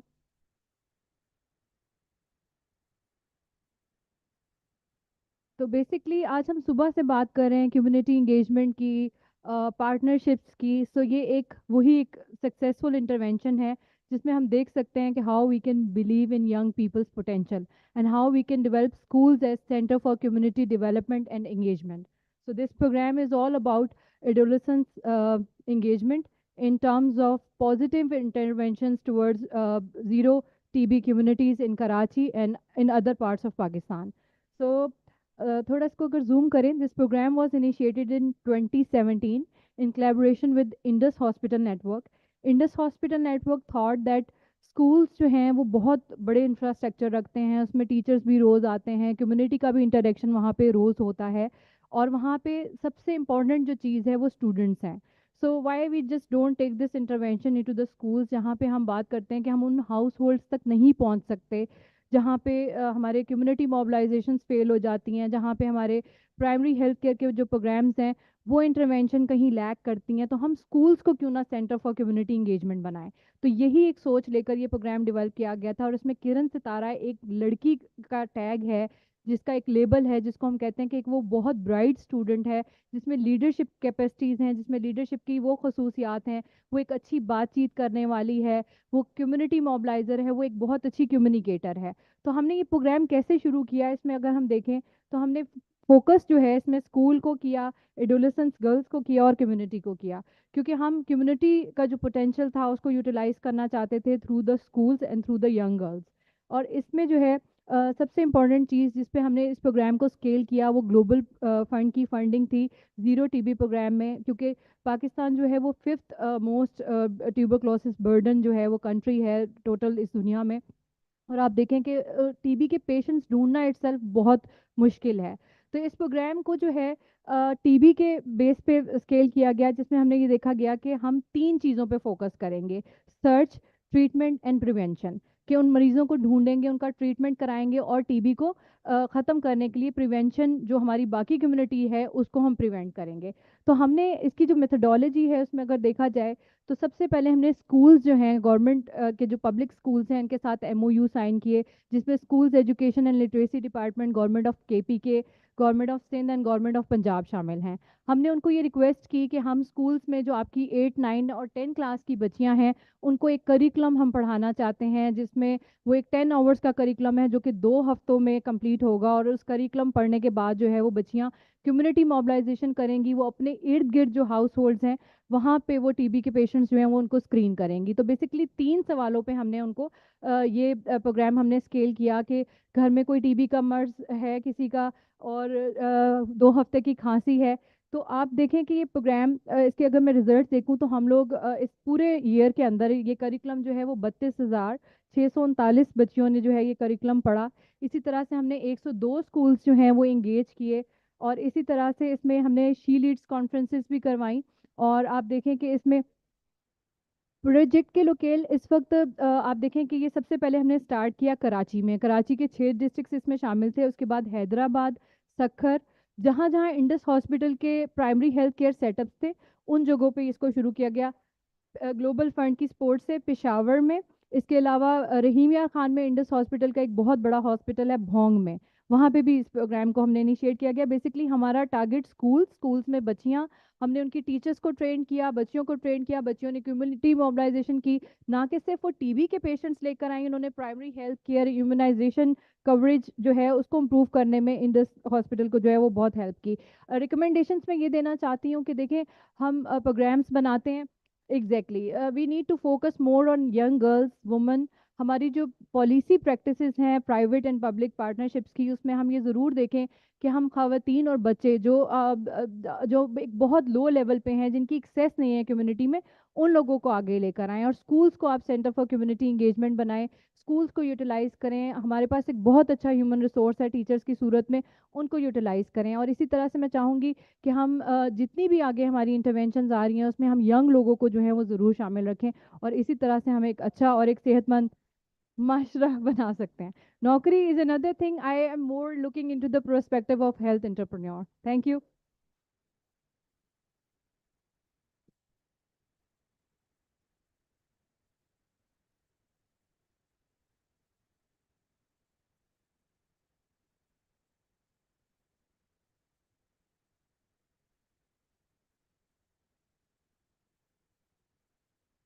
Madhya Siddiqui,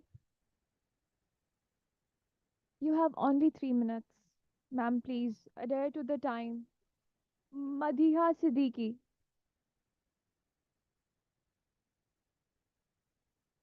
Assalamualaikum. Dr. Madhya Siddiqui here. I'm working as a consultant for the lung health program in this hospital and healthcare network. हमारा focus जो है through this program is screening, diagnosing, managing and preventing CRDs, the commonly occurring chronic respiratory diseases. इसका जो हमारी study है basically, this is a review of the program itself, the implementation that took place during the preventive strategies that we used. And इसका थोड़ा मैं आपको जो key components हैं वो explain कर दूँ. Capacity building not only of doctors but nurses, and these nurses later became our lung health nurses and got an additional training because they were the ones who were screening the patients for the risk factors, patient education, and then monitoring of those risk factors as well. So this is an integrated service within primary health care. और जितने chronic respiratory symptoms के साथ patients आए थे वो screen हो रहे थे. So having said that, हमारा जो components के बाद अगर मैं results पे बात करूँ, methodology पे बात करूँ, sorry. So these nurses, when they were trained, they were able to screen almost 8,600 patients for the risk factors. And amongst those, so the process was the patient came in with the respiratory symptoms. They had a spirometry test done with the lung health nurse. And there, when they screened the patients, they asked for the risk factors. And almost 54% of those patients had biomass exposure. So that was a leading risk factor. Other than that, when they were they were diagnosed through the spirometry test. We diagnosed almost around 6,000 patients, which were asthmatics and COPD patients. Further, उनकी जो screening हुई वो disease specific risk factors पे हुई. A background to this prevention, जो कि सुबह से बात हो रही है primary prevention पे. I would just like to add one more thing. The prevention doesn't stop at primary level. It continues at a secondary and a tertiary level as well as quaternary level. Yeah. Thank you.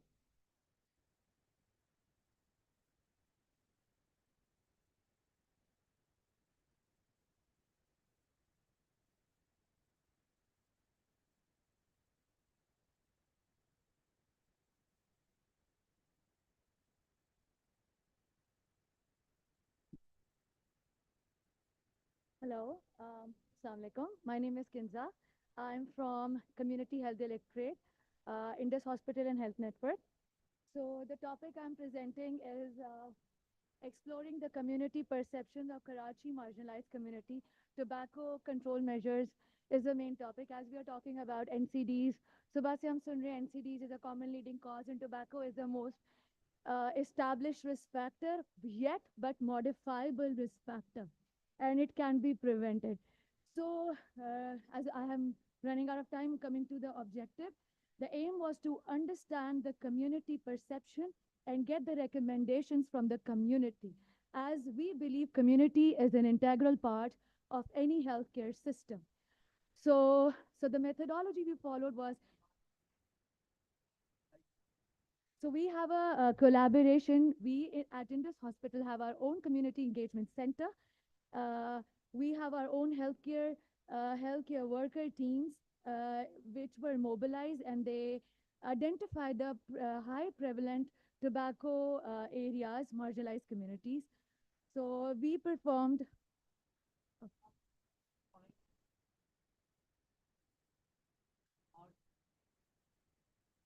So, okay. So,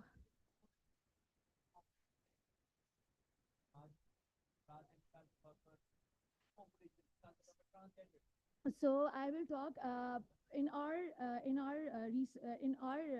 this project. I would say marginalized means low socio-economic status. People who are not able to read, write, and study, and they are not aware of their rights. So this was the so we collaborated with Community Health Engagement Center. We identified the high prevalent tobacco areas where tobacco was used. We actually got to know that we have different collaborations with the different marginalized communities. So we identify only 6 months because this was a novel idea, improvisational theater, that's improv theater. We conducted this intervention to know the perception in which community health workers were mobilized, identified the tobacco prevalence, and then we did performance by collaborating with Brand Accord, that was a theater group. Skilled actors basically performed a theater which resonate and emotional and effective. This was used to effectively communicate the different perspective of tobacco control, like policies and laws in the marginalized communities. So pre and post theater questionnaire were developed before the performance questionnaire were asked. Basically interviews लिए थे हमारे health care workers ने, उनकी पहले training हुई थी और थोड़ा सा हमने प्री टेस्ट भी किया था कि कम्युनिटी को समझ में आना चाहिए हम उनसे पूछना क्या चाह रहे हैं. एथिकल कंसिडरेशंस हमने ली थी अपने आईआरबी से. इनफॉर्म कंसेंट था, जो लोग वॉलंटरली पार्टिसिपेट करना चाहते थे हमने उनसे लिया. तो 38 पार्टिसिपेंट्स जिन्होंने व्यू किया था उन्होंने वॉलंटरली हमारी इस में I would say it exploratory study design, and we conducted qualitative plus quantitative both parts, so it will be a mixed method. So 6 marginalized communities में हमने ये theater performances की थी. Pre post दोनों के record किए थे. हमने quantitative के लिए SPSS यूज़ किया था analysis के लिए, और qualitative के लिए we did thematic analysis. We got some themes and sub themes. Perceptions थे जिसमें community के 5 perceptions है. If you can see my, so I would just recommend कि कुछ लोगों को लगता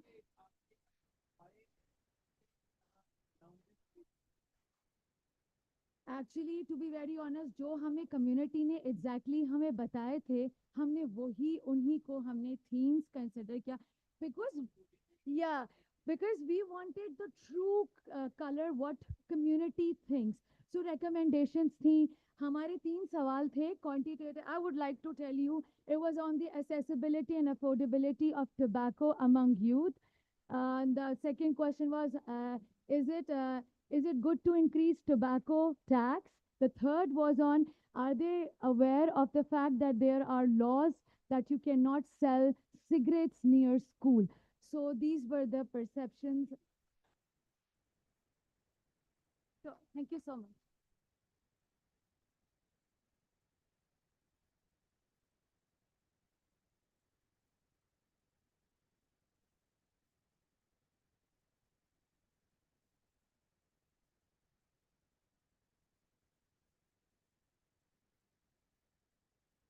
Good evening, everyone. I am Dr. Mariam Munir, and I'd like to present my study on knowledge regarding evidence-based medicine in undergraduate medical students. सुबह से हम लोग evidence-based medicine की बात कर रहे हैं. So what actually is evidence-based medicine or evidence-based practices?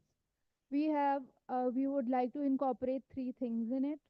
Evidence-based medicine में 3 चीजें incorporated होती हैं हमारे पास.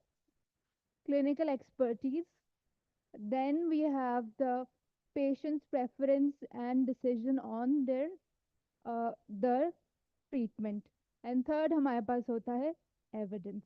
These 3 things are a crux of evidence-based practice or evidence-based medicine.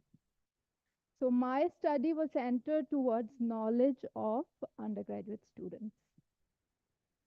We hypothesized a gap between the knowledge of undergraduate students and the adequate knowledge needed to practice evidence-based medicine in undergraduate medical students. हमारी cross-sectional study थी, and there is a validated tool for it, Noor evidence-based medicine, जिसमें हमने knowledge के domain लिया था सिर्फ. हमारे पास 4 key findings थी study की. One was the lack of mentorship regarding evidence-based medicine. They didn't have enough mentors to look at or to for observership कि किसको देखकर हम evidence-based practices को सीखें. Then they had lack of resources. Then we also had a finding that there was a very heavy reliance on traditional methods of learning. Yeah, we do have recommendations. Coming to the conclusion, we would recommend incorporating modules in undergraduate medical studies for the knowledge of medical students so they can incorporate it in future. Then we would like to have mentorships ताकि observerships वो observe कर सकें कि practice होती कैसे है evidence based medicine. And the third हमारा जो recommendation था, it was regarding the faculty development ताकि they should be equipped well enough for it to deliver it to the students of Thank you very undergraduate much. studies. Thank you. If you may have any questions. Thank you. No, Thank running short of time. Thank you, ji. क्या नाम था इनका? मरियम मुनीर.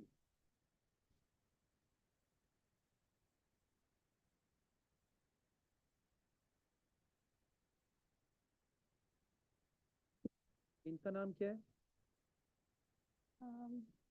आप open करेंगे presentation या वैसे ही? May I know your name, please? Nausheen Amjad. Nausheen Amjad. ठीक है. अस्सलाम वालेकुम एवरीवन. सिंपली हम सारे यूजुअली पब्लिक हेल्थ से हैं और हमें पता है स्टंटिंग क्या होता है. शॉर्ट स्टेचर होता है, अकॉर्डिंग टू उतनी हाइट नहीं बढ़ती है जितनी according to the growth charts पढ़नी चाहिए. तो मैंने एक रूरल एरिया चूज़ किया. इट्स इंटरेस्टिंग क्योंकि मैं एक्सपेक्ट कर रही थी, होता है ना एक रिसर्चर का एक बायस पहले से होता है, हम कहते हैं नहीं होता लेकिन होता है. तो मेरा बायस ये था कि मुझे लगा कि कम से कम नहीं तो 50% यहाँ पे स्टंटिंग होगी यार, यहाँ खाने को नहीं मिलता है, इतने कम fruits and vegetables locally available हैं. लेकिन जब मैं यू कैन गो नेक्स्ट लेकिन जब मैं वहाँ गई और मैंने रिसर्च की और रिजल्ट्स आए, आई वाज शॉक्ड क्योंकि 70% ऑफ द चिल्ड्रन, यानी जो कि मैंने स्टंटेड जो एज ली थी ना वो 3 से 8 साल के बच्चों की ली थी. ठीक है, तो वो स्कूल गोइंग चिल्ड्रन थे, 100 की पॉपुलेशन थी, क्रॉस सेक्शनल स्टडी था.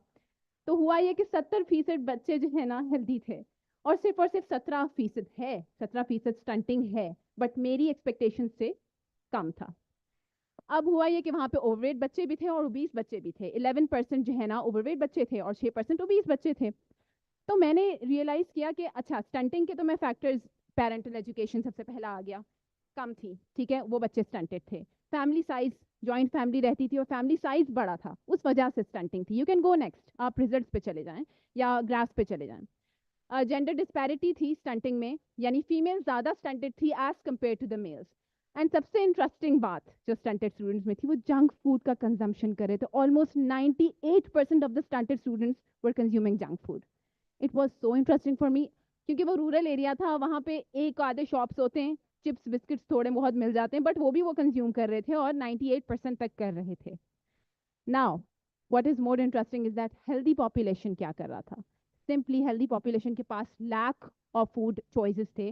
फॉर एग्जांपल वेजिटेबल्स में वहाँ सिर्फ स्पिनच, टर्निप्स और कैरेट्स उगते हैं, बट वो सारी उसके बावजूद भी फ्रूट्स में सिर्फ एप्रिकॉट और एप्पल है. That's it. They have wheat, they have some pulses, and that's it. That is what their diet is composed of, but still they're not stunted. Why? That is because वो manage कर रहे हैं अपने food groups को जिस तरह से करना चाहिए. They are particularly more healthier than what the NNS says.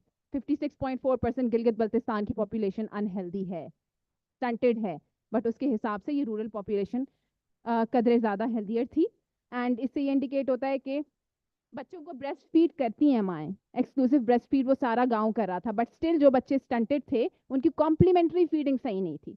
जो ब्रेस्ट फीडिंग के बाद इनिशिएट की जाती है। नंबर 1 हमने उस चीज़ की तरफ देखना है, जो इंडिकेटर्स हैं family size, parental education, junk food वाला इंडिकेटर, उन सबको हमने ठीक करना है, उन सबको पॉजिटिव की तरफ लेकर जाना है, नेगेटिव्स को। And the last thing is that बेशक लैक ऑफ रिसोर्सेज हैं, बेशक लोकल फूड्स अवेलेबल हैं, बट हम टेलर्ड इंटरवेंशंस की तरफ जाएं। हम हर चीज़ को जनरलाइज नहीं कर सकते कि यार इस पॉपुलेशन के लिए भी हमें यही चीज़ें हेल्दी रखनी है। नो, हर पॉपुलेशन के लिए एक हेल्दी डाइट, एक हेल्दी अप्रोच पर्सनलाइज्ड होता है, टेलर्ड होता है, and that's it, and thank you for listening to me.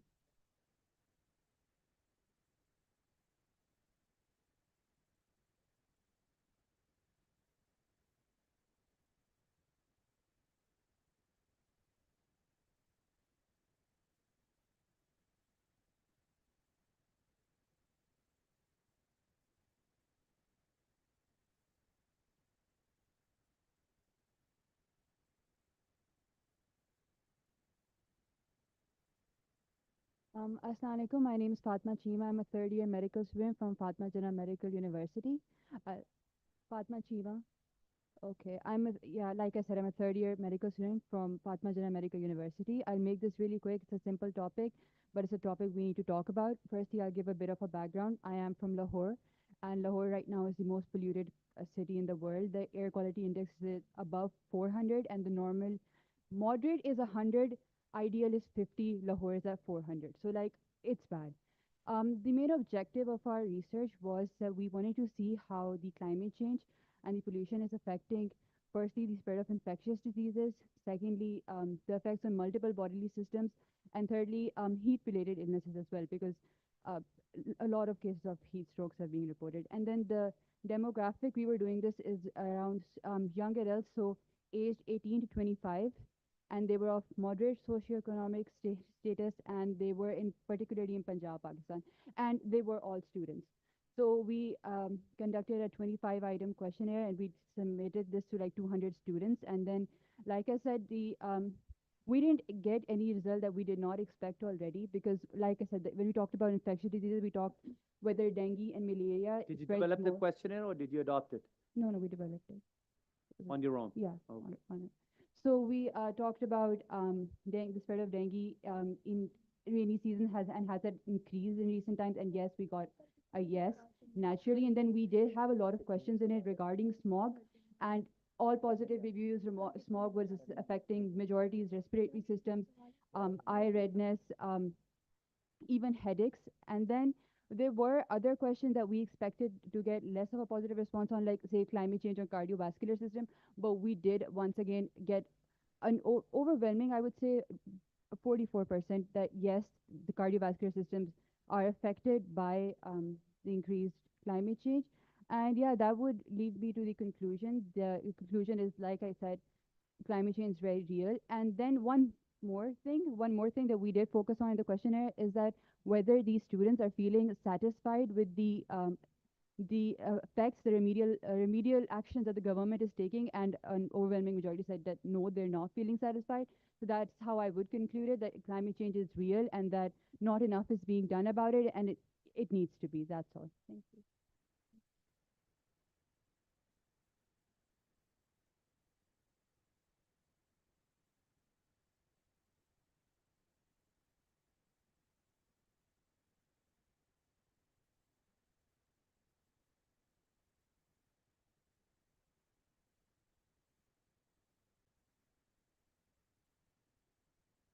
Assalamu alaikum, everyone. My name is Dr. Duramna Siddiqui. I'm a year 2 community medicine resident from the Aga Khan University. So, Duramna Siddiqui. Yes. So, the topic of my poster today is, it's basically the promotion of the health of students in public schools of Karachi through very tailored interventions. So basically what I'm presenting today is a school health program that we initiated within AKU, and it was done over a period of 1 year. And we all know that school health itself is a branch of preventive medicine, right? And it basically composes of health prevention, health promotion, and to some extent also curative. Multiple within Pakistan, Multiple school health program initiatives have been taken through, in collaboration with UNESCO, with Bill and Melinda Gates Foundation. However, studies have basically cited that they have not been as successful because they only focused on health screening. What we developed, so we did this project in a urban area in Karachi, Azam Basti, and we did it in 5 district government schools. And we essentially, our objectives for this were that we already know that there's a huge disparity between private and public schools in terms of health awareness, health resources. We wanted to see what are the baseline complaints within these schools for the students, and if we develop interventions, will those interventions be successful, right, to assess their health. So we adopted a quasi-experimental design, a pre and post. So we had 5 schools, total we had around 357 students, and we did a universal sampling, all the students who were enrolled. We did a pre-screening on these children. So the pre-screening, basically, we had a general screening that we had developed, and we had trained for the general screening, we had trained LHVs, and we had a medical officer on board. And the general screening form basically consisted of very common signs and symptoms that are seen through literature. We also had a optometrist on board who was doing vision screening, and we had a dental hygienist on board who was doing dental screening. And the way we went about this was that we started off with the screenings. We started off with general. All those patients who required, through general, they required further vision assessment. They were then referred to the optometrist who was on board, and the dental screening was done all over. We also developed multiple interventions prior to going into the post phase.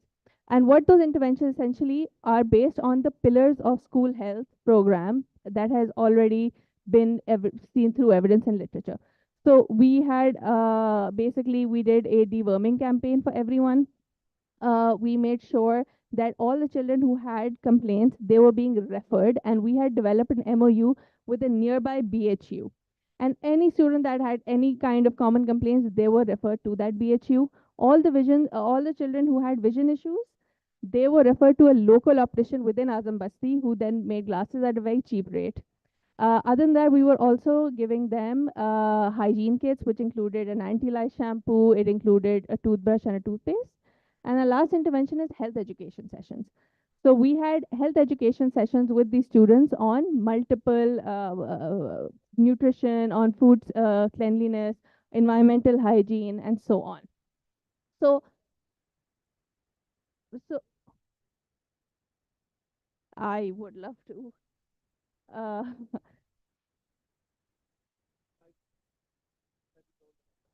Right. So basically, this was part of an implementation research that was ongoing within Azam Basti, right? And the school health program. So what I've only presented here is just is kind of like just a free post that you can see between So for example, when we talk about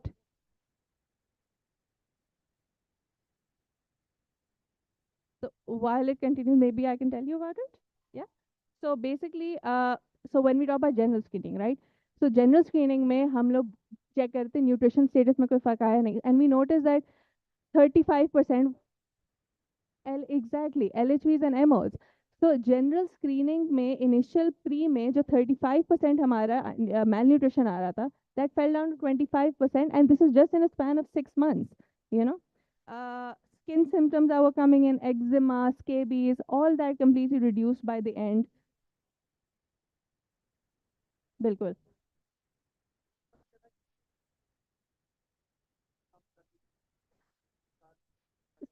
So that is now what we're working on. We're trying to, because variables हमारे पास बहुत हैं healthcare, right? We have hygiene के variables, we have nutrition के variables, we have for all the interventions that we've given, we have जितने भी हमारे जैसे एक हमारे intervention referrals का है तो हम देखेंगे भाई number of complaints कम हुई हैं overall patients में या नहीं.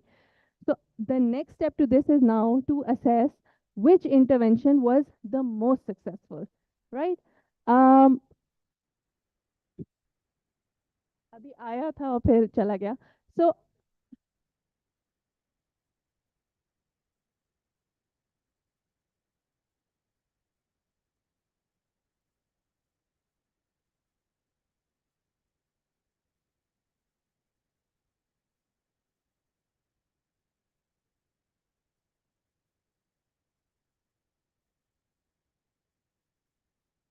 So, so this was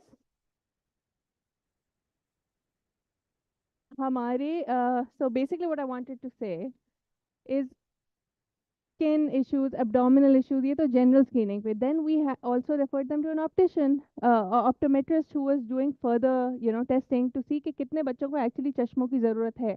So out of 357, नहीं, they had अभी इन्होंने खोला हुआ था. I don't know where it was. हाँ, अच्छा चलो, ठीक है, सही है. So basically what I wanted to say is that this is just a 6 month, like we did a pre and post and very, very, very simple, low cost interventions, but they had a very high impact. We think, so, हम लोग LHP का बोझ इस तरह नहीं पड़ा कि how much screening is being done, right? एक स्कूल में अगर साल में एक बार भी चले जाए, नई क्लास आ रही है अगस्त में, for example, exactly so we did जो हमारी प्री स्क्रीनिंग थी वो हमने सितंबर में की थी, right? So that's when the new batch comes in, and our post screening was done at least 6 to 8 months after that. So post screening तो हमने अपने हिसाब से की. सही, thank you very much, thank you.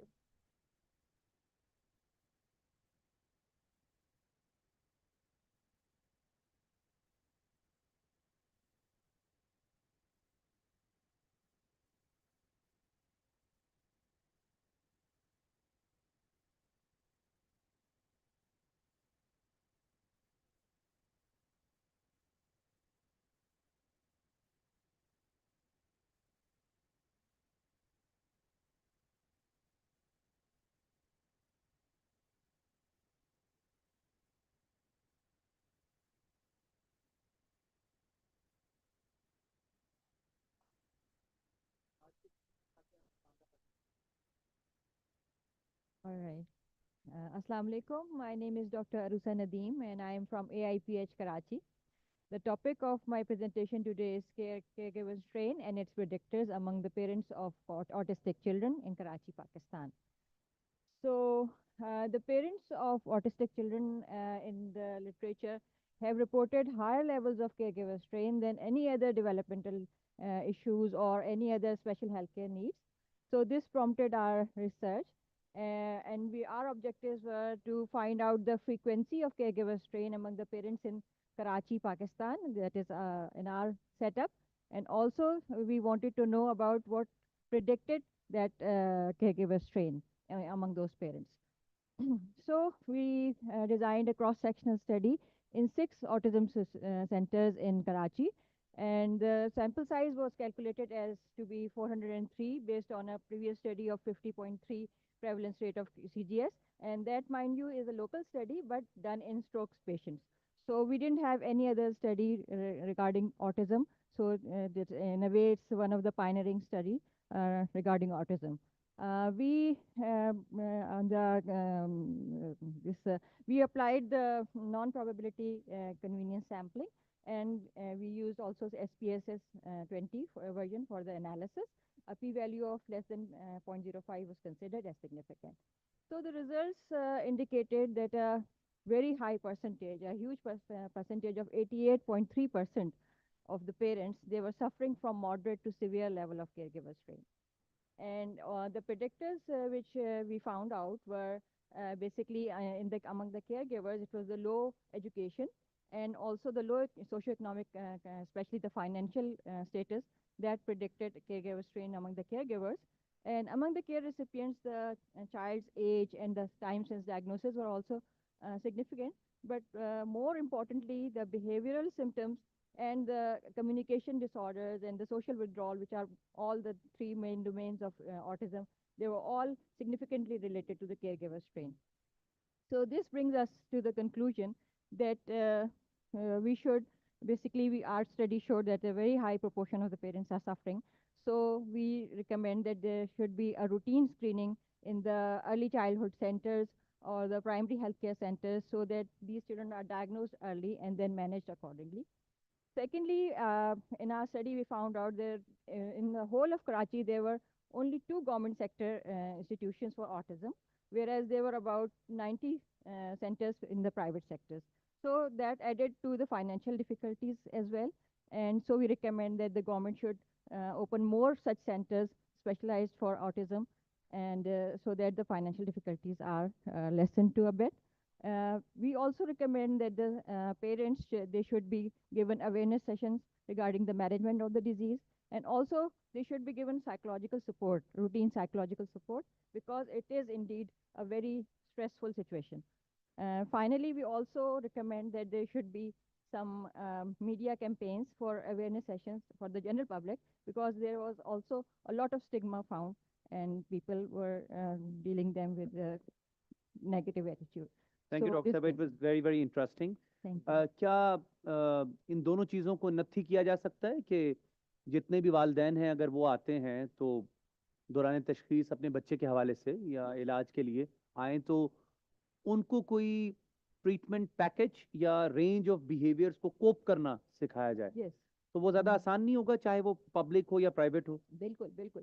तो आप कुछ ऐसा मुसवदा तैयार करें, मिसाल के तौर पे आपकी स्टडी बहुत ज़बरदस्त हो सकती है अगर आप इसके ऊपर कुछ पेरेंटिंग मैनुअल या पेरेंटिंग टेक्निक्स बनाकर दिखाएं, स्पेशली कि अगर ऑटिस्टिक हों या ऐसे तमाम बच्चे जो किसी भी ज़हनी आर्जे का शिकार है। बिल्कुल एग्जैक्टली वो अवेयरनेस सेशंस जो है हम प्लान जो हमारी रिकमेंडेशन अगर डिटेल में देखें तो बेसिकली जो है वो इसी पे थी कि जो पेरेंट्स होते हैं they are asked to wait in the waiting area in those schools, so they can make very good use of that time for the parents Very and good. give them training for that. So that's Thank you very much. Thank you so much.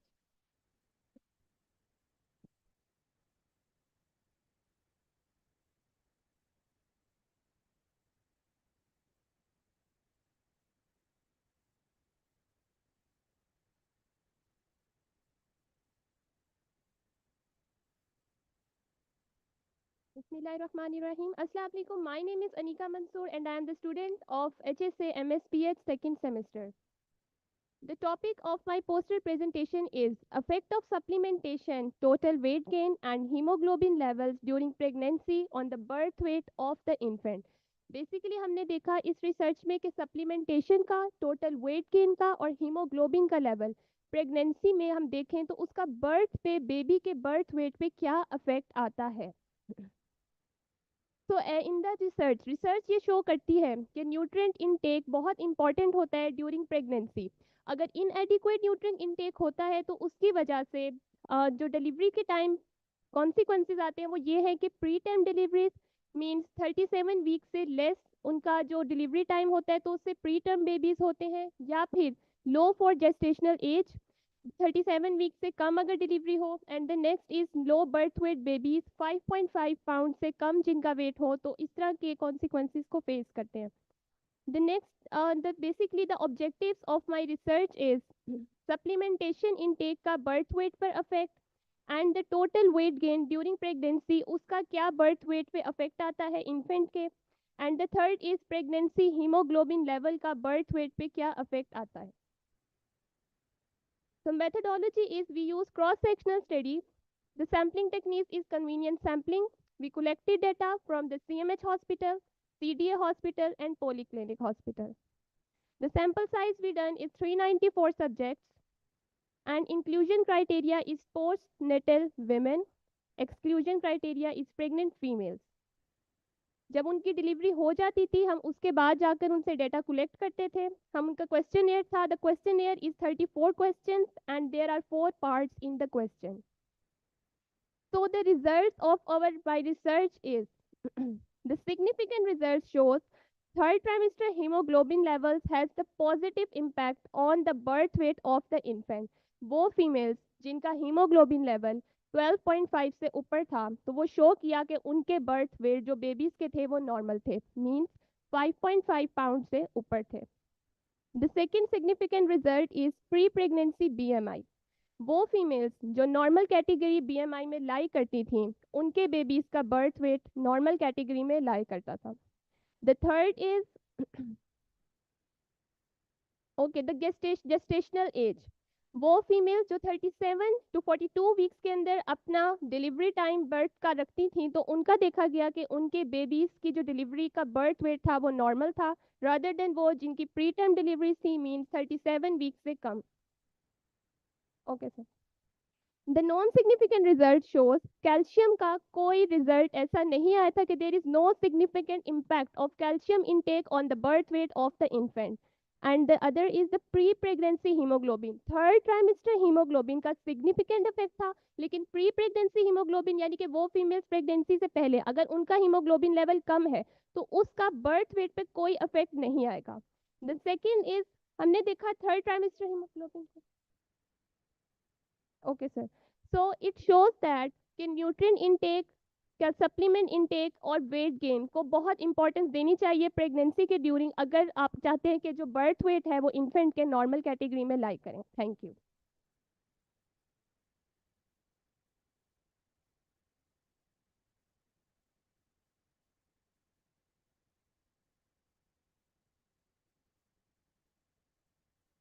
Poster Zara Ishaq. Assalamu alaikum. I am Zara Ishaq doing PhD at NUST. Today I am here to present our recently published work. अगर वो poster खोल दें. ZAARA.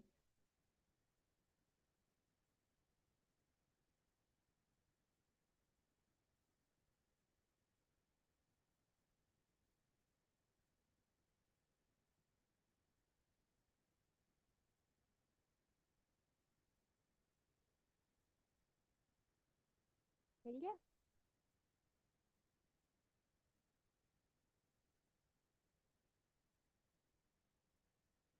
This study was recently published and it was entitled as Immunoinformatics aided designing of a next generation polyepitope vaccine against uropathogenic E. coli to combat urinary tract infections.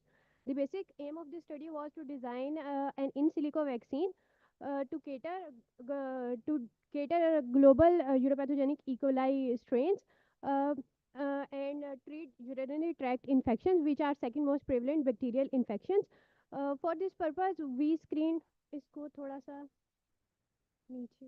Okay जी sir, ये publish हो गया paper, अभी अक्टूबर में publish हुआ. तो for this purpose we screened uropathogenic E. coli genomes from NCBI and the total number was 307 genomes, and we have employed a core genome based reverse vaccinology approach to identify potential vaccine candidates. Then we among those three potential vaccine candidates we have identified the both B cell and T cell epitopes. Sir ये move नहीं कर रहा. तो B cell and T cell epitopes were identified, and these epitopes were then linked together, and among those epitopes then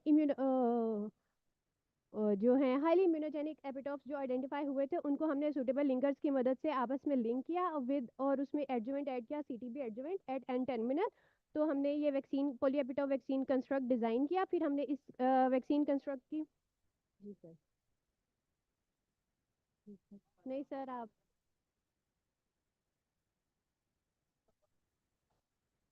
sir हमने एक to cater urinary tract infections, which are the second most prevalent bacterial infections, or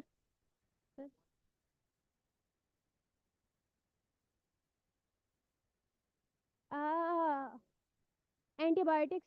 The misuse of antibiotics should be stopped, or we should go towards the alternative therapeutics, which includes vaccine.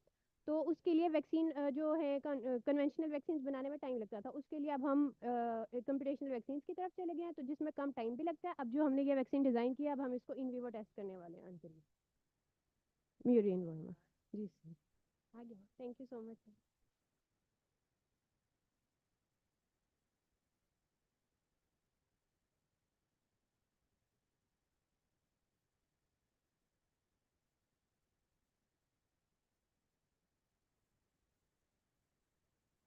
Assalamu alaikum everyone. So my name is Rukham Nisar and I'm postgrad student at NUST, and the topic of my presentation is revealing the dark side and in-depth investigation of mental health malpractice cases in Pakistan. So, malpractice is the professional negligence or ethical misconduct that violates the standard of the psychological treatment. So, in Pakistan, there is issue of mental health challenges, the lack of awareness regarding mental health, there is absence of the ethical or legislative body, and also there is growing burden of mental health diseases. So, any lapse in the standard of care could result in far-reaching consequences, thus perpetuating and reinforcing the cycle of suffering for already vulnerable individuals. So the purpose of my research was to explore the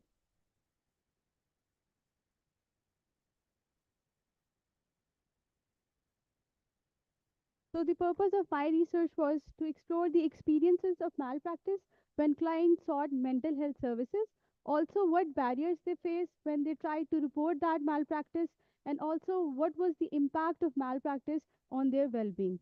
So for this purpose, I incorporated the so malpractice is basically the professional negligence. So I defined it according to American Psychological Associations. So they have identified two criteria for that. Yes, yes, yes. So this was qualitative research. So I incorporated the exploratory research design. And for interview purposes, I conducted individual to individual interviews with 16 participants, which I recruited from Islamabad. So my findings empirically substantiated the three major themes. So first theme highlighted the multifaceted cases of malpractices, which highlights the unethical practices, the problem with the medication, problem with the treatment, the unethical conduct, the exploitation, be it emotional, sexual, psychological, or financial in nature. And second theme highlight, yes. And second one is, yes, I have those audios and transcribed interviews as well. So my second theme highlighted the impact of malpractice on their well-being and functioning, which extended in the psychosocial functioning that actually introduced their distress, suicidal ideations, depression, and also symptoms of anxiety. And the third theme highlighted the barriers or the obstacles that clients face when they try to report their malpractice. So first one was that personal, which is the lack of awareness, and second one is the social, which is the fear of retaliation or the judgment or the fear of stigmatization. And third one was that the institutional perspective, which highlighted the absence of ethical bodies in Pakistan and absence of the professional standards in Pakistan for mental health practitioners. Yes.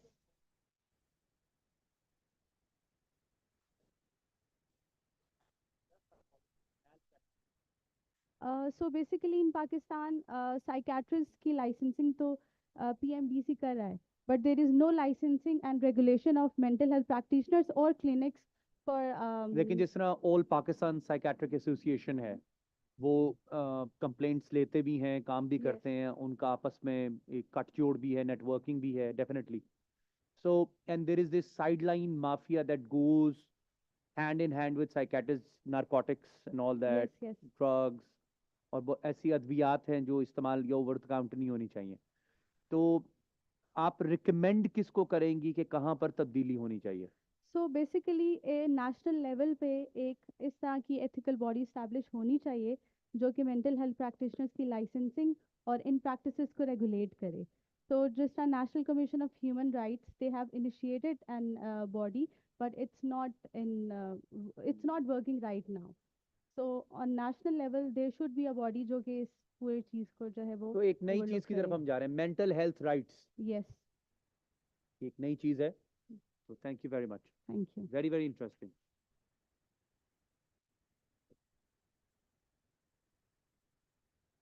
First done. जी कौन रह गए? आइए आइए साहब. और इसके अलावा कोई? आपका हो गया था? आप दो रह गए? कौन कौन? बस आइए अब तो और पढ़ने लगी है. अब आ जाइए बस.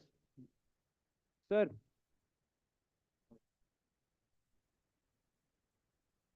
नहीं सर प्लीज. Okay, my बताइए. name is Sher Mohammad Azara. The topic of my today presentation for the poster presentation is the frequency and the risk factor which is all related with the unsafe injection practices in district Sangar. It was the thesis of my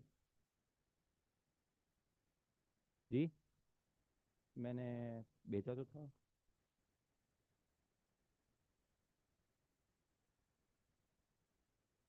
नहीं उनका देखना है मैंने अभी जाके I need to अच्छा और उनकी प्रेजेंटेशन में वजन है तो देखना उनका पोस्टर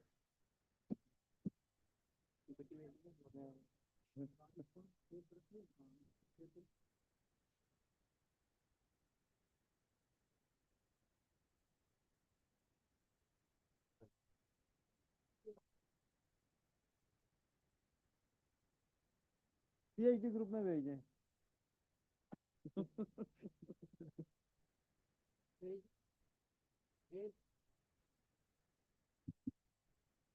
यार कहाँ है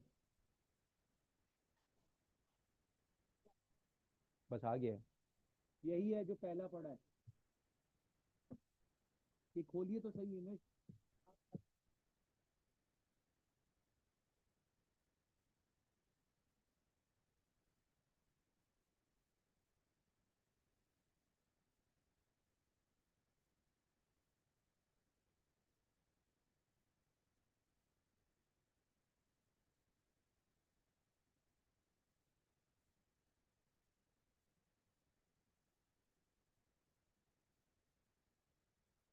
क्या नाम था रुखाम से रुखमा क्या था रुखाम पता नहीं क्या था रुखाम निसार रुखाम रुखाम निसार हाँ मैंने इसको अभी तक वैसे इसको जो है ना वो जिसमें मशीन को मैंने फर्स्ट पे रेट किया इसको सेकंड पे किया और ये दुरे यमन और मदिया ये थर्ड पे किए ठीक है हाँ डॉक्टर मदिया आपका पोस्टर भी बाहर है ना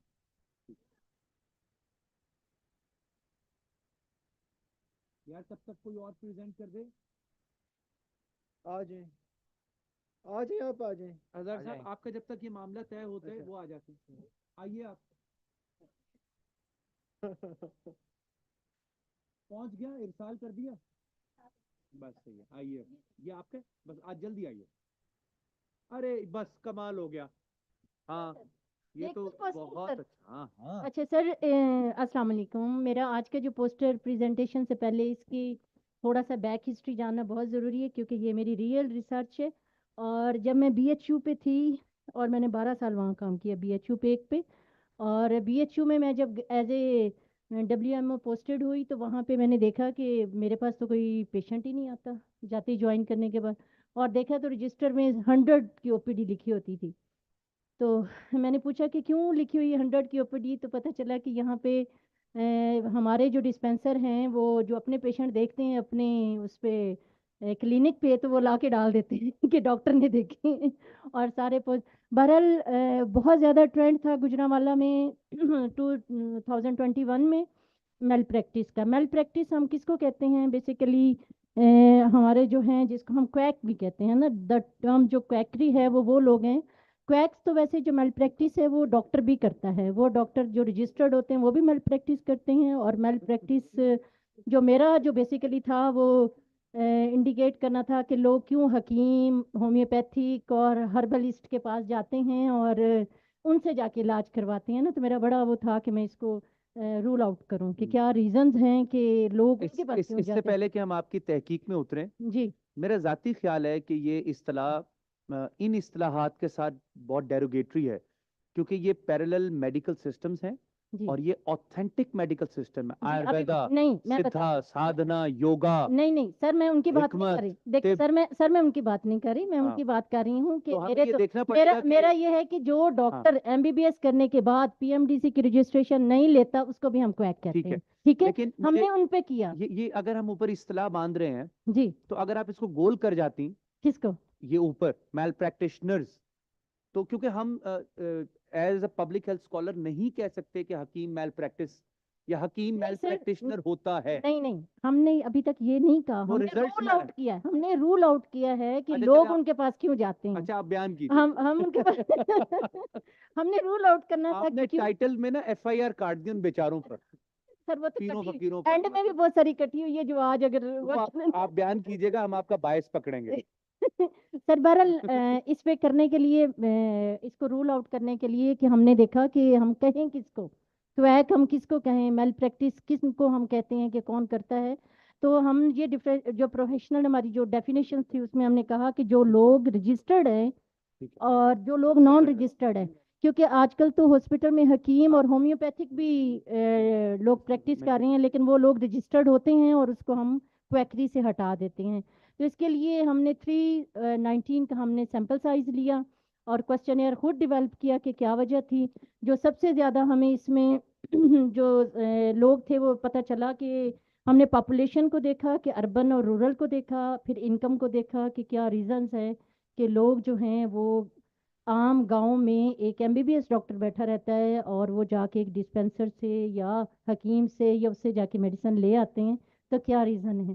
تو پتہ چلا کہ 70% وہ لوگ جو رورل ایریاز میں رہتے ہیں وہ جاتے ہیں ان لوگوں کے پاس، اور 30% اربن ایریاز کے لوگ بھی جاتے ہیں.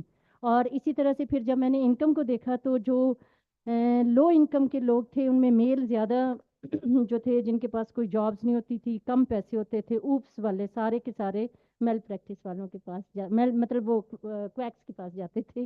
اور کویکس کا ہم اس لیے ان کو میل پریکٹس کہتے ہیں کہ ان کی وجہ سے ہمارا بہت زیادہ پرابلم ہو رہا تھا وہاں پہ. مورٹیلٹی، موربیڈیٹی اور بہت ساری چیزیں ان اویئرنیس ہونے کی وجہ سے ہماری کمیونٹی میڈیسن میں اس میں نا یہ بہت اچھی تحقیق ہے اور اس کا پریمائس بھی اچھا ہے، لیکن اگر ہم اس کو یوں کہتے تو زیادہ بہتر تھا کہ آلٹرنیٹ میڈیکل سسٹم یا میڈیکل پریکٹیشنر. میرا اگر آپ ٹاپک دیکھیں سر آلٹرنیٹ ہیلرز ہے. ہاں لیکن وہ جب ہم یہ کہتے ہیں نا کہ حکیم کو اوپر ہم بریکٹ میں کر کے کہہ رہے ہیں کہ میل پریکٹیشنر، نہیں سر ادر ہیلرز ہے، الٹرنیٹ ہیلر لکھا ہوا ہے بیسیکلی. اگر آپ دیکھیں نا میرا جو ہے میجر یہ assessment of major factors contributing towards choosing male practitioner, یہ جو آگے ہے over a registered medical practitioner. ہم نے پھر اوپر کیجیے ذرا ٹائٹل پہ دیکھیے سر یہ، اور ان کا آگے جا کے ڈیفینیشن بتایا ہے کہ یہ وہ ہیلرز ہیں. ہاں ہم بس یہ گزارش کر رہے ہیں کہ بہت اچھا ہے یہاں پر یہ دھڑلے سے لکھنا یہ بڑی مصیبت ہوتی ہے. حکیم جو ہے وہ باقاعدہ حکمت کرنے کا لائسنس رکھتا ہے، اس میں پھر کویکس پیدا ہو سکتے ہیں. سر آپ تو اگر ہم یوں لکھ دیں کہ میل اوور رجسٹرڈ میڈیکل پریکٹیشنر، تو ہم لکھتے ہیں اوور رجسٹرڈ میل پریکٹیشنر، مطلب یوں ہوتا تو ہم کہتے ہیں ان کو کمپیئر کرنا آسان تھا.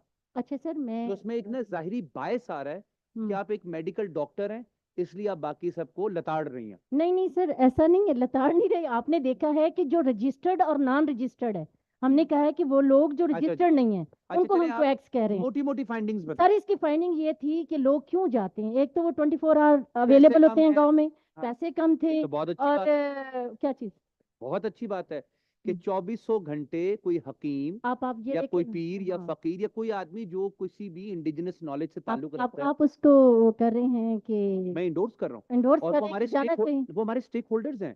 ہم کمیونٹی آؤٹ ریچ حکیم کے بغیر، پیر کے بغیر نہیں کر سکتے. پنجاب کا ایک وہ انہوں نے کمیشن ایک بنایا 2010 میں کہ کوئی بھی اب میل پریکٹیشنر خصوصاً یہ والے 3 لوگ یہ اب راتوں کو بھی دوائی نہیں دیں گے. بالکل نہیں دے سکتے، لیکن ان کو مناہی نہیں ہے، یہ پریکٹس کر سکتے ہیں اور یہ لائسنسیبل پریکٹس ہے. نہیں سر لائسنسیبل وہ لوگ ہیں فار ایگزامپل چائنیز آکوپنکچر ہے، سر وہ کوالیفائڈ ہوتے ہیں نا، نیچروپیتھی ہے، وہ کوالیفائڈ ہوتے ہیں نا، وہ کوالیفیکیشن کمپلیٹ کرتے میں ہیں. یہی عرض کر رہا ہوں کہ یہاں پر بھی جو لوگ ہیں یہ اسٹیک ہولڈرز بنتے ہیں، ان کو ہم میل پریکٹیشنر نہیں سر دست کہہ سکتے.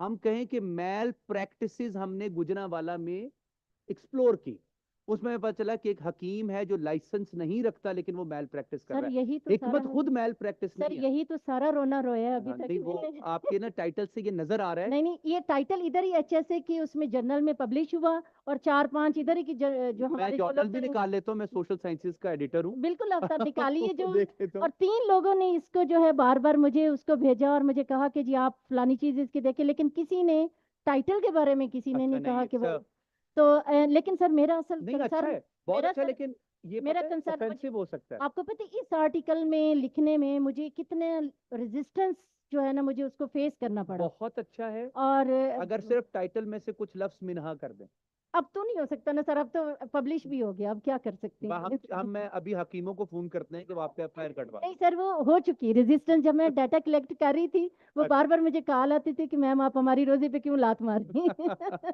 بالکل ٹھیک ہے, کیوں کر رہی ہیں, تو میں انہیں کہتی یہ تھی بالکل ایسے ہی ہے جیسے ہم ایک نا پنجہ کشی یا رسا کشی کروا رہے ہیں دائیوں میں اور سر گائناکالوجسٹ.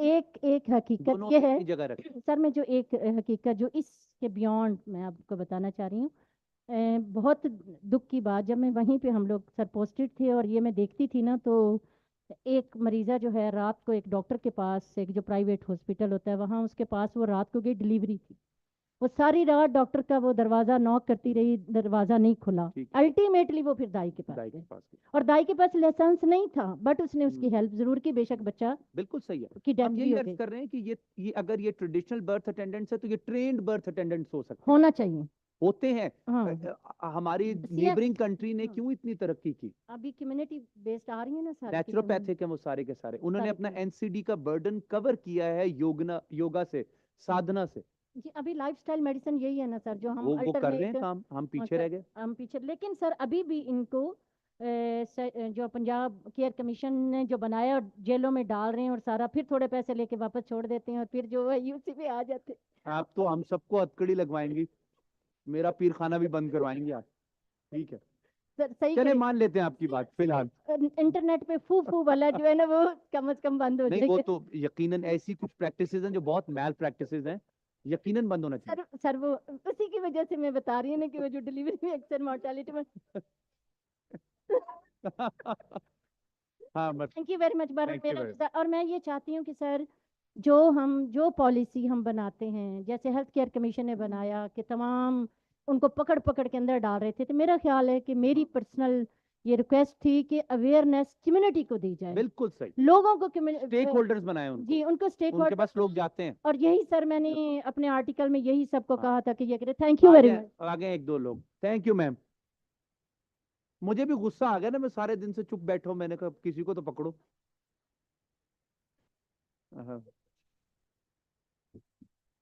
کنکلوژن یہ ہے کہ وہ کہہ رہی ہیں سب کو ہتکڑی لگا دو, مجھے پریکٹس کرنے دو.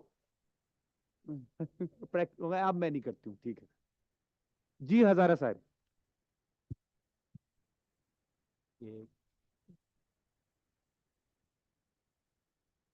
نہیں, بہت بہت اچھا آئیڈیا, بہت اچھا آئیڈیا, بڑا انٹرسٹنگ. ذرا اس کے بعد کون رہ گئے؟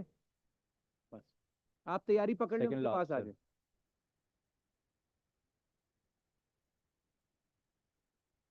بس ان کے بعد وہ رہ گئے.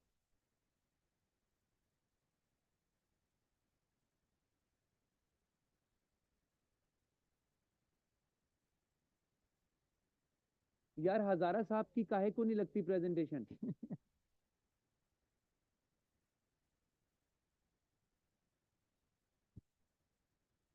انہاں دی پھر نہیں چل رہی پریزنٹیشن. چلو سر, میں شروع تو ویسے کر لیتا ہوں. یار اوکے جی, سر کچھ کر لیتے ہیں. سر بتائیے, آپ مجھے اپنا ٹائٹل بتائیں, کیا ہے ریسرچ کا, کیا تھا؟ السلام علیکم and good morning. My name is Sher Muhammad Hazara. I am the PhD student in the HSA. ابھی ہو رہا ہے گڈ آفٹرنون, گڈ ایوننگ بلکہ. Good evening. Thank you. So the topic of my today poster presentation is the frequency and the factors leading to unsafe injection practices in the district Sangar, Sindh. Injection practices. As you know, the unsafe injection practices, the prevalence of the unsafe injection practices in the healthcare provider and the whole of the Pakistan is a drastic scenario. As you know, in every year on the whole world, in the globally, 16 billion of the injections are injected to the pupils, in which the 5% are the injection given for the immunization purpose, and the 5% of the injections are given for the contraceptive purpose, and the 90% of the injections, they are used for the therapeutic measures. So due to the unsafe injection practices, the bird-borne infection has been spreading in all over the world, and especially in the Pakistan. So the unsafe injection practices, which is account 30% of the hepatitis B in our community and in the global community. And then the 1.3% are the hepatitis C, and 0.3% of the HIV AIDS is account due to the unsafe injection practices. Sir, slide me. So in my study, the around the 33% were the coex, and the 18% were the MBBS, and the 18% or 9% are the hemopathics. So the majority of my presentation, the result was the if I sum up of the coex and the paramedics is around be the 70% of the healthcare provider in the district Sangar. So for this my study, I selected the sample size in the multi-stage methods. In the first, I selected the 370 healthcare provider clinics by the Cochrane formula. Then I went for the proportionate sampling design because I haven't the frame of the list of the all the healthcare provider which is are the running the clinics in the district Sangar.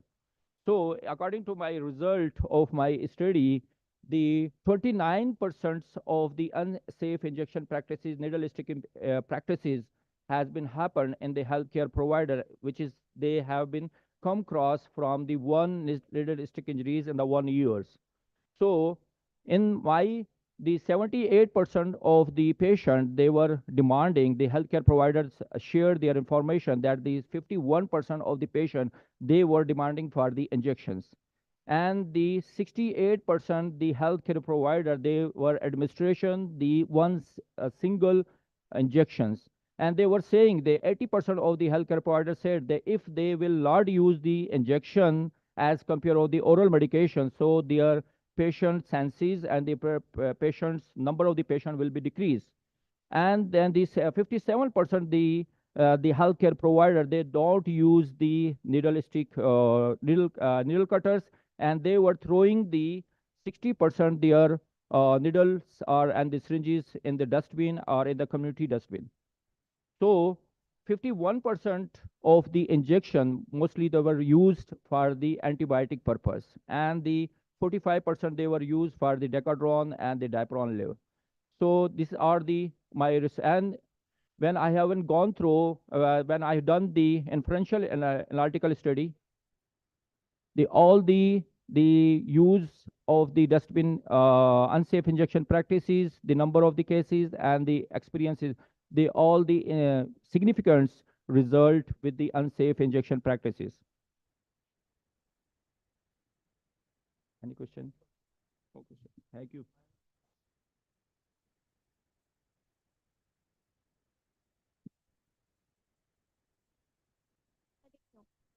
Now I would like to call Sir Abdul Samad.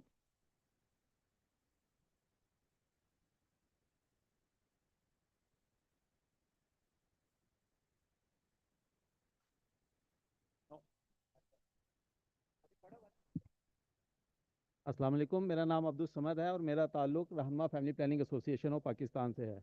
मेरा सबसे पहले आप सबसे एक question है छोटा सा कि अगर आपको कभी भी इंफॉर्मेशन की ज़रूरत पड़ती है कि आपने कुछ इन्फॉर्मेशन लेनी है, तो कितने लोग हैं जो गूगल पे जाके सर्च करते हैं? और कितने लोग हैं अगर किसी को एसआरएस से रिलेटेड इन्फॉर्मेशन की ज़रूरत पड़े तो वो भी गूगल पे जाएंगे? हाँ ठीक है। अब मैंने बेसिकली मेरे पास ये एक स्टडी नहीं है, मैं डाटा एनालिसिस आप लोगों को शो कर रहा हूँ। जो भी हम लोग google.com के ऊपर सर्च बार में कीवर्ड लिख रहे हैं, गूगल उन सबका डेटाबेस मैनेज कर रहा है और वो हम लोगों को जो डिजिटल मार्केटर्स है हम लोगों को एज अ टूल प्रोवाइड करता है। मैंने वहाँ से सिर्फ जो मेल फैमिली प्लानिंग से रिलेटेड कीवर्ड्स हैं उन कीवर्ड्स को लेकर उनका डाटा एनालाइज किया लास्ट 48 मंथ्स का। फीमेल का मैं अभी इसलिए डिस्कस नहीं कर रहा, वो मैं इससे पिछली कॉन्फ्रेंस में कहीं और प्रेजेंट कर चुका हूँ। मेल में गूगल ने हमें तकरीबन 300 के करीब वेरियस कीवर्ड कॉम्बिनेशंस दिए जो कि पाकिस्तान में सर्च हो रहे हैं मेल फैमिली प्लानिंग से रिलेटेड। ठीक है जी। अब हमने जब अगर आपको यहाँ पे नज़र आती है तो हम उसमें आपको एक ग्राफ शो होगा जो कि 2019 से 2022 में हमारे पास गूगल के ऊपर जो है सर्च वॉल्यूम मुसलसल बढ़ता चला जा रहा है।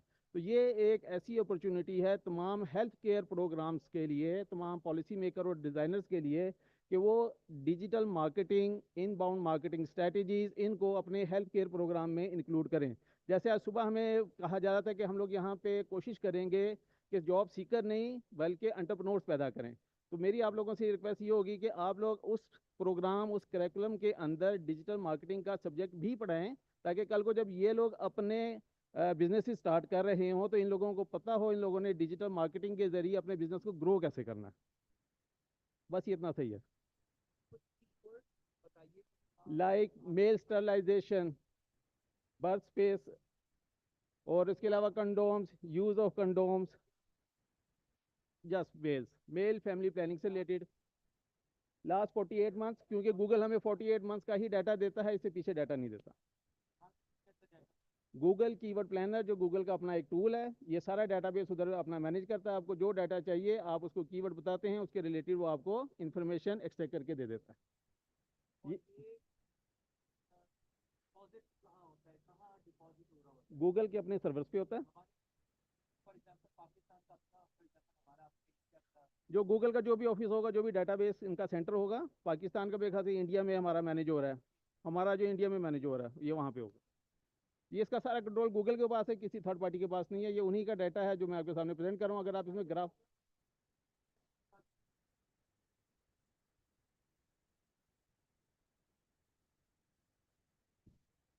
اچھا اس میں ایک پوائنٹ جو ہے نا سب سے زیادہ جو توجہ کی ہے وہ یہ ہے کہ جب میں نے top 10 results against key words دیکھے تو اس میں تقریباً 3% پاکستانی آرگنائزیشن کی ویب سائٹس ملی، باقی 97% جو ہیں وہ USA، UK اور یورپ سے تھیں.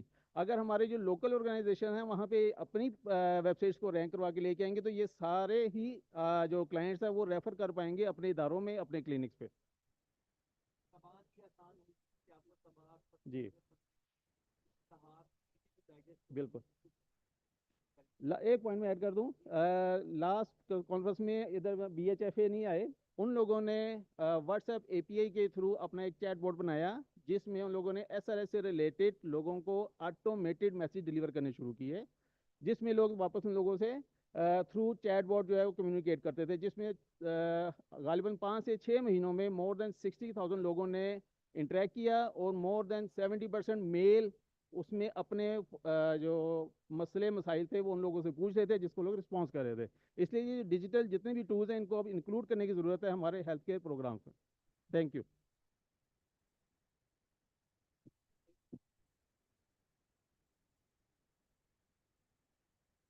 Imama Nasir, please come to the stage.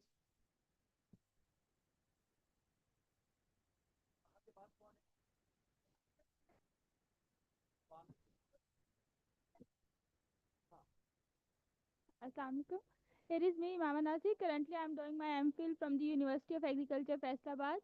My topic of presentation is emerging infectious diseases. Can I have a display? Umama Nasir, UMAMA. नहीं स्पेस नहीं है, उमामा नासिर CH.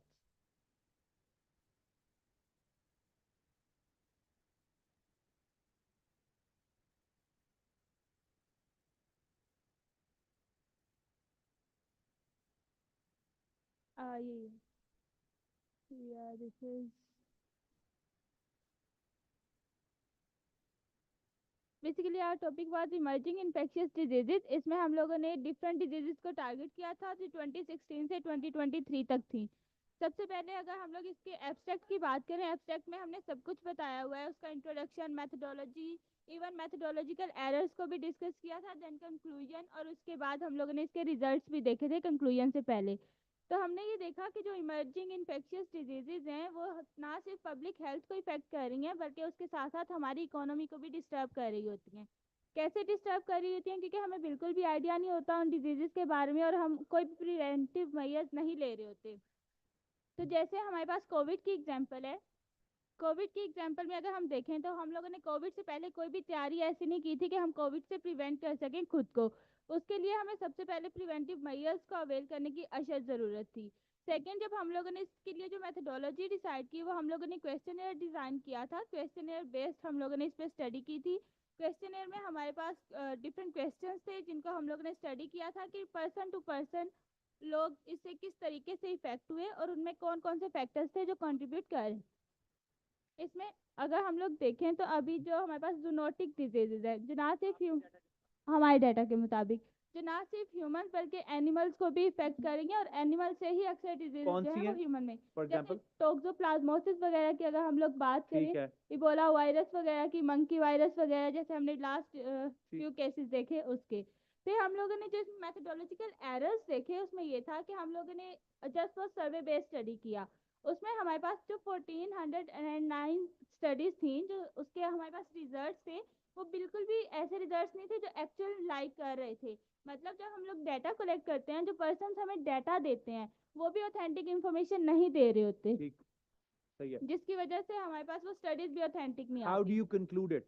हम लोगों ने इसे कंक्लूड ऐसे किया कि सबसे पहले तो हमारे पास जो डिफरेंट इंस्टीट्यूट्स या ऑर्गेनाइजेशंस हैं जैसे पब्लिक हेल्थ वर्कर्स हैं वो तो काम कर रहे होते हैं ना जो वर्ल्ड वाइड डिजीजेज इमर्ज हो रही होती हैं उसके ऊपर उनके साथ कंट्रीब्यूट किया जाए और उसके बाद हमें प्रॉपर रिसर्च और डेवलपमेंट प्लान करनी चाहिए ताकि एक तो जो अभी डिजीजेज इमर्ज नहीं हुई उनके प्रिवेंटिव मेजर्स भी हो और स्पेसिफिकली जो री इमर्जिंग डिजीजेज हैं हम उनको भी टारगेट कर So सकें intra and intersektoral collaboration, different disciplines का साथ होना, ठीक है, सही है, for both viral and bacterial infections, ठीक है, thank you very much.